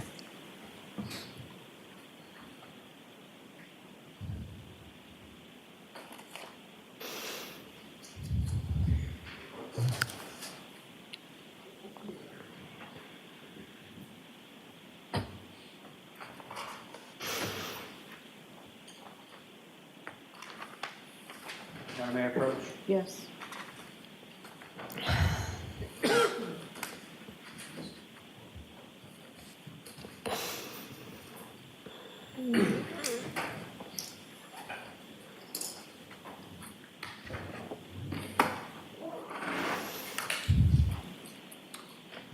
Okay, I'm showing you two photographs again. If you could just look at those and look up when you're finished.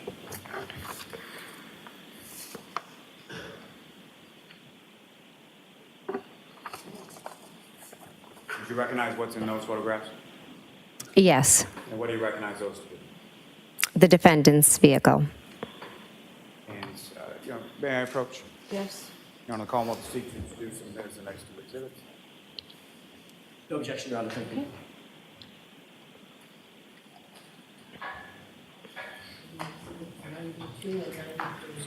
Thank you.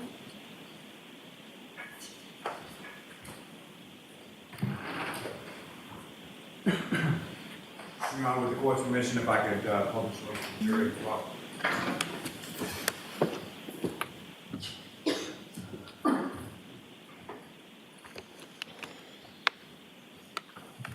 Now, Ms. McCabe, what's depicted in this photograph is the defendant Ms. Reed's vehicle, correct?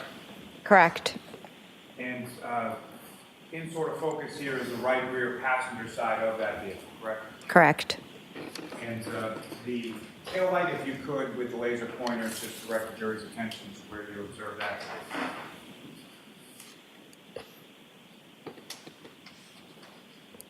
Now, ma'am, with respect to what's depicted in this photograph as far as any damage that you observed to this taillight area on the rear passenger side, is that consistent with what you observed in the driveway at One of Meadows Ave when the defendant was showing? Correct, minus the snow, etc. And Ms. Gilman, if I could have the next exhibit.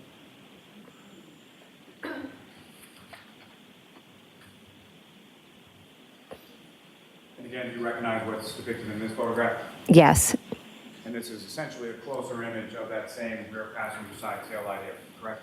yes, Again, what's depicted in this, is that consistent with what you observed minus sort of the caked-in snow when you were in the driveway of Mr. O'Keefe's house on the morning of the 29th?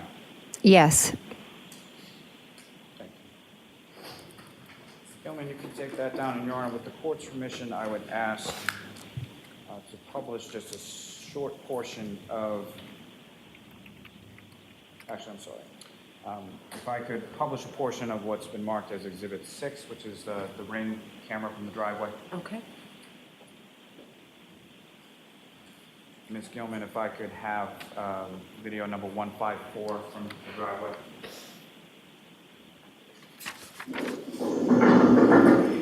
Pause that just for a moment. Ms. McCabe, directing your attention up to the screen, what's been marked as Exhibit 6 or video from Exhibit 6. Do you recognize what's depicted in this video? I do. And what do you recognize? That's myself getting out of the car at Meadows Ave. Is that essentially where you parked Ms. Reed's vehicle when you pulled in?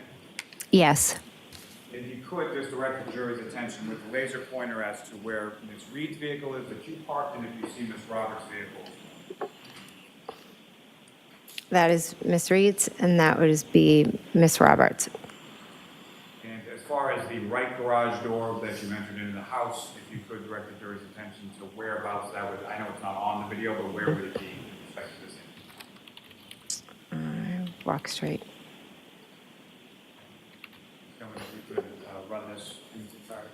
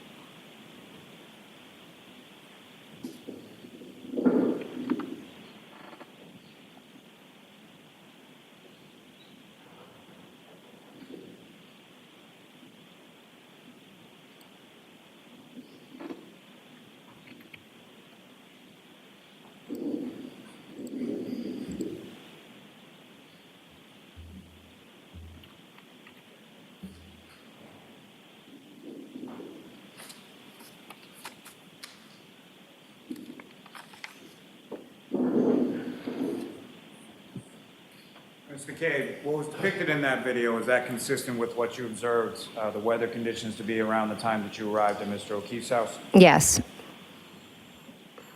And lastly, in this line, Your Honor, if I, with the court's permission, could publish just a very short portion of what's been marked as Exhibit 41.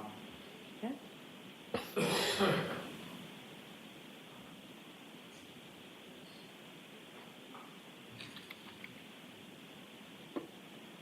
Gentlemen, if I could ask you to fast forward this to about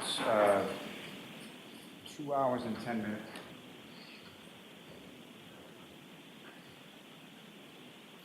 If you could play from there.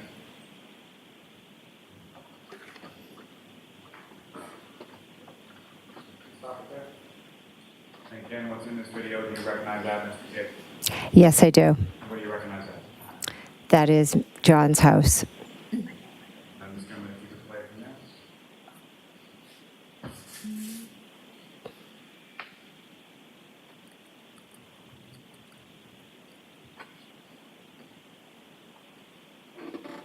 Gilman, if you could stop. Now, what's depicted in this video, sort of the screen directly in front of you, do you recognize what that is? Yes. And what do you recognize that to? John's driveway. And as far as what, if anything, do you observe in John's driveway? John's car and Karen's car. And where, if you could, using the laser pointer, just direct your attention to where is the defendant's car and where is Mr. O'Keefe's car? Mr. O'Keefe's car and the defendant's. And where you observe the defendant's car to be, is that essentially where you parked it at that time? Yes. Now, may I have a moment? Okay.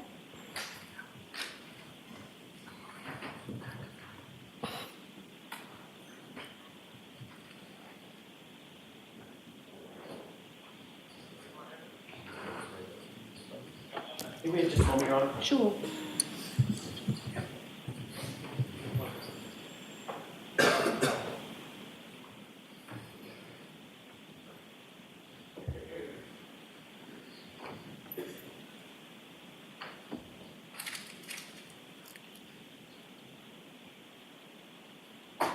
I'll see counsel at sidebar for just a minute.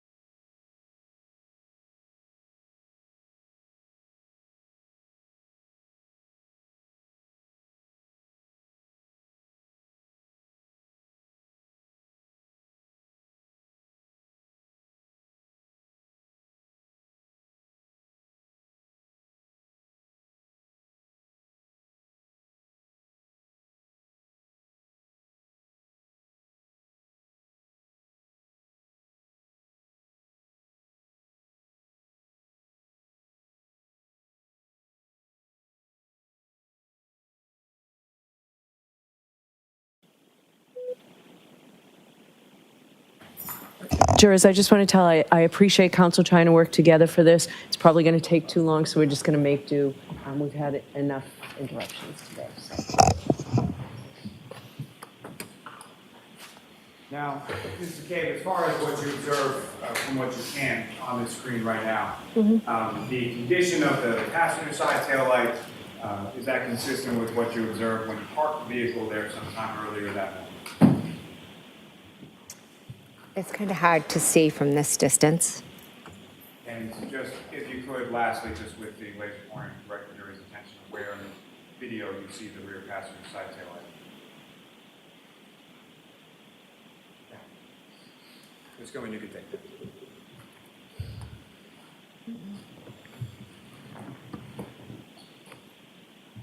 Now, Ms. McCabe, you then, yourself, the defendant, and Ms. Roberts then get into Ms. Roberts' vehicle, is that correct? Yes. Who was seated where within Ms. Roberts' vehicle as you're going from Meadows Ave? Or what was the plan and where were you going sort of first when you left Meadows Ave? We were going to Fairview And why were you going to Fairview? because Karen kept screaming, "We need to go to Fairview." Now, who was seated where within the vehicle when you did it? Kerry was driving, I was in the passenger seat, and Karen was in the back. And what were the lighting conditions at this point that you're driving over there? It was hard to see out the window. You really had to be kind of staring out. It was dark. The snow was coming out the car. And as you're making that drive, or as Ms. Roberts is making that drive from Meadows Ave to Fairview, about how long a drive is it?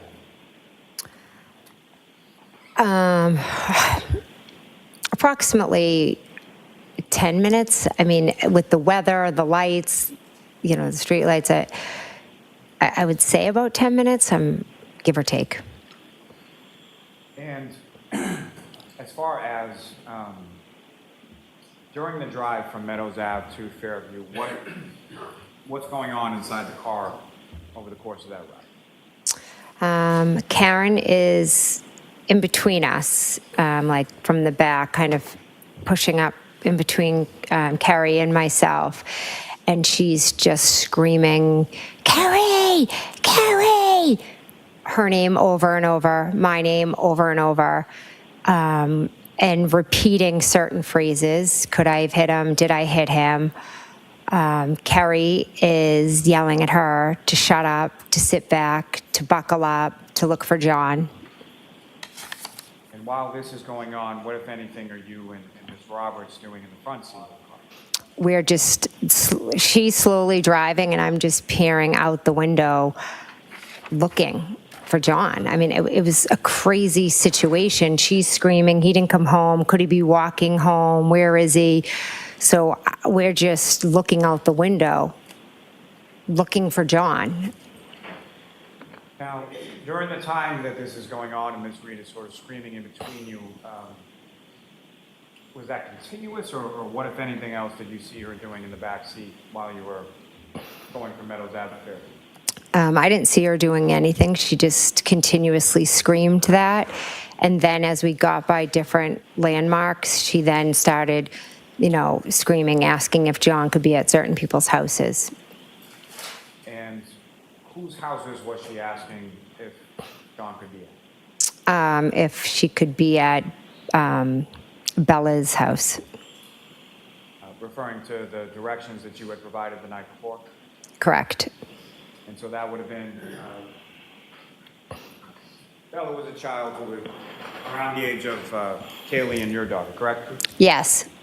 And there have been some years in the past dating relationship between Mr. O'Keefe and Bella's mother, correct? Yes. And so Ms. Reed is saying that in the car that morning as you're driving over to Fairview? Yes, she asked, could he have been with Ashley? And I looked at her and said no, because to me that was a crazy idea. And then Carrie had mentioned, oh, do you think he could have called somebody else that lived on a street over? And she started screaming, who's that, who's she? And you recall who Carrie referred to? Yes. And who was that? A woman that John had previously dated.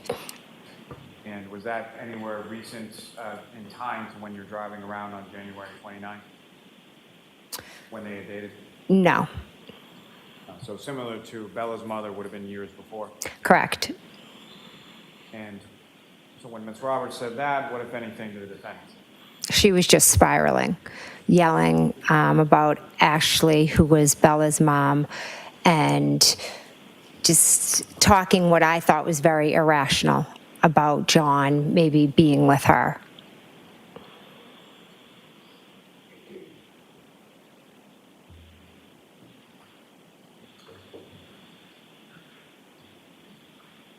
So you're looking around outside of the vehicle as the vehicle is going down towards Fairview, is that correct? Yes, And do you recall how it was that Ms. Roberts came about coming to Fairview, similar to the night before? Did she come in from the Chapman side or from the Cedar Crest side? Chapman. And as the vehicle turns from Chapman onto Fairview, what, if any, conversation was going on at that point? Well, Bella lives on that street, so that was when that conversation was being had. Also, just a continuation. It was just like continuous screaming of our names. Kerry screaming at her to sit back, and then sometimes she would sit back and almost like be quiet for a minute, and then it would start all over again.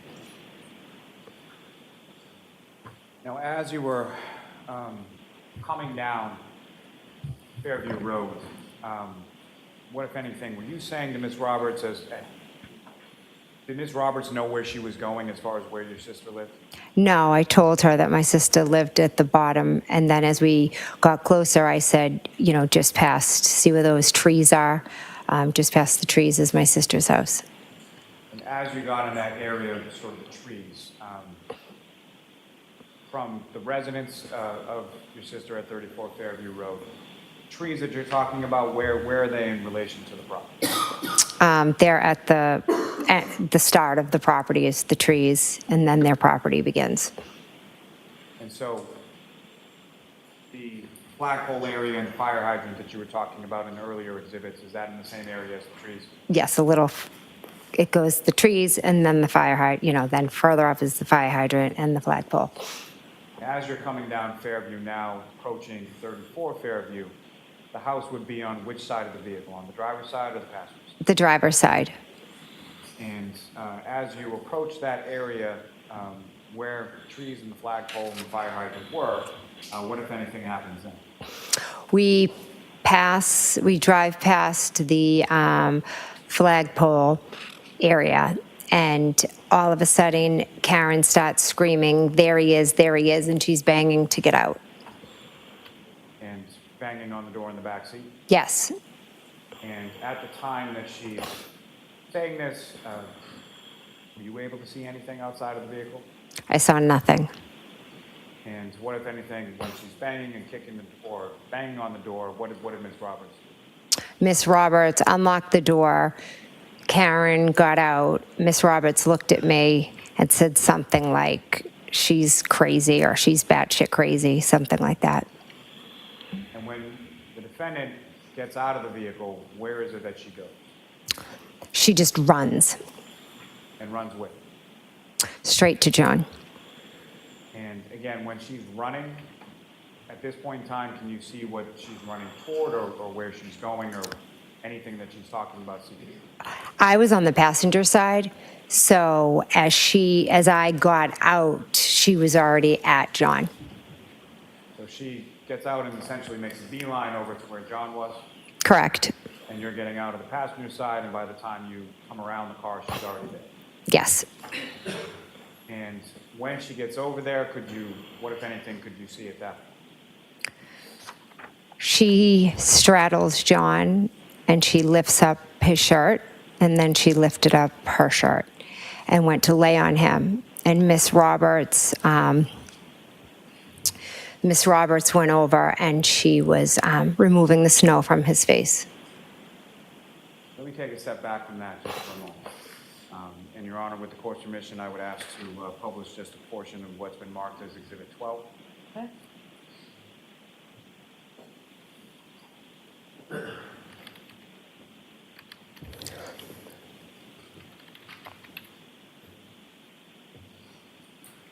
Mr. McCabe, I'm going to direct your attention up to the screen of what's been marked as Exhibit 12, and I know this is not something that pertains to your vehicle or anything else.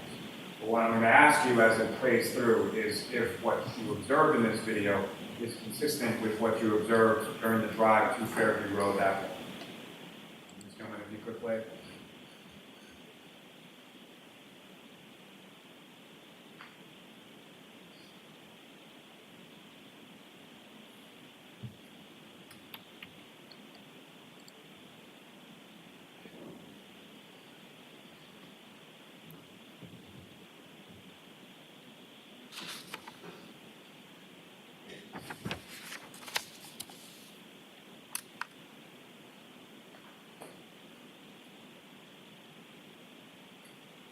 As this video is running, Mr. McCabe, if I could just ask, what you see in this video, is that consistent with sort of the lighting and the conditions weather-wise that you observed when Ms. Roberts is driving from Meadows Ave to Fairview Road? Yes.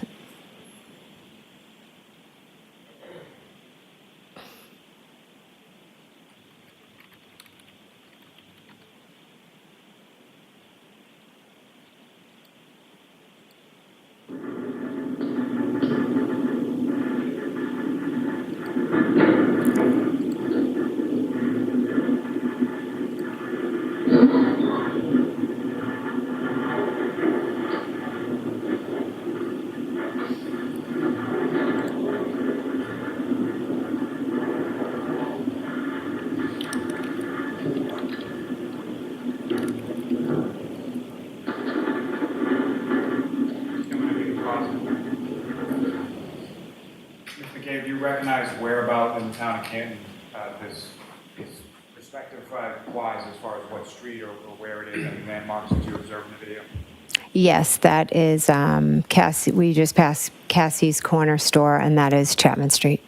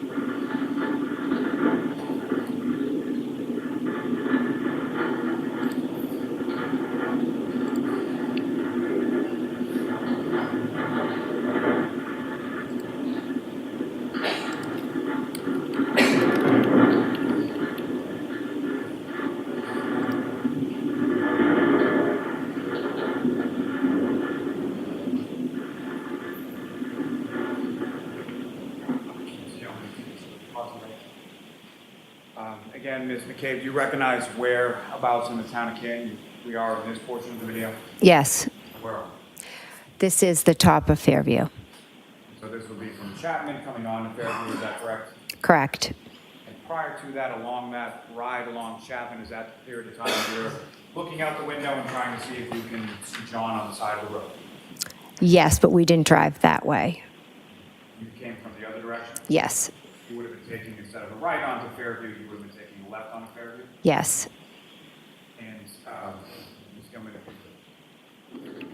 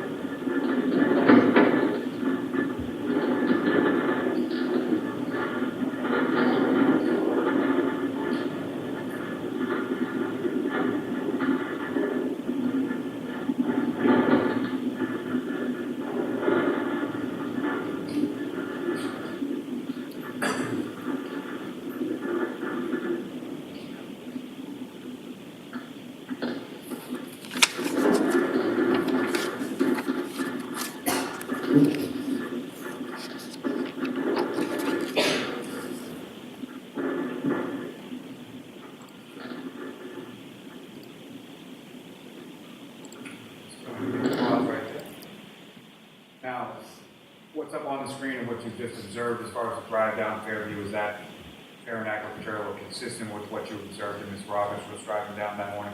Yes, And at this point in time, as you're coming sort of down the hill from Fairview, is this the point that the conversation occurs as far as Bella's mother and prior dating relationships and things like that? a little bit more towards the top of the street, So Bella's mother lives more closer to the top by Chapman. midway down, yes. Ms. Gilman, if you could.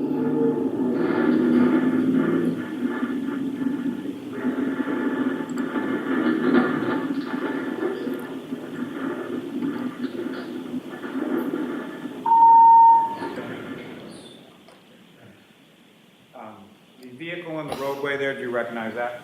Yes, And what do you recognize that to be? Miss Roberts.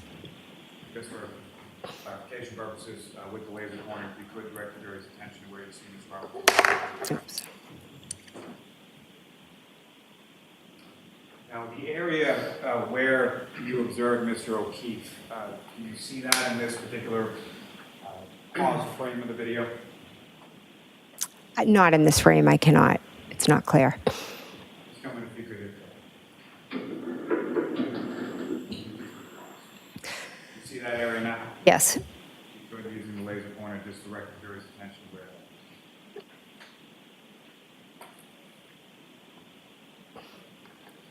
Ms. Gilman, if you could play this for.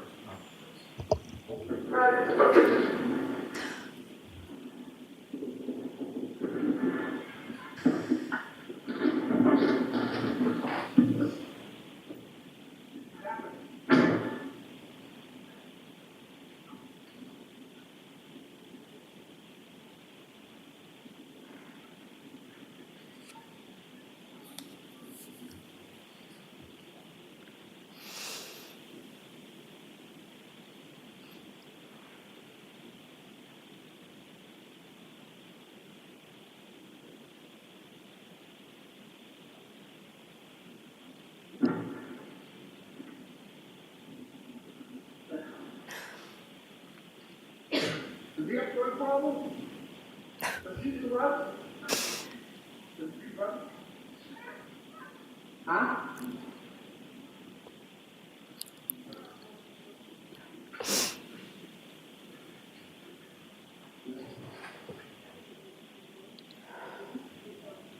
If you could, fast forward just about a minute.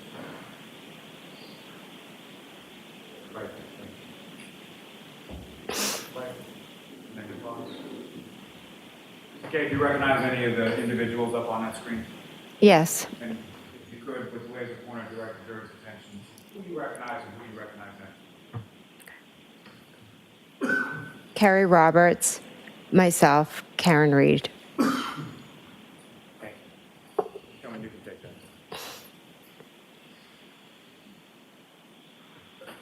Excuse me.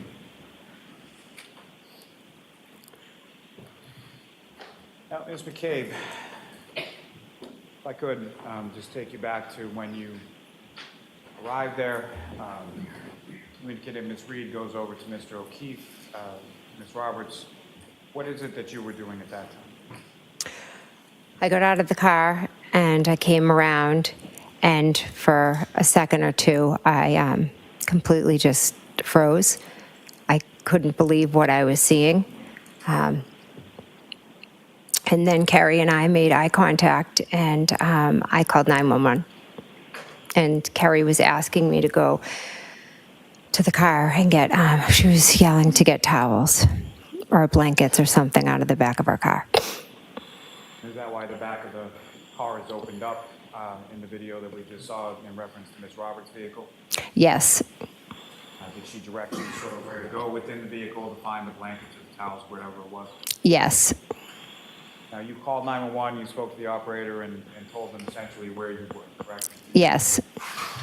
Now, as far as that initial, what you saw, that you froze and couldn't believe what you saw, can you describe to the jury what it was that you saw? I saw Carrie wiping the snow off of John's face, and I could not believe that that was John laying there. And how how was John positioned, or how was his body positioned when you saw him?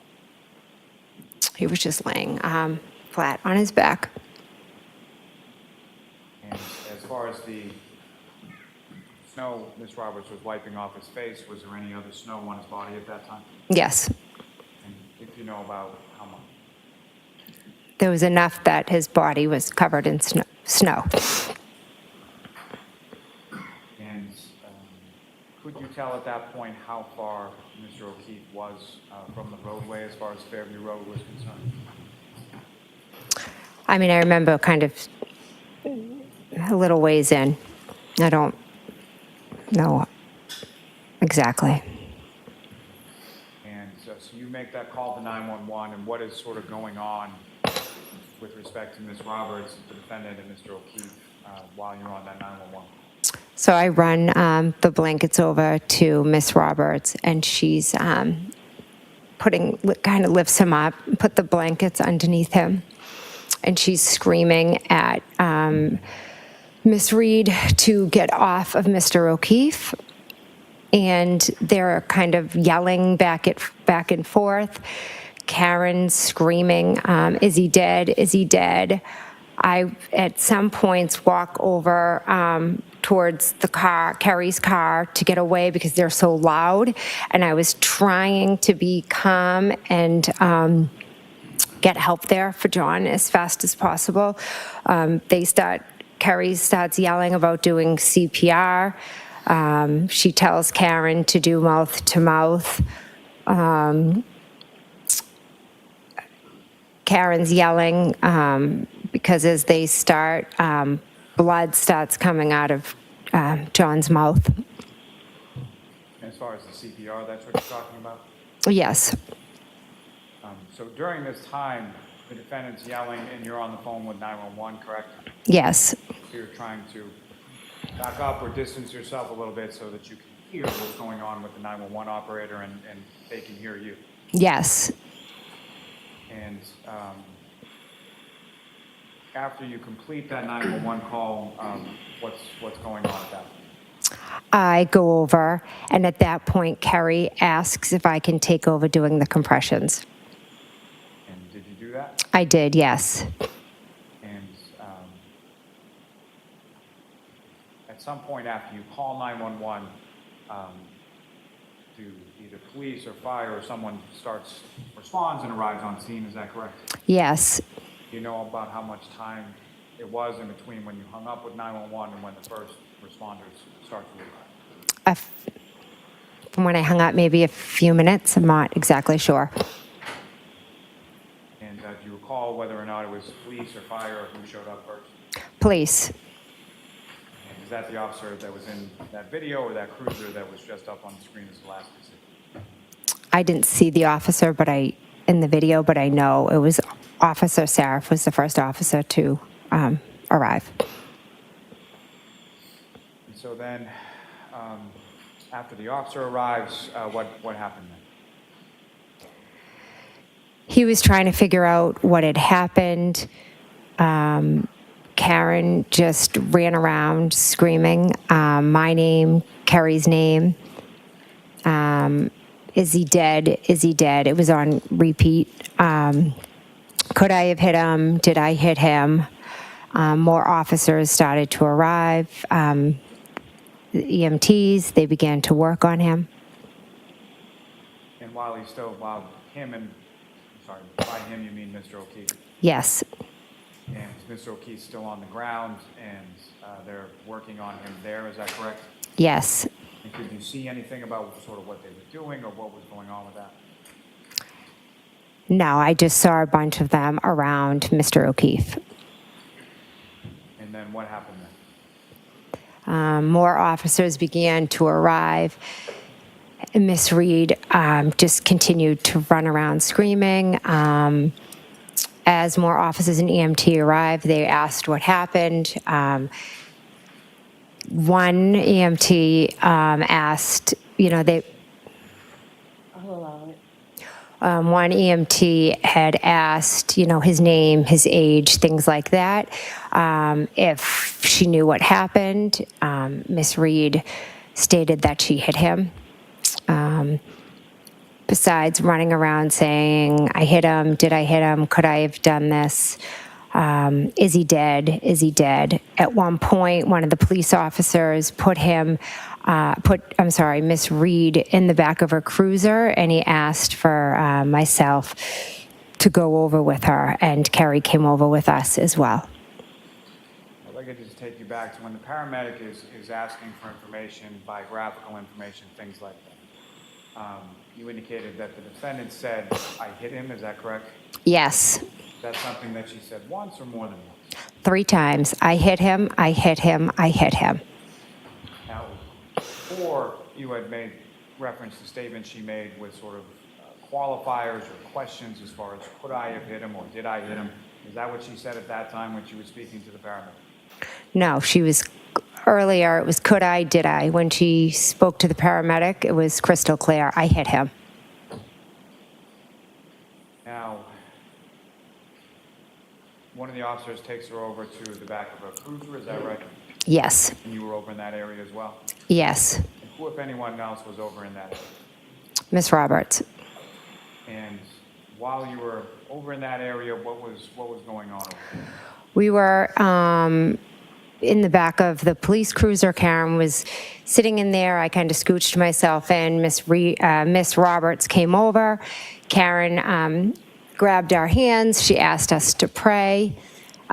She looked at her hands and she had blood. She asked us if she could have gotten her period. We told her no, that was John's blood. Then she said, what if he's dead? Promise me you'll take care of the kids. Someone's going to take care of the kids. Then we prayed. Then at the end, they were moving John, and at that point, Karen told Carrie, go over, look, is he dead? Is he dead? Is he dead? Over and over. And Carrie said, I'll go over and check on him. And she was yelling, are they working on him? And then at that point, she grabbed my hands and she said, Google hypothermia, Google how long it takes to die in the cold. And so I had my phone out and it was cold and my hands were frozen and I have MS, and I took my phone out while she was screaming and shaking my arm, and I attempted to Google how long does it take to die in the cold. And when you conducted that search, that was at the defendant's request on scene sometime after 6 a.m. on that day, correct? Yes. You recall whether or not that came up as far as your search in Google? Is it something that you typed once or more than once, if you know? I believe I did it multiple times because as I was typing it, I don't know what else was coming up. She was screaming. My hands were shaking. And do you recall anything as far as what the search results were, or did you click on anything, or did you get an answer to the question the defendant had posed to you? I don't even think I got an answer because as I kept Googling and she kept yelling, and then they were moving John, and the next thing I knew we were kind of moving because she wanted to see if they were working on him. And so you were moving along with the defendant over towards where Mr. O'Keefe had gone to the back of the ambulance? Yes, we kind of just moved to see what was going on. When you moved over, what did you see then? They were just putting him in the back of the ambulance. Now, after Mr. O'Keefe was put into the back of the ambulance, where did you go then? What did you do? At that point, different police officers, I believe, were arriving, and they were asking questions about what happened. And did you speak to those officers? I did, yes. And at that point, did you know what happened? No, to be honest, it was like I was there, but everything was just going on, and I was completely just in a state of shock and disbelief.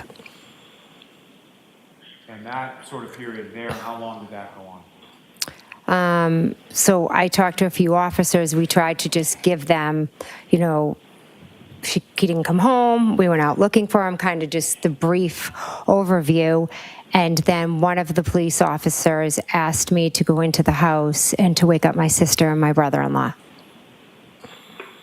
And at some point while you were outside, did you try to contact your sister and your brother-in-law? I believe I called my sister, Nicole. And when was that in relation to everything as far as medically that was going on with Mr. O'Keefe and all of that? I think I might have called her right after I got off with 911 possibly, and then, she didn't answer, and that's when I was walking over, I believe, to John. And she didn't answer the call when you called her initially? No. And do you recall calling either your sister Nicole or your brother-in-law Brian Albert prior to going into the house? I don't recall. I know I did call Nicole at one point. I'm not sure if I called Brian or not. Regardless of if you called or you didn't call, do you recall having any sort of phone conversation with either Nicole or Brian Albert before you went in the house? No. So you at least called your sister Nicole, she didn't answer, and then one of the officers directed you to wake them up. Yes. And when you went up to the house at 34 Fairview, how did you get in? The front door. And the front door was unlocked? Yes. Is that typical from your experience at that residence? Yes. And so you went to the house, and where did you go? I went up the stairs to their bedroom. And the bedroom door, when you arrived there, was it open or closed or something? Closed. And you opened it? Yes. And when you opened it, who, if anyone, did you see in the room, and what were they doing? I saw my sister and Brian, and they were both asleep. And you familiar with a dog that they have? Yes. What was the dog's name? Chloe? Was Chloe in the bedroom as well at that time? I don't recall. You come in, they're both sleeping, and what happened then? I go over to the bed, and I'm calling out their names. And how long were you calling out their names before you got any kind of response? Brian responded first, and he was very, startled and looked at me like, what is going on? Nicole took a little, and, I think it took Nicole a little bit longer than Brian to wake up. And what is it that you're telling them as you're coming into the room and they're waking up? I'm telling them that we just found John out front, and I could have possibly said, John has died. We just found John out front. They were very confused. At one point, I think Brian was like, who's John? I mean, they had just woken up, and they had no idea what I was talking about. Now, as far as when they're first waking up and you're explaining to them, how would you describe sort of their demeanor as you're talking? They were both shocked. I think they thought, like, why? That's not what you think they saw. Okay. So what I'm asking them is just sort of when you observe them, how would you describe your physical observations of what they look like, their demeanor in that respect? Shocked, confused, not understanding. Objection, move to strike. Strike the last one. Now, as far as this conversation that you're having with your sister and your brother-in-law in their bedroom, how long was that going on for? A few minutes, at least. And then following that, where did you go? They got up, got dressed, and then we walked down the stairs. And when you got to the bottom of the stairs, what, if anything, did you see when you got there? There was a police officer at the bottom of the stairs. And do you know who that police officer is? Yes, Officer Lank. At that time, did you know who that police officer was? I did, yes. How did you know? He's from Canton. He was, 5 years older than me. I knew him kind of growing up, who he was, and met him through the years. So you're aware of who he was? Yes. And were there any other officers with him initially? No. Now, before you go into the house, do you know where Ms. Roberts and the defendant were, or what they were doing when you went to the house? I believe they put Karen in a car, and Only if you know, only if you. Okay. If you know. Do you know? Karen was in a car. Kerry was walking all around. Now, as far as the ambulance with Mr. O'Keefe, at the time that you go into the house, was that ambulance still there? I'm not 100% sure, but I believe it had left. And when you come downstairs with your sister and your brother-in-law, and the officer's there, you have a conversation, is that correct? Yes. Where did that first conversation occur? In the hallway and then into the kitchen. And from there, you mentioned that there was Officer Lank at one point. Were there any other officers that joined that conversation at some point? Hours later, yes. And so during that initial conversation, you're talking to the officer, who, if anyone else, not what they said, but who, if anyone else, is speaking to the officer? Brian and Nicole. Now, the conversation initially with the officer, do you know about how long that went on? I don't. A few minutes. And following that conversation, what did you do or what happened? My husband arrived. And had you called him? Yes. And when had you called him? I called him when I was walking in the house to wake up my sister and Brian. So as you're walking in, you call your husband Matt, and then he arrives at some point after. Is it after you're done talking to the officer or while you're talking to the officer? The officer was still in the house, yes. And so in that vein, as far as when your husband comes in, the officer's there, correct? Yes. Did you see your husband talking to the officer as well? Yes, the officer asked him to step outside or step to the side, and they spoke. And then what happened then? The officer told me to stay. I'll allow that. I told her to stay. The officer told me to stay, and that he said that the state police would be coming to talk to me. And so you stayed at the house at 34 Fairview, is that right? Yes. You know where Ms. Roberts and the defendant are? Yes, Carrie came up, and she had told me that she... Not what she told you. Next question, Mr. Miller. At some point, did you see Ms. Roberts and the defendant go somewhere? Yes, to pick up John's parents. Objection, move to strike. I'll strike that. And as far as they left in Ms. Roberts' car, is that right? Correct. Ms. Roberts was again driving. Correct. And at some point, did you observe them come back to the house? Yes. And about how long was it between the time they left and the time they came back to the house? 5 minutes, approximately. And after they came back to the house, what, if any, other activity did you see outside as far as first responders?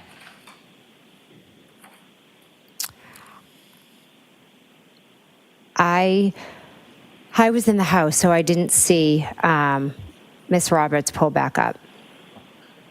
So you were in the house for most of the rest of the time that you were there, is that correct? Correct.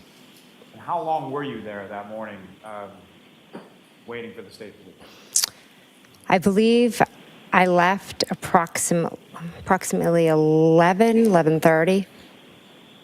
During the time that you were there, you're there, your sister Nicole Albert's there, your brother-in-law Brian Albert's there, and your husband Matthew McCabe's there, correct? Correct.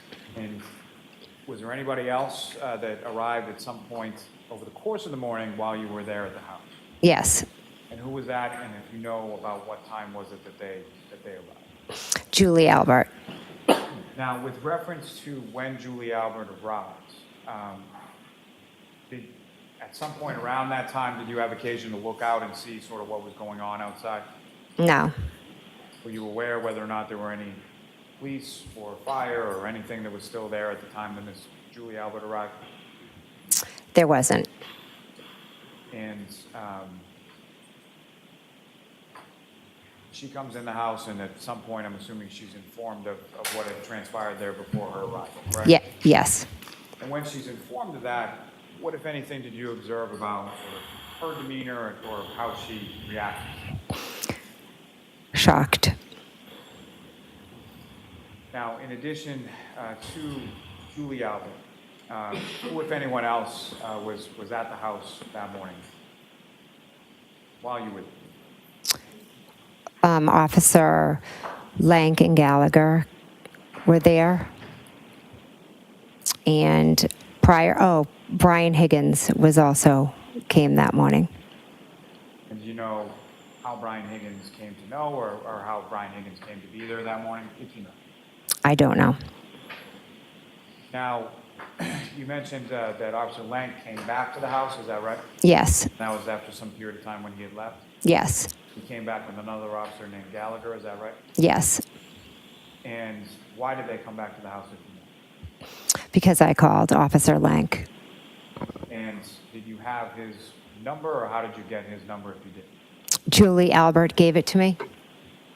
And so you called Officer Lang, he then comes back to the house on Fairview, is that right? Yes. And when he came back, what is it that why had you asked him to come back? Well, as I was sitting there and I was waiting for the state police to come, I was slowly trying to piece together what had just happened in the last couple of hours. And he had told me, if there's anything that you remember, once, if you remember anything, please, give me a call. And so there was something that you remembered and you gave him a call. Yes.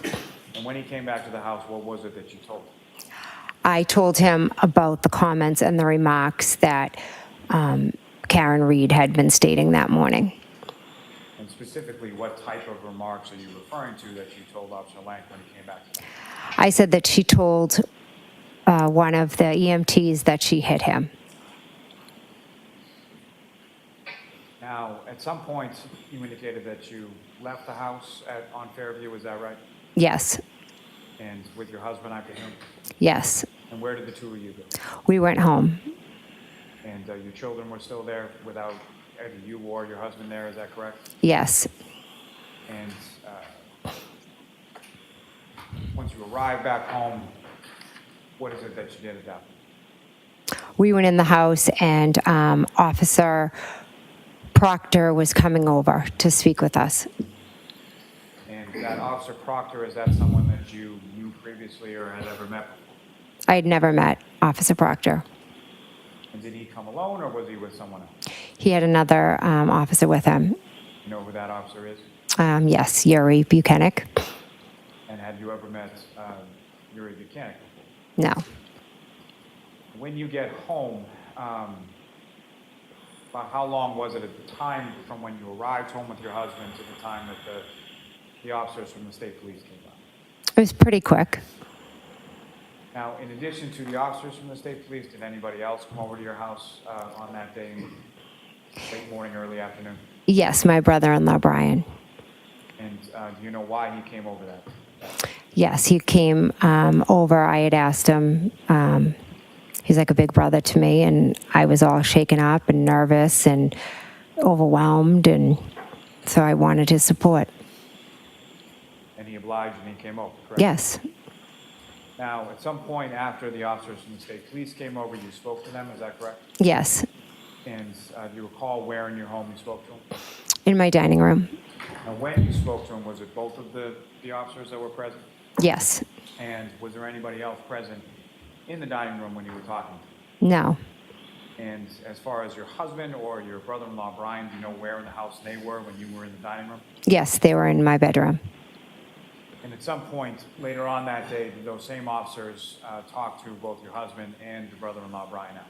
Yes, And during each of those respective conversations or interviews, do you know where you were in the house when those were going on? in my bedroom. And when you were in your bedroom, could you hear anything that they were saying downstairs in the dining room? No,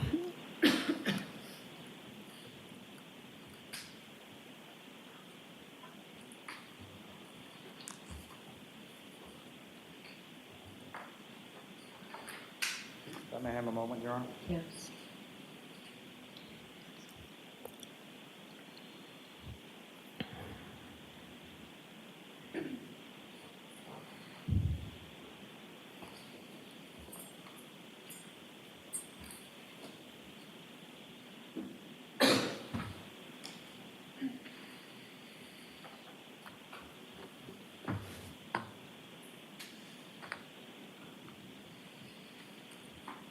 May I approach, Your Honor?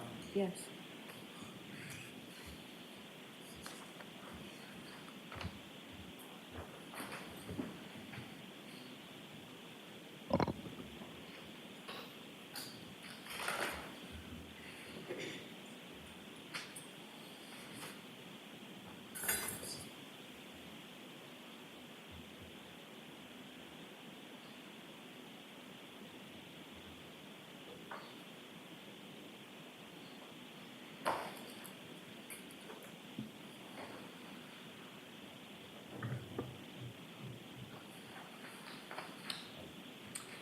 I'm showing you two separate pages, just ask you to look at each of them and then look at whenever you're finished. Okay.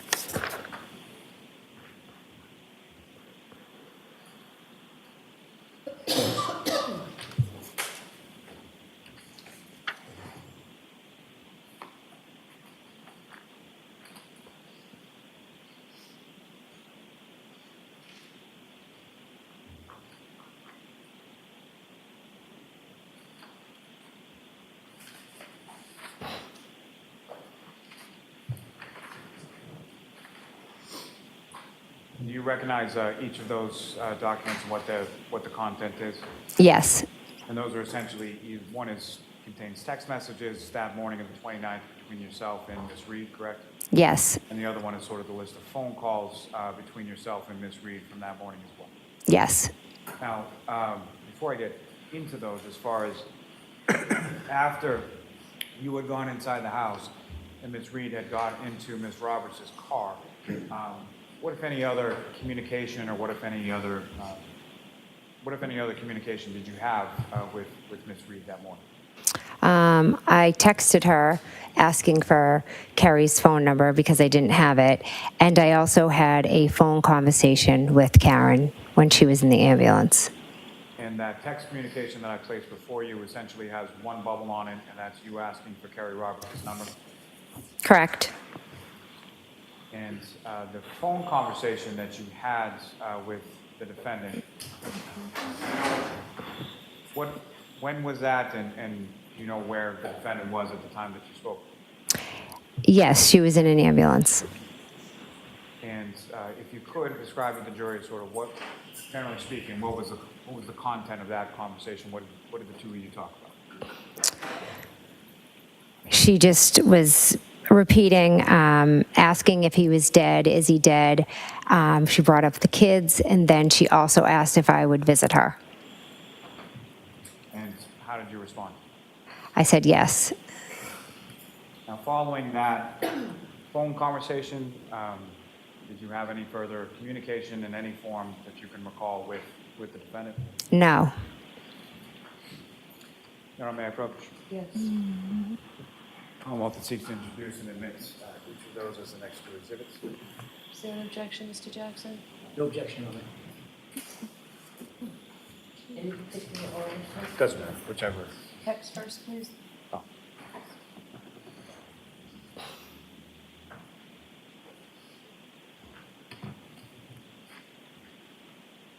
Is it 94? 95 will be.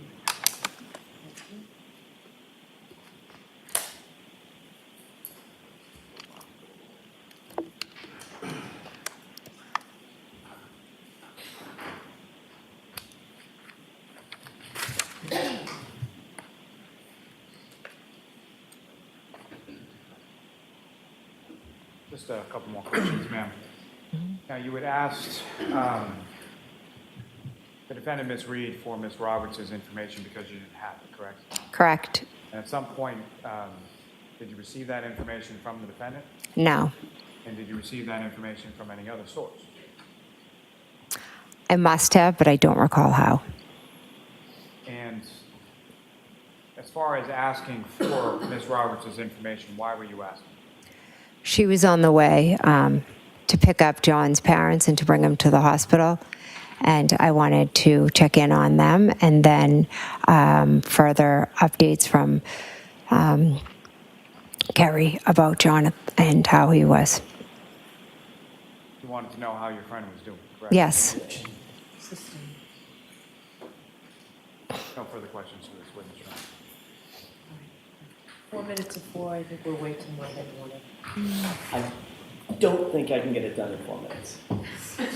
All right, jurors, I'm going to, we're not in session on Monday, so we'll come back Tuesday morning. So Tuesday will be a half a day. Someday next week, I might ask you to think about maybe revising some of these Tuesday, Thursdays to longer days, but I'll give you plenty of notice of that. I need to make sure that I'm just asking you to think about it. All right, so please, those same cautions, do not discuss this case with anyone. Don't do any independent research or investigation into this case. If you happen to see, hear, or read anything about this case, please disregard it. Again, leave everything here, literally, figuratively. Clear your heads and we'll see you fresh Tuesday morning. Thank you. Rise for the jury.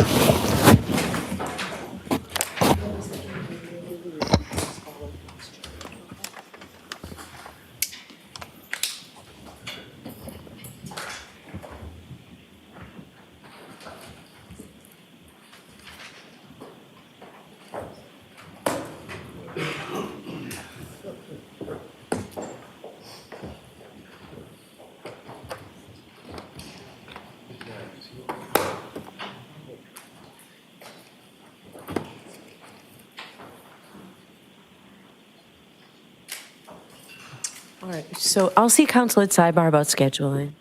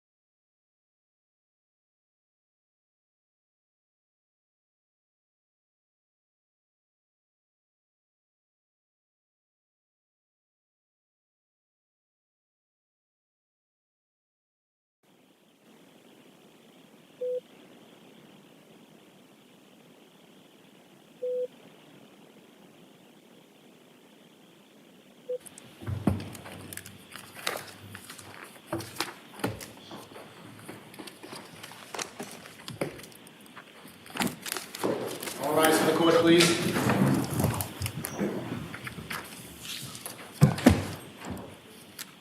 Goodbye.